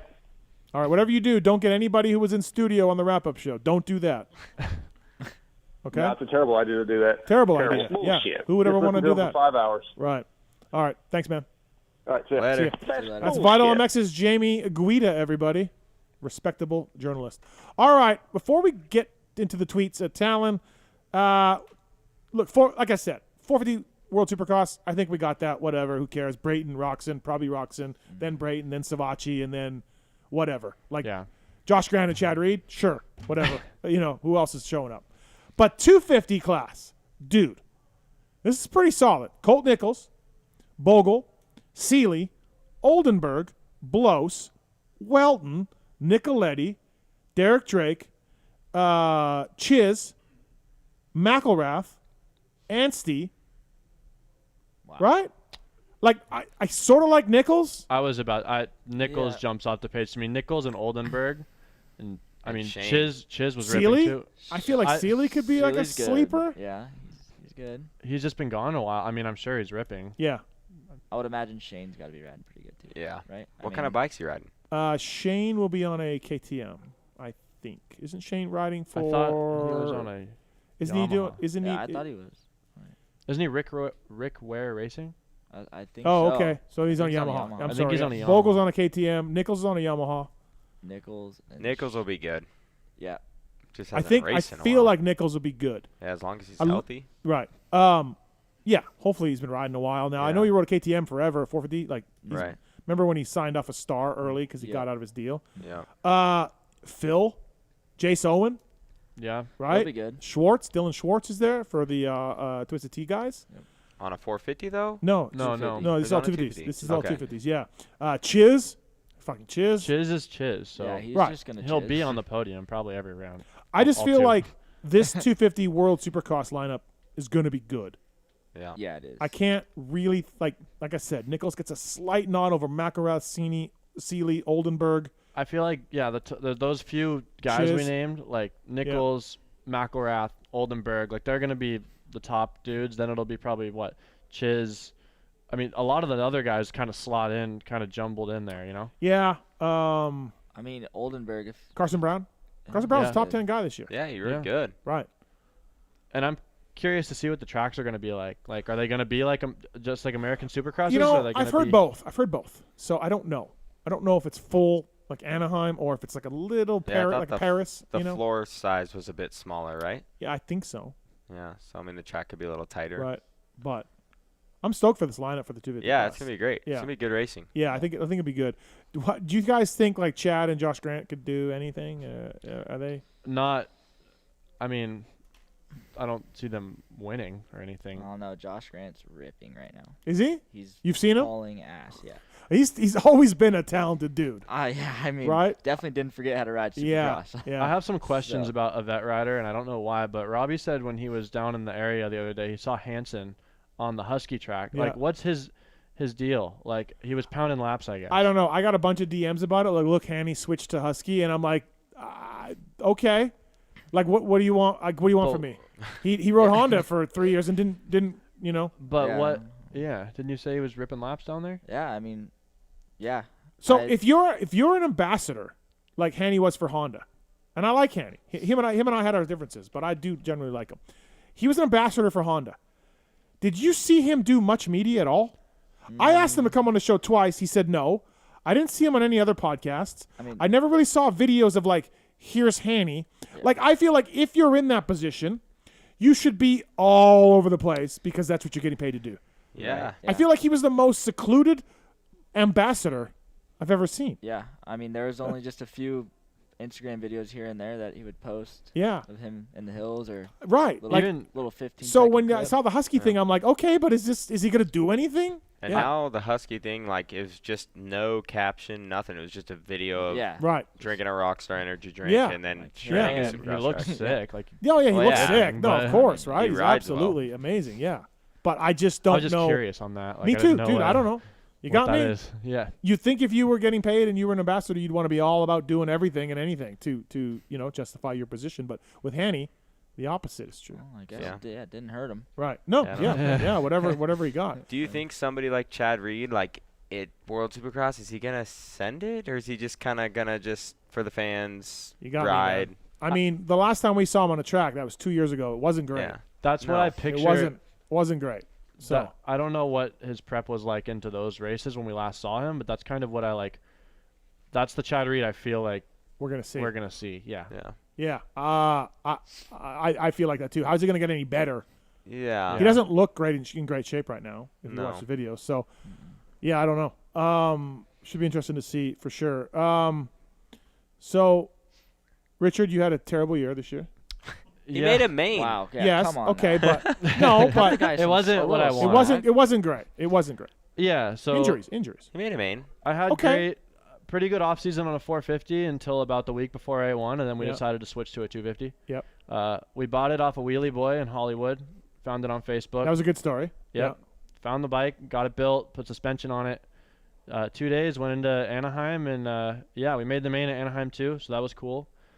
Then pretty much right after that, I broke my arm. Anaheim 3 and those whoops that ate the whole 250 class. Yeah. And that was great. That was the best I had ridden Supercross all year. I think I was like 16th or 17th in qualifying when I went down. So Came back from this, got it all plated up. Nice scar here. And then getting ready for outdoors, our van got stolen. The X brand van. I don't know if you remember all that going down. So my Supercross 250 is gone now. We found the van, but the bike's gone. But through that, I got some awesome support. Like Hannah Ray, Logan Carnow hooked me up with getting me connected with her, and she really helped me out as a sponsor. I had some people behind me like Dave McCarthy and a lot of people who just stepped up to really support sponsors for the weekends. And I went outdoor racing on a 450, and I think you should be on a 450 anyways. I do. Yeah, I'm you big. Guys, or no? Dude, Supercross on a 450. Yeah, it's what? Well, the practice is not. No, but I wanted so beat. I was gonna do 250 West, and then right after Anaheim 3, I was jumping up for East, but I got hurt. Right. I'd like to do that again. So outdoors came in, and I was like 22nd, 23rd the first few rounds, and then I went down and kind of irritated this again. Tried to ride through it, wasn't really working, and then finally did it in at Southwick, and it rebroke completely. Was it not fixed right the first time, or? It was fixed, but then when I went down, it broke again. At the end? And I did a bunch of blood work, different tests, kind of like how Roxanne was talking about on the Bubba's World podcast, how he's doing all these tests to see mineral deficiencies, hormonal deficiencies. So it turns out I'm really low in testosterone. So I just found this out like a week or so ago. So I'm kind of trying to figure out the route to go. Do I get injections? Do I supplement to try and get my body to produce it? I don't know if I'm too young for that or if it is something I would do. So if anyone watching has any advice, let me know. I got low T too, bro. I'm shooting up. Yeah, I'm shooting up. Should I be shooting up? Are you gonna have to shoot up forever now, or no? I don't. Yeah, probably at my age. Yeah, I don't know about younger. Because I don't maybe, know. Yeah. Like I want to, because apparently I'll be way less tired, perform better, I'll heal better, my bones will be stronger. Maybe you won't cut people off. That'd be great. That would be fantastic. Shoot especially up. friends. Shoot up, Rick. Especially friends. So yeah. I mean, outdoors. I feel like you're a better outdoor guy than indoor guy. Yeah, Is that I don't right know. or no? I mean, I was like Paula a few years ago. I was in like running. Right. You know, scored points, multiple yeah, motos. a I was lot running of, 14th. Yeah, you were scoring a lot of points. Yeah. And doing well, and then Supercross. This was my first real year, and I mean, like I said, I made the main at Anaheim too, and then I was riding really good when I got hurt. So, I mean, this year I feel like coming you rode in, well in San Diego too. San Diego almost made the main. Almost really made the close. main. Yeah. Phoenix, I was really, really sick and almost made the main and made a dumb mistake, fell. And then Anaheim 3, it was qualifying great and did this. Yeah. So it's been rough, peaks and valleys. A real stop and start for you since you turned pro like 2 years ago or whatever. Yeah. So, you know, I made a main, so the goal is to make all the mains now. That's what I want. Has your dad ever been happy with any of your rides at any point? When I made the main, it was awesome. Oh, he was happy? We were happy, and then my bike blew up in that main, so not happy. Right. But no, he's cool. I mean, he's just. Whenever I talk to him about you, he's always like, he's just got to get better, man. He's got to pick it up. He's got to pick it up. I'm like, I don't know, man. I feel like he's improving, and your dad's just like, nah, he's got to be better. It's like, okay. I mean, we can all be better, but. I think it's just he knows. He watches me every day, and I feel like he knows that I can be really good if I, get it going. So I'm getting there. I feel like I'm having a really good off-season training with my trainer Daniel, who called in earlier. And yeah, I mean, get this testosterone stuff figured out, and I'm gonna maybe go do some stunts in October, and then full ready for A1. Yep. And RJ, for you, privateer route, privateer life. Yeah. As far as this year, and except I got to ride for Team Solitaire last year, which was super cool. I got to fill in 2 rounds, but yeah, this year just did it on my own, and I don't know. I mean, I don't want to say this, but I feel like my career's slowly coming to an end, and I really wanted to do Supercross on a 450 just to see what it was like. I saw what it was like. If I decide to race Supercross again, it will be on a 250. The track is so gnarly, and the level of competition and just everything about being on the 450 is just gnarly. The bike setup. So I learned a lot, and I think it would definitely benefit me if I were to race again next year and do it on a 250. I think I would have so much more knowledge going in. But a 250, you can manhandle a little bit more, and the track's prepped when you go practice. Yeah, it's muddy at the beginning of the day, but overall it's so much better for somebody like me. I mean, I just struggled on the 450 a lot, and it kind of, was I going to be a main event guy going into this year? Like, no, probably not, but maybe could I do at least a little better? Like, I think I'm a better rider than how I performed results-wise. Yeah. Yeah, so honestly, the track would win every round except like San Diego. I was like, okay, I actually had fun riding my dirt bike there. Said, yeah. But San Diego was sick. Yeah, like it was easier to ride. Like it wasn't super muddy, it wasn't deep. So I don't know. As far as my year went, I definitely felt like I started at least just getting a little bit more comfortable. And then I actually whole shot the heat race in Texas, and yeah, it didn't last long. I kind of like, honestly, I rode over my head a little bit, and like I was in a great position, and the very first opening lap, like I crashed in the whoops, and that was it. Texas too? No, I did not. Oh, I thought you did something where you pulled off or no. Okay, all right, okay, never mind. We both raced the 450. Yeah, I thought it was something where both Wagemans got hurt at one round. I don't remember what it was. Maybe no, it was I got 5th in the LCQ, and I was pretty pissed. I probably picked you in fantasy. Yeah, you should have. Honestly, I think you probably did. I did. I yeah, disappointed a lot of people, I'm sure. I apologize. No, I just thought there was a race where both of you got hurt, but maybe who knows? No. Okay. And I mean, so that's kind of like my season in a nutshell. I mean, I don't know. I've been pretty lucky. Like, would I have my whole career up to this point? Would I have liked it to go a lot better? Yes, but I've been super lucky. Like, one of our good friends, Justin, has helped both Robbie and I out as a mechanic and stuff. And like this year, he did our vlogs, and I feel like we had a good YouTube presence and stuff like that. And like, I don't know. I feel like I've got to enjoy racing just in such a different manner, and it's been almost awesome. like pressure's off a little bit. Yeah, like right? no pressure, but obviously, like for me, it's like there were frustrating times where it's like, man, like I'm a better dirt bike rider than this. Right. But yeah, I mean, Supercross and motocross, like I've been able to race 2 main events in Supercross, which has been awesome.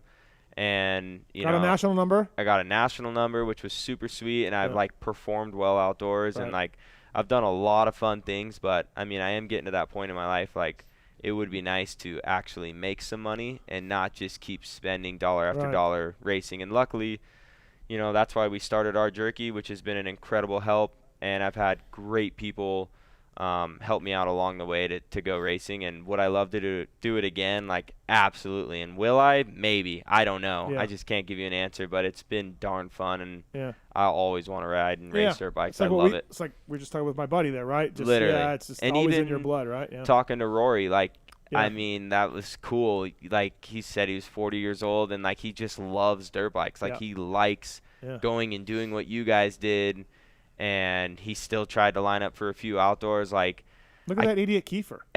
He's at GH twice a week, pounding stand up his ass. I mean, it's cool. I don't know what I'll do, but I love dirt bikes. Right. And I love riding, racing. I like what we did today, going on a mountain bike ride and coming here to shoot the shit and talk dirt bikes. It's pretty awesome. Well said, absolutely. Yeah. No, that's cool.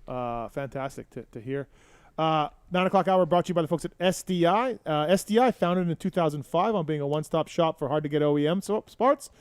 They launched their eClick stuff in 2018. It's been a lifelong project over there. eClick is more than just electronic shocks. Semi-active suspension system that constantly adapts to the road and conditions. No more getting out of the vehicle to adjust suspension. Check out the eClick stuff, made and developed in the USA. Marks, you got eClick? Been mobbing lately? No, I've been working on your app. Thank you. eClick's legit. So sick. The app? The app is sick too. Do we want volunteers? What do we want to do? Yeah, if you want, need probably a couple. So what we're gonna do is we're gonna do iOS first, shocking, and then we'll do Android. But you can reach me at marks@pulpmx.com if you have an iPhone. You have a pulpmx.com email? Yeah, I created one for myself. Okay, all right. Moving on. Can we talk about the app? Show, like, what's gonna be so? Like, I need to know. Like, there's so much hype. It's just gonna work. That's all it is. I thought it was the hype will be that it works. You'll be able to listen live, all the archives, all that stuff. Okay, cool. I thought it was a joke. Like, I thought it was a myth. We have an app. Oh. We have one. Okay. Oh. But it doesn't work the greatest. I just put the our jerky code on there. Yes. We love that. Oh, there we go. This has been a great time. They don't even pay us for that, Mark. I just like the jerky. And these jerkies brought you jerky, some jerky, and shirts. You know what? These guys took care of me when I ordered some, so I'm gonna take care of them. Thank you. eClick, more than just electronic shocks. Jeep models, Ford Raptors, Tundras, UTVs, and more. Check out suspensiondirect.com. PulpMX code. Just use the code PulpMX. Hard to find suspension parts as well as 4x4 Jeep suspension without compromise. Thank you to SDI. Thank you to RideEngineering.com. Of course, you guys use Ride Engineering on I do. Solitaire. Yep, Ride-engineering.com. Owners of the new 2023 KTM and Husqvarna can replace their overly rigid OEM bar mount. With Ride Engineering's new 2023 replaceable one, we limit the handlebar twist without the excess rigidity. The mount sells for $94.95 in stock. RideDustEngineering.com. PulpFan20 is the code to save with Ride Engineering. PulpFan20 is the code to save with those guys. Motorsport.com. Tweet at Tallon. No, that's my mom. It's the Motorsport.com tweets at Tallon segment. Thanks to the guys at Motorsport. Took us up there for that Eagle Lodge. Gold Creek. Gold Lodge. Creek. Oh, Gold Creek Yeah, Lodge. why the fuck did I think of Eagle? Unbelievable. Oh, we saw bald eagles. Like real ones, not from chicks. And Gold Creek Lodge, motorsport.com, OEM and aftermarket parts. Go through the banner on PulpMX.com or PulpMXShow.com to help us out. Really, really appreciate it. What about anal bleaching? They won't help you with that, but OEM and aftermarket parts. You guys know Uncle Jim. Oh, yeah. You guys know Uncle Jim well. Oh, yeah. We Very. love Uncle Jim. That Speedway race I was just telling you that we went to, oh, he was there. He's a legend. He's a legend. Like your stories of, I don't know, who was telling a story like the other week or something, like, oh, come look at my phone or whatever. Yeah. Like, that's true. Oh, yeah. Like, if you know Jim, it's like, hey, check this out. Doesn't he have like a Polaroid box? I don't know. And you're just like, hell yeah. Yeah. Every time we see him. And it's never the same person. What about anal bleaching? All right, everybody. So thanks to the folks at Motorsport. Check them out. They got a great team of dedicated gearheads there. If you have any issues with Motorsport, any problems, any complaints, any praises, email me using the contact form on PulpMX.com. I'll pass it on and make sure that the guys at Motorsport.com take care of you the way they need to. So check all your online business and give it to Motorsport, please, and thank you. Okay, question submitted to at PulpMX Show, and Tater over there takes the best ones. Let's do this, Tater. All right, first one from the voice of the drunken people. LRT, you ever going to race off-road like Colton? Have his wreck scared you away from Supercross at all? He's referring to Colton Eck. He was the first one who ever flew into your memorial nets. Was he really? Yeah, First guy? I think he was on your show. I remember that. No, first guy was Craig at Press Day. The first year of the Nets. I remember I think it was Craig. years ago at Phoenix. I watched it, and I was racing Futures. Like Okay. it was, I don't know. He flew into the Nets. Okay. I do remember Anyway, that. He flew into the I don't know Nets if he at was some first point. one, but okay. I've raced off-road. I raced a works race at Mesquite on a Suzuki 450 in 2020. I'm Pro 2. I got Deep fourth. sand whoops. Yeah, I got fourth. So How'd you do, Tater? Works races. 2020, I was not racing anything. Okay. When did you last race I think Works? 2013. Okay. As for his injuries scaring me, no. I mean, Yeah. it happens. I'm pretty sure I saw on Instagram earlier today that he crashed at the last works race in Idaho and broke some ribs. So it happens. He's had a few injuries. Yeah. Colton Eck. He's had a few. Yeah. So you would do it. Yeah. Yeah. I would do it. Yeah. I love riding dirt bikes. Right. Another one from the voice of the drunken people for Robbie. Did Chris and Ryan ever talk about racing World Supercross? How close did you get to getting a ride? They did not talk about racing World Supercross. I passed on your number to somebody. I Yeah. don't know if they called you. Anybody call you? Yeah, actually. Oh, well, maybe they. I had a said- few people call Okay. me, actually. I passed on LeBlanc and your numbers to somebody that was looking for a Yamaha guy. Yep, Yeah. they called me. Okay. Just unfortunately, I'm Yeah. not going to Yeah, be it's starting in 2 weeks, so, prepared. yeah. Yes, I wish I would love to go over there and race. If only but someone hadn't put you in a fucking LCQ race in Salt Lake City. Yeah. Hey, it's all right. Yeah. It happens. Yeah, I thought you were back riding a little bit sooner, so I was thinking you'd be Yep. right in that mix to be ready Yeah. for it. Because honestly, like, some of these teams are having trouble finding guys. Everybody's set now, but why? Dude, they're just like, isn't there money to be made for yeah. everyone? Well, not really. Kind of. No? There is money, but it depends on what the team wants to offer you. Some of these teams, like Rick Ware and MDK, I mean, they're trying to make a bunch of money from doing this series. Yeah. They are not trying to give it to you guys, But riders. why- There's a couple guys I heard are just riding for free. Yeah, right. I mean, why wouldn't?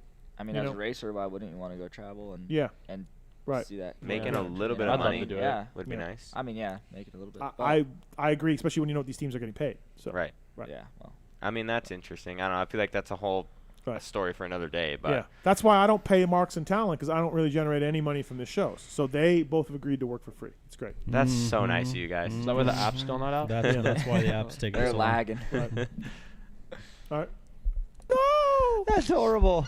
Oh my. If we're working for free, that's all the tweets we get. He just beat Tit's record. Wow. That's you got someone to go with Yaya or what? That's incredible. Oh, if I'm not getting paid tonight, that's you get 2 tweets.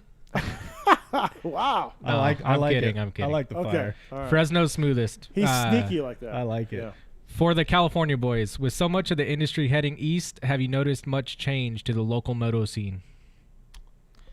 Well, you guys have lost a bunch of tracks, right? Well, yeah. Yeah, Think I about mean, it's yeah. getting Just worse. talk about like public supercross tracks. I think there's Elsinore and There's Elsinore and Paul, maybe Paula. If I don't know. You guys had Sunrise, Comp Edge, Milestone, I miss Zaka Milestone. Station. Zaka. They're all gone. Such a bummer. Right. I miss Milestone so much. State Fair's gone now. State Fair gone. Yeah. Yeah. Dude, it sucks. I mean, what do we got? We got GH, we got Elsinore, Paula, Kuya Creek. Kuya is so far for me. It's but very yeah, Paris. And Paris. Yeah. Is that 5? That's it. Yeah. Paris is sick. I like Paris. Yeah, Paris is fun.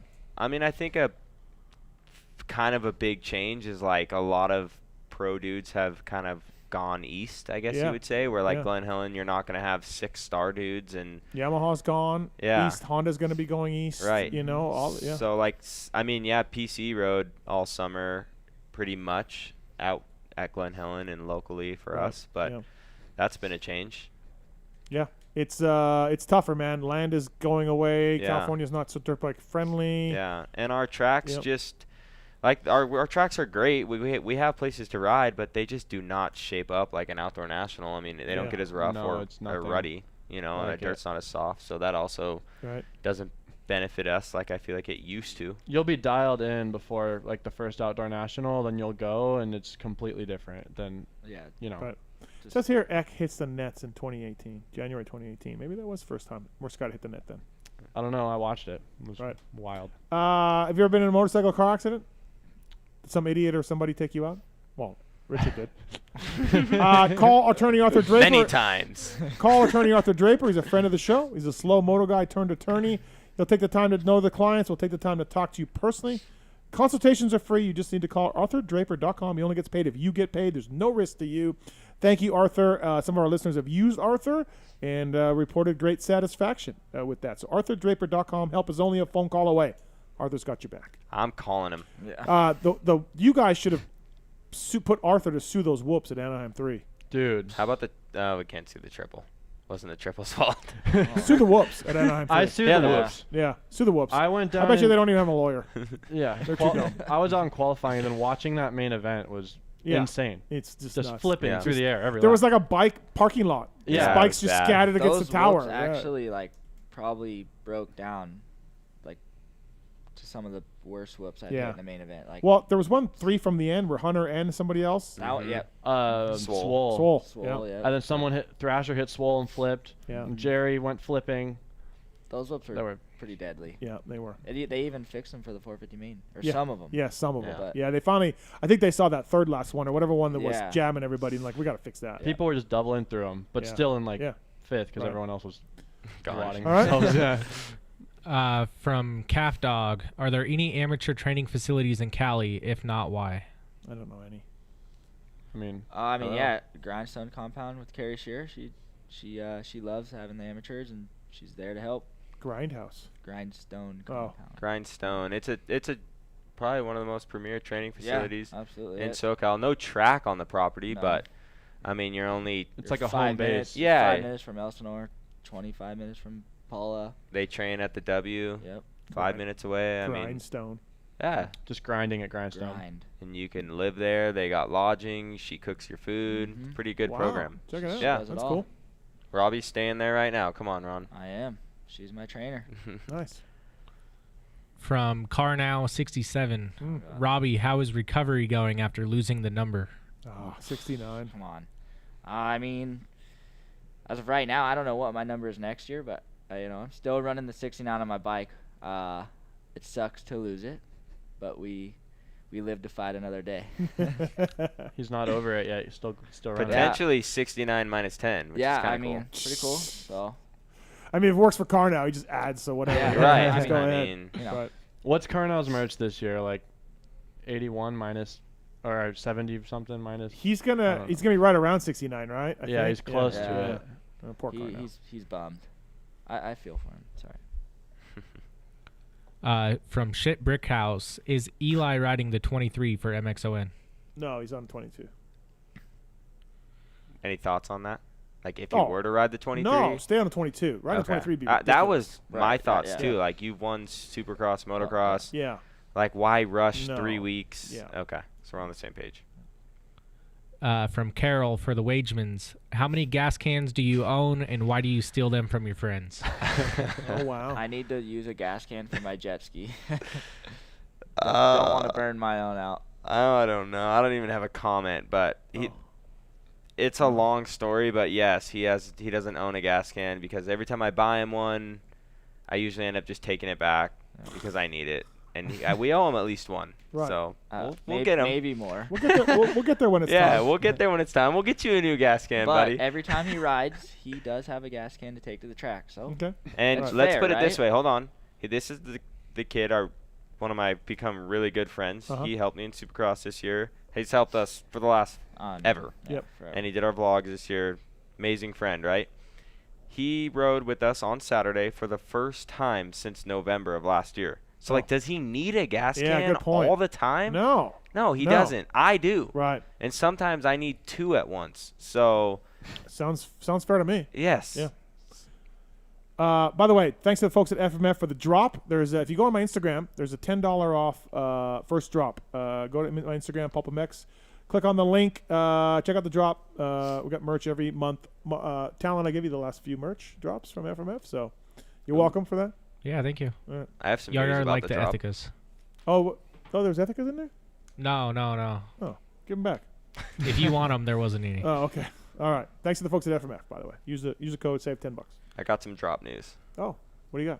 Our jerky It's gonna be in the next drop. Nice. Yeah. We had a pretty PulpMX drop too one time. Yeah, it was cool. Oh, yeah. Yeah. I'm stoked. Awesome. Aiden Irvin, Chris Betts or Babe Ruth? Betts. What a night he had the other night. What are you doing, Marks? Working on the app. Are you really? Yeah. Because you have you have a laptop on your. I got a laptop streaming the thing. I got a laptop on my lap. You know, that's why I call it a laptop. And I'm just multitasking over here, just making shit happen. All right. So great. By the way, I should mention Pookie's out of town, and Mrs. Marks is downstairs watching the animals. Shout out to Mrs. Marks. She's doing great. She's original. She's original dog. She's a what now? Original dog. OG. Okay. Okay. OG dog. All right. Yep. That may or may not have been why we didn't have YouTube going early. Miss Marks was here. Yeah, Mrs. exactly. Marks. Yeah. She comes one time. She's looking good, dude. Yeah, she's a nice lady. Yeah, she's looking good. The Raptor does wonders. It does. No, totally right. Absolutely. Listen, Yeah. she was with me pre-Raptor. No, days. she was not. Man. No, she wasn't. Don't lie. It's my totally average size house that she likes. Heck yeah. E-click. The E-click. She's like, I'm getting it. She's downstairs, and so she's watching the animals because they're gonna come up here and cause fucking chaos. So I told her, I'm like, hey, I show her the TV. I'm like, here's the remote. I said, guide, $2.99 or up are the movies. I said. She's like, you have movies? And I go, yeah. She's like, we don't have movies. Oh wow. She's $2.99 and up. Oh, Like you have Mom. channels of movies. Yeah. Oh. Like Thought satellite. the house was the only excessively nice thing here. Wow, Mark, you don't have the movies? I don't have channels with movies on them, bro. You don't have Just channels. streams. The channels go higher than his ceilings. Right. Dude, when I opened Thank you. when I opened the front door, Jarvis from Iron Man told me that the door opened. Oh like my how God. I love these guys. No, This is good stuff. they're terrible. This is good stuff. PhD in bro science. Steve, who's the third rider for Team France to fill in for Dylan? Dylan's riding. So it's Renault, Dylan, and Marvin. Is he riding a 23 Yamaha? No, I don't think so. Okay. Barsha didn't finish that off. I guess he healed him up enough. Yeah. Oh wow. Good. All right, last one from Elephant Cock on snowboard. Dude. Questions it's for our the listeners. Jerky Boys. You just move on. It's all this. Is it real? Sure. Yeah. Cool. That's actually Steve's fake account on snowboard. Yeah. I said one time I'm going to go on there, and do you guys know what Discord is? Kind of. Yeah. It's just a message board. That, Yeah. I don't know. So there's a PulpMX one. Okay. So I want to go in there and see what because especially Mark's talks shit on me in this message board. I know he does. And so Damn right I do. I'm going to go in there. I said I was going to go in there and go as Elephant Cock because I don't put my name in there. Right. And so literally someone took that name. So do elephants have a big or a small cock? I assumed it was big. Yeah. Oh, Elephant, nice. yeah. Okay. Ready for the question. How much jerky did 7 Deuce Deuce have to eat to get one named after him? 75 pounds worth, and there's a very unflattering picture of 7 Deuce Deuce. Oh, God. Wouldn't it just be funnier if he said like 722 pounds? Yeah. I mean, very creative, elephant cock. He wasted all his creativity on the name. I don't want to. That's all he had. He was done after that. That was it. I don't want to blow 7 Deuce Deuce out, but can I? Should I? Yeah. I mean, where is the guy, dude? come on, like. No, he's. I'm expecting an album soon. No, I mean we all had the idea, I guess, and like he, you know, how he is, like he's super vocal, Right. loud, and fun, and like him and Ty tried the jerky and they were in love with it, and I mean Addy is the one who came to us and was like, dude, like I want to do my own flavor, so you know we worked out a deal, and now he's then his social media presence just is non-existent. Nowhere to be found. Hopefully he doesn't text me and kill me, but Bro! no. Yeah. Why would you say that? I've been busy, bro. Yeah. I'm a dad now, bro. Yeah, bro. No, but I mean it's been awesome, and working with Addy has been great, and like he just totally goes off the trust factor of like, hey, dude, this is I sold X amount this month. Here's what we owe you. Yeah. But no, I mean he's been stoked on it. I feel like people overall are stoked with the idea of our jerky, and some people I think totally buy it because it has Addy's name on it. For sure. And he designed that label, which is also super cool. And my friend Jeremy brought that to life. Like Addy drew that. Yeah. And then sent it to me and was like, this is what I want my label to look like. So that was pretty cool. And then I designed too. Oh. And Richard designed this t-shirt, which is pretty damn cool. Yeah. And yeah, I just think it's super cool. People buy it because of Addy. People buy it because they like the flavor. And yeah, it's been really cool to partner up with Addy, and it's been super easy. So yeah, we're stoked on the whole overall deal of our jerky. We got to get him to push it out a little bit. I mean, it'd be Addy. nice if he was like, hey, like, I mean, like it's up to him. Like he could make more money off of, you know, technically off of how much jerky he sold. So he always does say, shoot me a text and I'll post. Yeah, he's like, write my caption, send me the photo. But no, I mean, he does repost everything he's tagged in. And like I said, at the end of the day, he is awesome. I just miss the guy.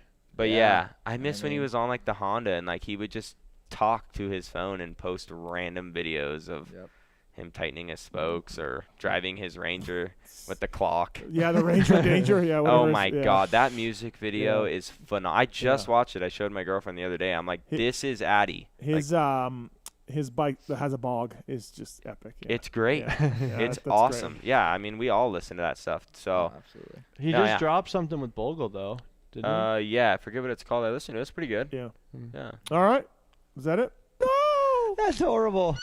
Speaking of Eagles, motorsport.com. Tweet at Tallon segment at PulpMX show. Marks, this one's not in Mav TV today. We don't got to stick around and do other stuff. But thanks to the folks. Mad. Thanks to the folks for watching on Mav TV. That's super cool. You guys didn't make the cut for Mav. Apologize, but there may be a best of episode with you guys in it. So yeah, they'll probably make it in one of those. You'll make it in one of those best ofs. But yeah, thanks to our guests, Rob, Buydos, Denny Stephenson, Rory, Sullivan, Tim Ritchie, all calling in tonight. A lot of MXDN talk, a lot of pit bike talk. Randy Richardson calling in as well. Mike Kiedrowski. Yep. Russ didn't call Pretty in. Badass. Thank God. I wanted him to. Was he watching? For not calling. Was he watching? Yeah, I'm sure he is. He's probably. I may be in bed by now. One of the top privateers in the mid '80s. Your dad, Russ Wageman. Yeah. Legend. It's in the blood, man. That's why we're doing Ate what we shit do. at the Coliseum. It's on there. Yeah. He led a heat race in Anaheim. And I mean, like the race was given to him because I don't remember who crashed, but like he should have won it. Still got third, which is badass. Right. But yeah, we were just watching that the other day on YouTube. Pretty cool. It's funny that your dad, Rich Taylor, great rider, right? Good results. Russ Wageman, like you guys both come from that. You're all buddies, and your dads, they didn't race against each other. Rich just missed Russ a little bit. But, I think Rich is. But probably but funny how that. That's why we're friends. I mean, because they were friends, Right. So. I did a podcast with your dad a couple years ago. It's cool. It's in the archives. Check it out, Russ Wageman. that one was really cool to do. So no, it was awesome. Absolutely fun to do. Thanks for coming up, you guys. Oh, thank you. E-bike ride, lunch, swim. E-bike ride for some of us. E-bike ride. Yeah, half e-bike ride. Pedal my ass off ride. Lunch was amazing. Dude, I've never been there. Firehouse Subs was good. Oh, Firehouse put is us on. fire. Fire, yeah, literally. Firehouse is fire. Yeah. You like that, Mark? Very good. You're on your game tonight. Swimming and the show. This is something you and I have been talking about for a long time. For you coming up here, I know that. I'm glad we could make it happen. No, Absolutely. we've been talking about it for a long time, and stoked to make it happen. Right. And just the whole day was awesome. So thank you for having us. Let's not make it so long though for the next time. Come on. No, let's do it. And I feel like it went really smooth. It was great to make it happen. Maybe I'll have to fly you though after Robbie was bitching about it. Dude, I was not even bitching. That was just he had to Get in break the truck. ice about something because we were late. Yeah. Next time I'm didn't know what to order at breakfast. Do well, and my dad agrees. Me and my dad should come up. Yeah, none of this 5 seconds a lap thing. Though. 5's a little ridiculous. much, but maybe like 2 and I think he told me the same thing. He's got to drop 5 seconds a lap. It's like, RT, if he dropped 5 seconds, he'd be on the podium. Yeah. He's winning. Right. Right. So let's calm down there. No, that'd be fun. Your dad, our listeners love. I figured maybe you'd call or he would call or something, but no, we'll do it soon. Our listeners love your dad's stories. They're great. Yeah, right? he's got Testing stuff. and riding and racing. It's great. Yeah. But so thanks for you guys coming up. Really appreciate it.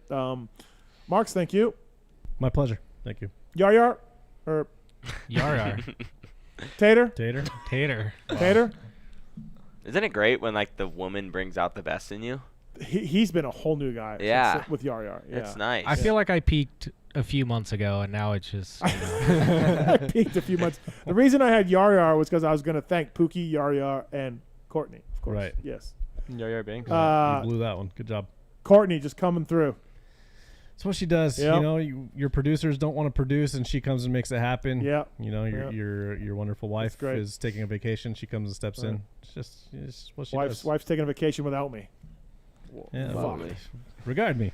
Regard me. Yeah, she's gonna get regarded for sure. She is gonna get regarded. Thanks to my buddy Kurt, Swisscore, Roto, Moser, our guests, our sponsors, you people for watching and listening. I really appreciate it. Next week, Monday, Weege JT. A lot of MXTN talk next Monday night. Good or bad? Better be good. A lot of it. A lot of talk next week, next Monday night. Red Bud. Yeah, Red Bud. So thanks again for listening. Thank you to Robbie Wageman, RJ Wageman, Richard Taylor for coming in tonight. I'm Steve Mathis. Thanks for watching, listening. See you next week. There's something I want to get off my chest, and it's about that summer when you went away to community college. I got an offer to do Playgirl magazine, and I did it. I did a full spread for Playgirl magazine. I mean spread, man. I pulled my butt apart and stuff, and I was totally nude, and it was weird. I mean, you probably didn't hear about it because I went under the name of Mike Honcho, but I just wanted you to know that. If you could hear me, if it got into your brain somehow, that I spread my butt cheeks as Mike Honcho.